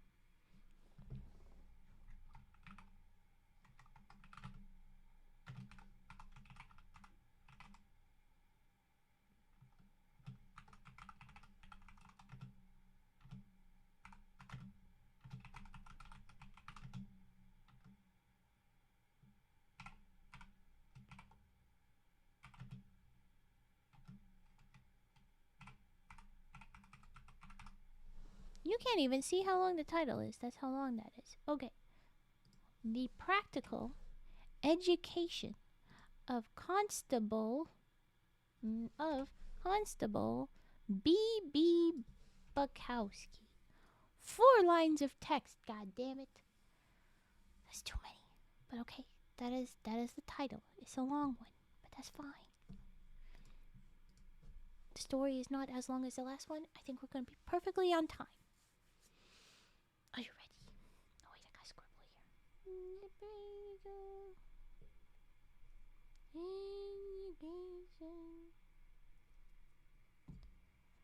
Of Constable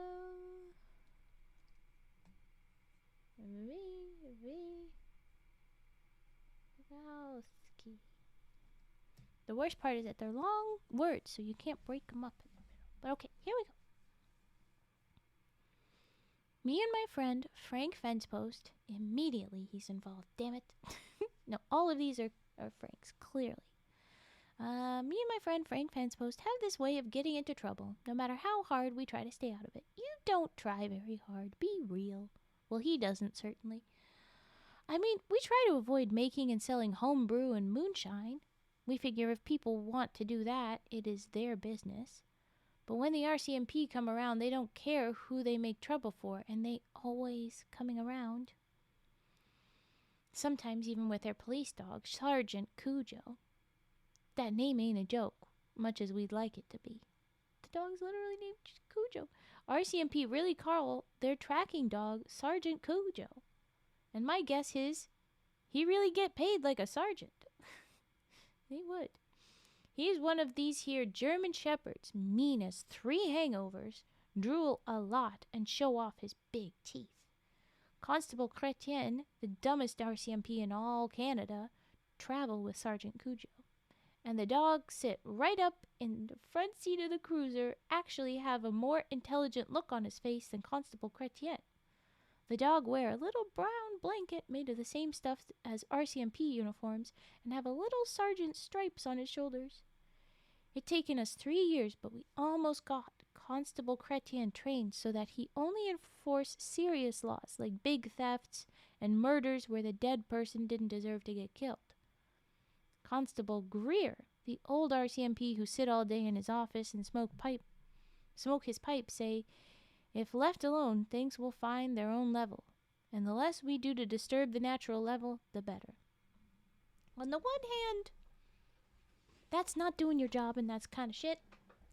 On the other hand, the reservation's gonna run on a different world than others. It's just like, you should care, cop. You should kind of care. Anyway, okay.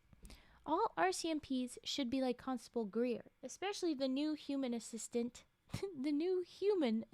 Constable Chrétien have these days.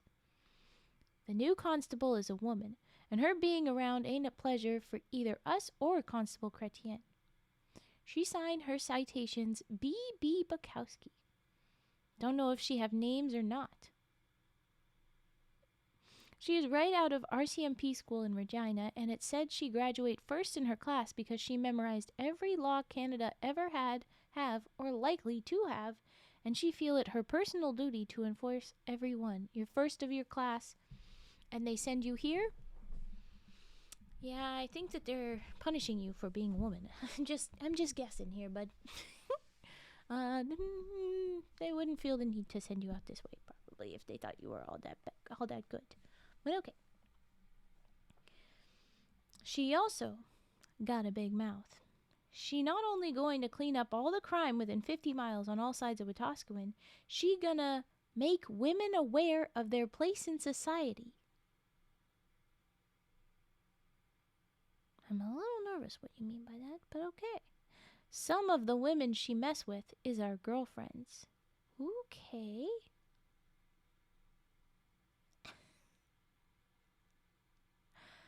Okay, so it's in a good way in my eyes, but Frank's about to have something to say about that. Brace yourselves, okay? This is a classic Frank line. I want this one noted. B.B. Bobowski's so damned liberated she rolls her own tampons and kickstarts her vibrator. Is what Frank says of her. We sometimes call her Bobowski and make sheep sounds when we see her coming down the street. I'm guessing 'cause Bubba, not 'cause she's a sheeple, but 'cause that wasn't really as much a thing. Sometimes we put the words together to make baba, which mean grandmother in Ukrainian, and I think some other languages too. Constable Bobowski don't know a thing about water finding its own level. She gonna drain the lakes and divert the rivers, says Frank. She has a 5-year career plan, Constable Greer told us. Smile real slow, blow pipe smoke at the ceiling. He got sad pouches under his eyes like a dog. You young people are just going to have to be very patient with her. She's very ambitious. We all gonna get to be patient in Drumheller Penitentiary, we say. She got to learn she can't mind the business of the whole reserve. Constable B.B. Bukowski make it her personal project to stamp out homebrew on the reserve. She sniff around out in the dark once and stumble on Maurice Red Crows still. She run back to Ratascoan for reinforcements, but Constable Greer and Constable Chrétien both tell her to wait for some serious crime. So she go right over their heads to Edmonton, and about 40 RCMPs raid the reserve at 4 a.m. the next day. Lucky someone seen Constable Bukowski snooping around. We had time to move the still and also tear the culvert out of the road up to our cabins. We covered the hole in the road with a tarpaulin we borrow off an 18-wheeler was parked at a truck stop on the highway. You didn't. They made a trap. The way we found out about the raid was when Constable Bukowski's car go nose first into the culvert hole and the car behind ram into her. Do themselves about $3,000 damage, but did either of them get hurt? Like, you could hurt. She could have got whiplash. She could have crunched stuff. I don't know how deep the culvert. I hope it wasn't very deep. Oh my gosh. Okay. For all the rest of that night, Constable Bukowski tried to find out who to charge for taking the culvert out of the road. She even get the fingerprint man from Wetaskiwin out of bed, have him come and put white powder on that culvert, which is over 4 feet across and 25 feet long. Try to find out whose hands have been on it. Somebody finally point out that since the culvert is on Indian land, moving it don't come under the Highway Traffic Act. So suck that. Seemed that there's no law against us moving our own culvert if and when we want. It was moved to prevent a flood. Frank told her, this land doesn't flood, 'cause we prevent it by moving the culvert. Shut up, Frank, but a good cover, I guess. Yeah, I guess we assume that she's not hurt at least, clearly, but still. Constable Bukowski slapped her citation book closed. Sound like a gunshot. I bet at that point she wished she'd studied to become a librarian or a welder and not an RCMP. I doubt if she's going to be superintendent quite as soon as she plans, says Constable Greer the next day. But you fellows had better watch out. She's mad as a wet hen. Constable Bukowski don't give up easy. She takes Sergeant Cujo away from Constable Chrétien and spend a couple of weeks brushing up that dog on how to sniff out alcohol, especially homebrew. Then she bring him to the reserve, where he goes sniffing up the road between the cabins, pull hard on his leash. First thing he do is sniff out a half bottle of stale beer that been left behind a curtain on Mad Etta's window. Then he jump up and go bow wow wow right in the face of old Esau Tailfeathers, who, folks say, has been drunk since about 1947. Smart dog, said Frank. He found out where we hide the home brew. Constable Bukowski, who could be pretty if she was to smile once in a while. Okay, you can suck a dick, Silas. I don't. If you're gonna be shitty to women, don't say that. She could be pretty if she would smile. Stare at Frank like he was a slug leaving a gooey trail on the sidewalk. She has blonde hair, cut short and watered on the sides and back to a duck-ass cut. A duck-ass cut? That's a fun name. Blue eyes and a flat little nose like a baby. You know, Constable Bukowski, Frank say real polite, I mean what I'm gonna say very respectful. I bet when you take off your uniform you're a real pretty woman. And why is this relevant as I am policing you? I do not care what you think. I don't want you to think of me sexually. It is not appropriate. But I think she's gonna do him a real good comment of similar import. She squint up one eye and look harsh at Frank again. When I take off my uniform, I'm still a cop. And when you take off your clothes, you're still a criminal. Ooh, I don't know about calling him a criminal, honey. No. And the two don't mix, so don't try to soft soap me, Fencepost.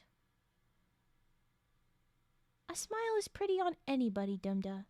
It does not need to be about, oh, but you're a girl, so I think it's important that you know that you can be pretty if you will stop being so pouty. No. Not relevant when I am here to put you in jail. Don't make it about me being pretty. Don't undermine this authority like that. Fuck off. I know you were great, but no, I'm fully on her side about that. The bit about that you're a criminal. That's where, honey, you're not seeing the world in full. You're just seeing black and white. Don't do that. Don't do that.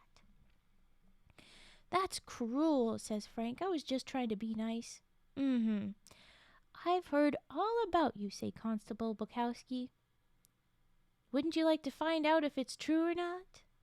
The constable just looks stern and go on with her investigation. Yet she's not here for your shit, my guy. That damn dog sniff out Jarvis Lafreniere's still, and Jarvis end up going for 6 months to the Crowbar Hotel in Fort Saskatchewan. The other people who got stills moved them deeper into the woods. All right, Dumda, eat well then, or wherever you're headed out. Have a good night. Thanks for joining us while you could. Wait, you said for the night, and we already said about the shift. What the hell? I'm confused. I was distracted. But okay, yes, away you go. Have a good day. I'm very mixed up. Okay. Bunch of us have a meeting at Blue Quills Hall after one afternoon. Try to figure out what to do about Constable Bukowski and Sergeant Cujo. We gotta stop both the dog and the woman, says Frank. You're being too hard on her, says Bedelia Coyote. This is what we expect from Bedelia, 'cause she is about as liberated as the constable. She sees what a problem alcohol is on the reserve and she wants to stamp it out. A few people go, boo. Okay, fine. Bedelia is in a tough spot.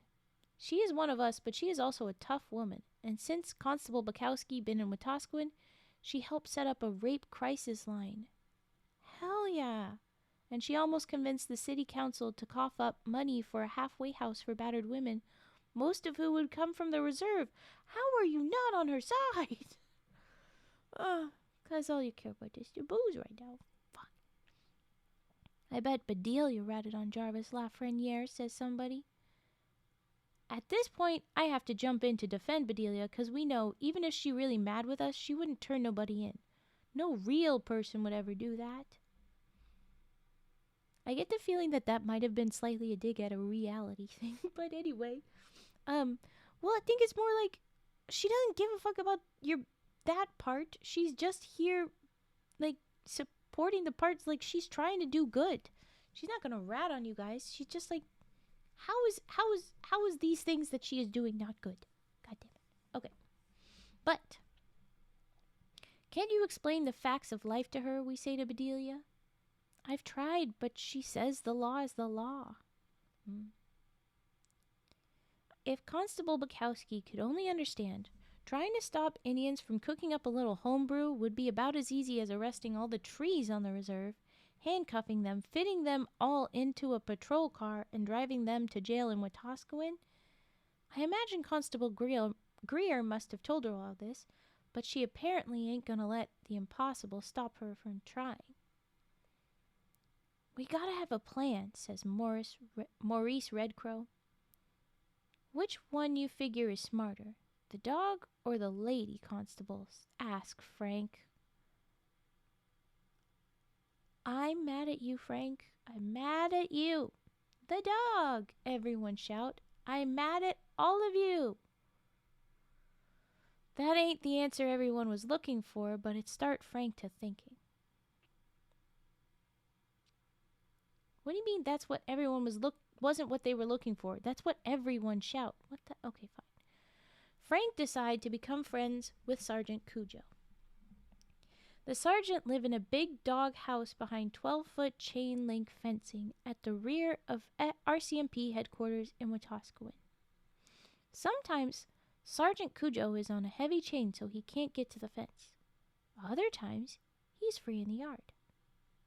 When people come by, he bark like crazy and run to the end of his chain or else right up to the fence, stand on his legs, snarl, and bellow. Frank spent the first hour just talking soft to the dog.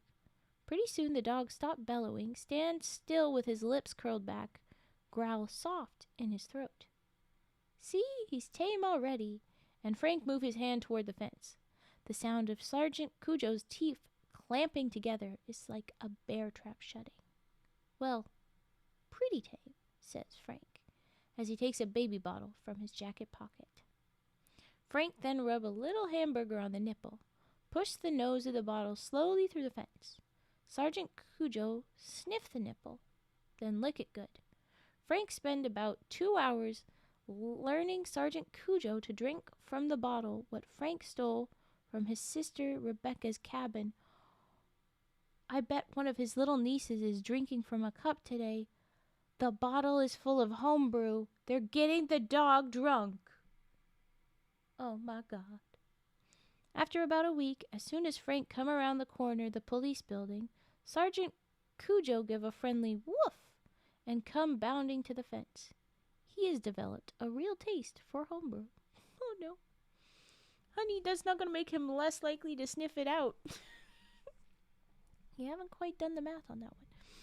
I bet you got some Cree in you, Frank tell the dog. Well, that's just a little... I don't like that punch. Every day now, Frank have to refill the bottle about 4 times from a jug he keep under the seat of Lewis's truck. After 4 drinks, Sergeant Cujo chased his tail a lot, act just as if he was a puppy again. A few days ago, Constable Greer tell us that Sergeant Cujo bit Constable Bobowski when she came on shift at 5 o'clock.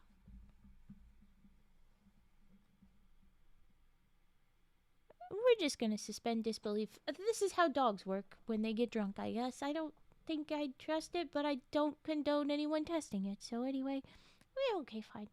Yeah, he bit her, yeah. We can't understand it, the constable say. That dog is really irritable these days. We even took him to the vet, but he just suggests exercising him more. We head on downtown smiling like we just won the lottery. Frank also don't visit Sergeant Cujo for 2 days. 2 days before Constable Bobowski due to bring him on her weekly patrol of the reserve.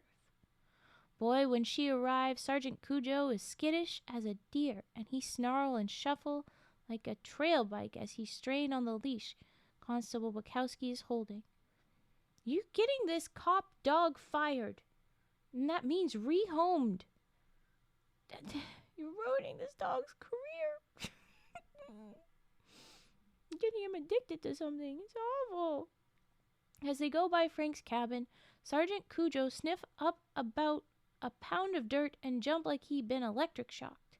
He charged the door of Frank's cabin, and when Frank's little sister, Cindy Fencepost, opened the door, the dog knocked her down and make footprints the length of her.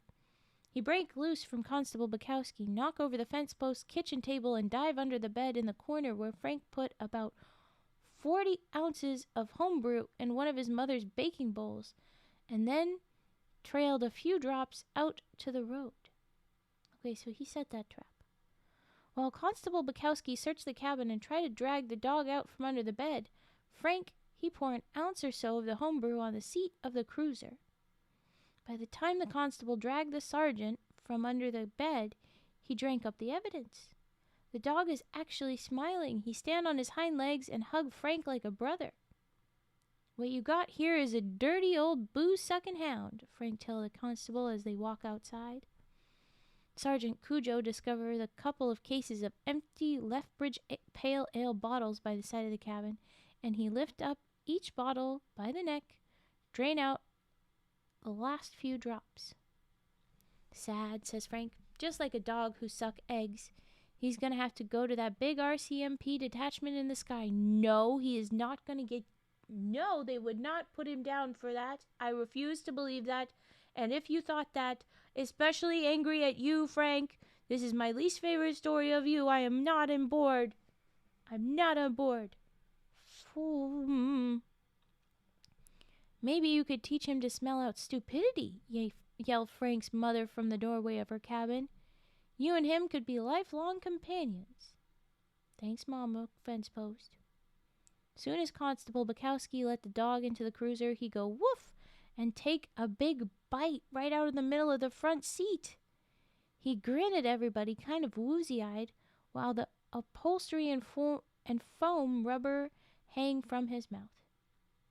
Constable Greer tell us the next day that Sergeant Cujo been transferred to Regina for retraining or maybe retirement. That's better.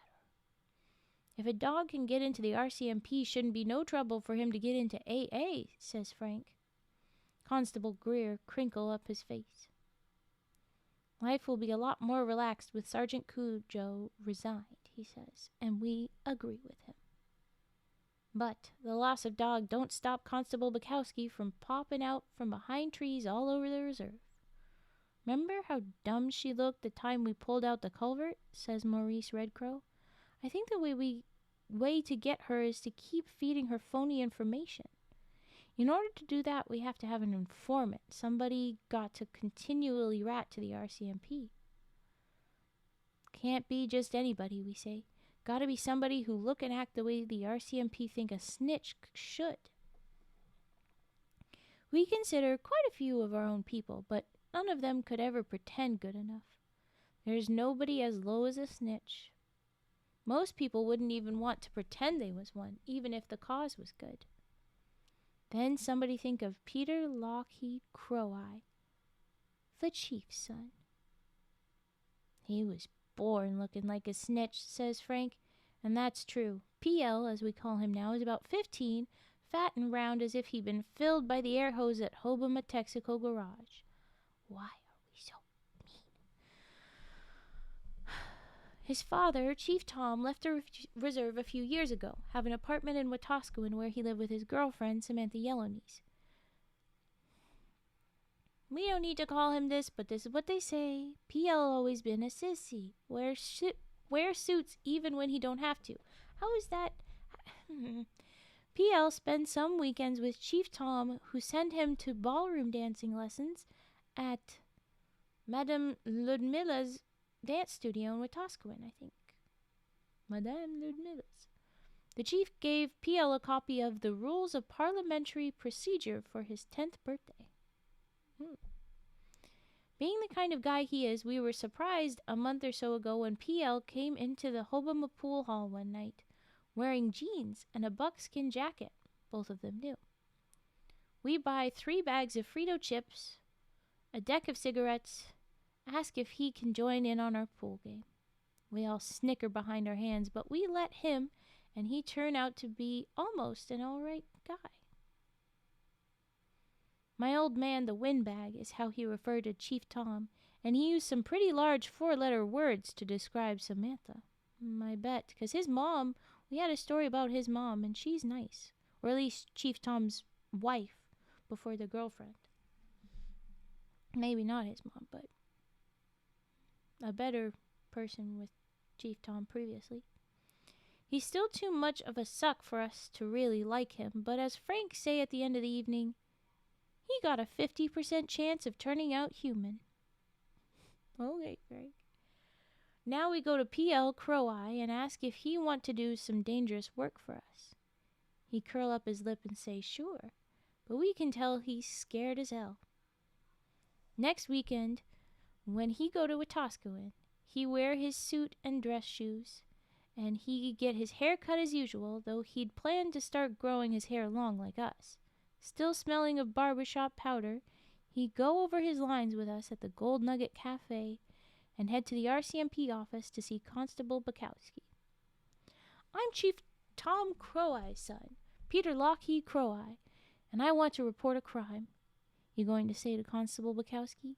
Then he going to tell her how much he hate to see liquor on the reserve, praise her for scaring the still owners off the reserve, and tell her how he overheard that a shipment of homebrew was coming to Hoboma on the southbound 6 o'clock train from Edmonton. The day before, me and Frank visited Constable Greer and Constable Chrétien. They even offer us coffee. Funny.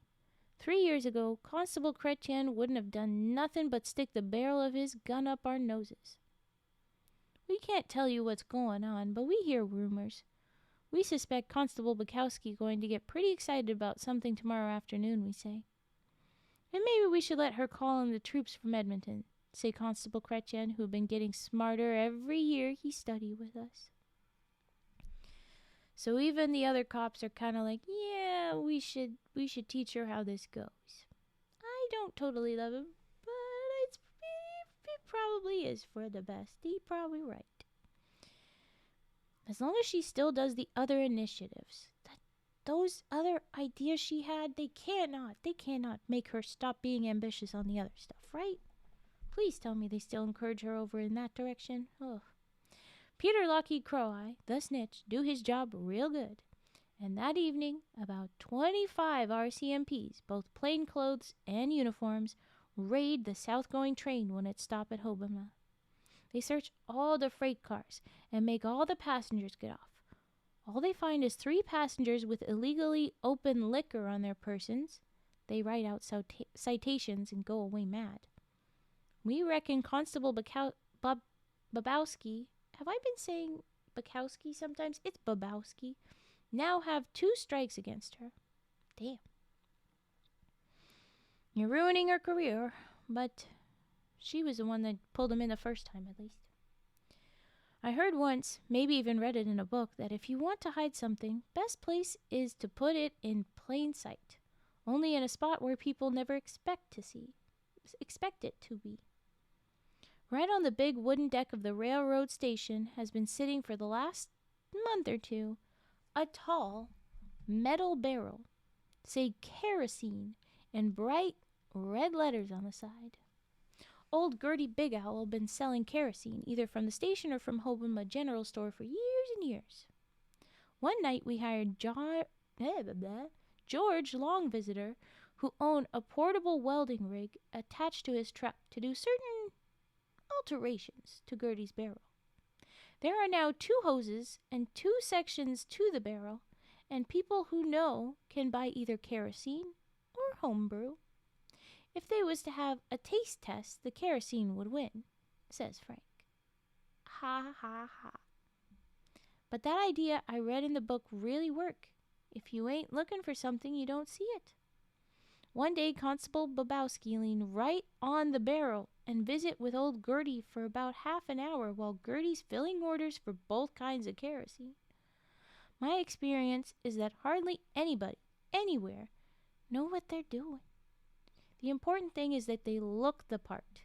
People listen to suits and uniforms no matter how stupid the advice. That is why Constable Bobowski believed Peter Lockheed Crow-Eye when he feed her more bad information. Oh no. He have that oily, well-fed, shifty-eyed look RCMPs expect of an informant.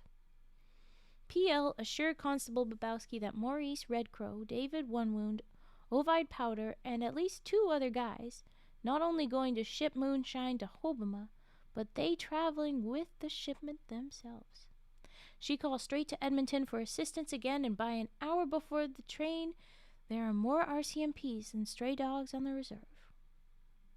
Some are carrying rifles. One is even crouched behind the barrel on the station platform, and another is on the roof of the station house. Okay, this could actually really hurt, guys. This is bad. This was a bad idea. You needed to pull back. You needed to stop. Oh no. They must have watched all those old Jesse James movies just like we did, says Frank. We was going to sneak some water barrels onto the train when it stops a few miles up the line at Millet just to give them a thrill, but if there is one thing we learned years ago is that RCMPs have no sense of humor. Yeah, okay, good. And this time a couple of big cheese RCMPs come down in a chauffeured black car. Ooh, not the big cheeses. They sit 50 yards down the street, watch as the train gets surrounded from both sides as it pulls to a stop. Later, when everything has quieted down, and after the RCMP don't find a thing, Constable Bobowski get called over to that long black car. I almost said cheese. Get the cheese out. But thank you, Fat. You did the cheese. Cheese, cheese, cheese. Okay. As she walked past the station, Frank and Rufus and a few other guys lean against the station wall going, ba, ba, ba. I sure wish I could have heard what was said in that car. The man in the front seat was sort of barking at Constable Bobowski. I bet he ain't gonna lick her face like Sergeant Cujo would have. I guess you can't get demoted down from constable, at least, and stay in the force. Oh. After the train, the limousine, and all the other RCMPs have left, I watch as Bedelia Coyote go over to Constable Bobowski's patrol car. I've been listening to Bedelia rehearse what she's going to say for almost an afternoon. You can arrest me if you like, she's going to say. I knew there was no moonshine on that train, and so did everybody else on the reserve. You've been had, and you gonna keep on being had until you smarten up. You got to learn that if people ain't ready to change, laws don't matter a damn. You know I ain't got no use for those mealy mouths from the church, but there's a poster up in Father Alphonse's office at the school that says something about changing things that can be changed and accepting things that can't. Well, that poster's a hell of a lot smarter than you. Then Bedelia's gonna try to talk her into putting her energy into the things she's good at. She even gonna hint the moonshine makers might contribute to the crisis line and projects like that. Yes! Yes, please. Bedelia could end up in jail.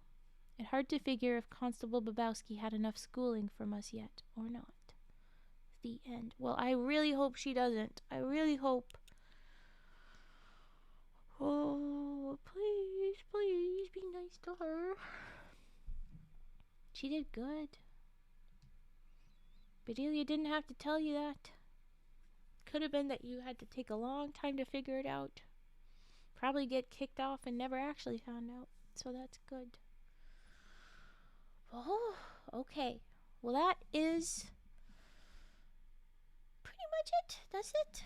I'm not going to be able to read the whole next story in time, and it will be good to probably just get some sleep. So, I hope we have an idea for a raid, Fetster, and then for everybody else, I hope you enjoyed WP Kinsella stories. A bunch of chaos from Frank, although this last one was a little less chaos from Frank. I mean, he did a bit at the start, but then the next steps were the whole peoples. It was everybody involved. So, can't just blame Frank, I guess. But I hope you enjoyed it.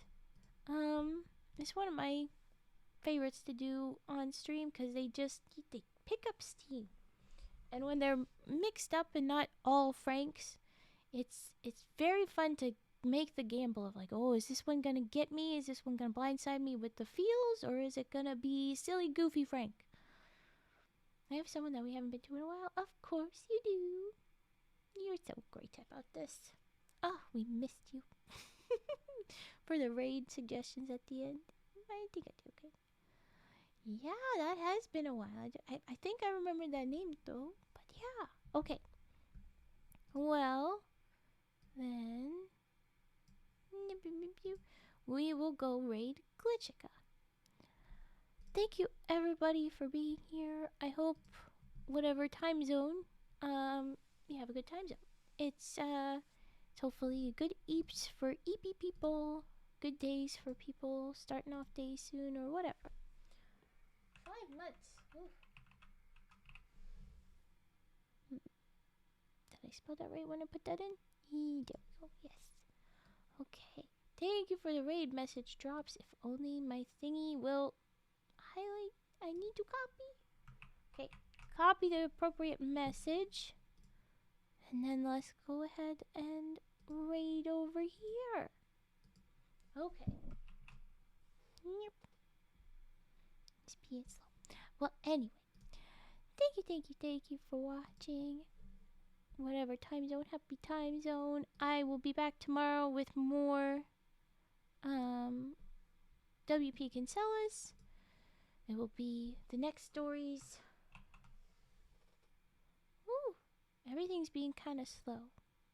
It's overwhelmed. It'll be the next stories in the same book, Fencepost Chronicles. So more silly Frank stories. And we'll be here tomorrow and the next day, as far as I am planned to be doing the same things. We will probably get through a good chunk of the book, if not all of it. Alright. Okay, here we go. Away we go.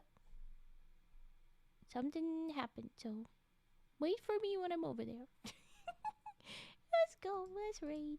Away we go. Technicals being funky again. Ugh. Okay, good night. Bye-bye, bye-bye, bye-bye.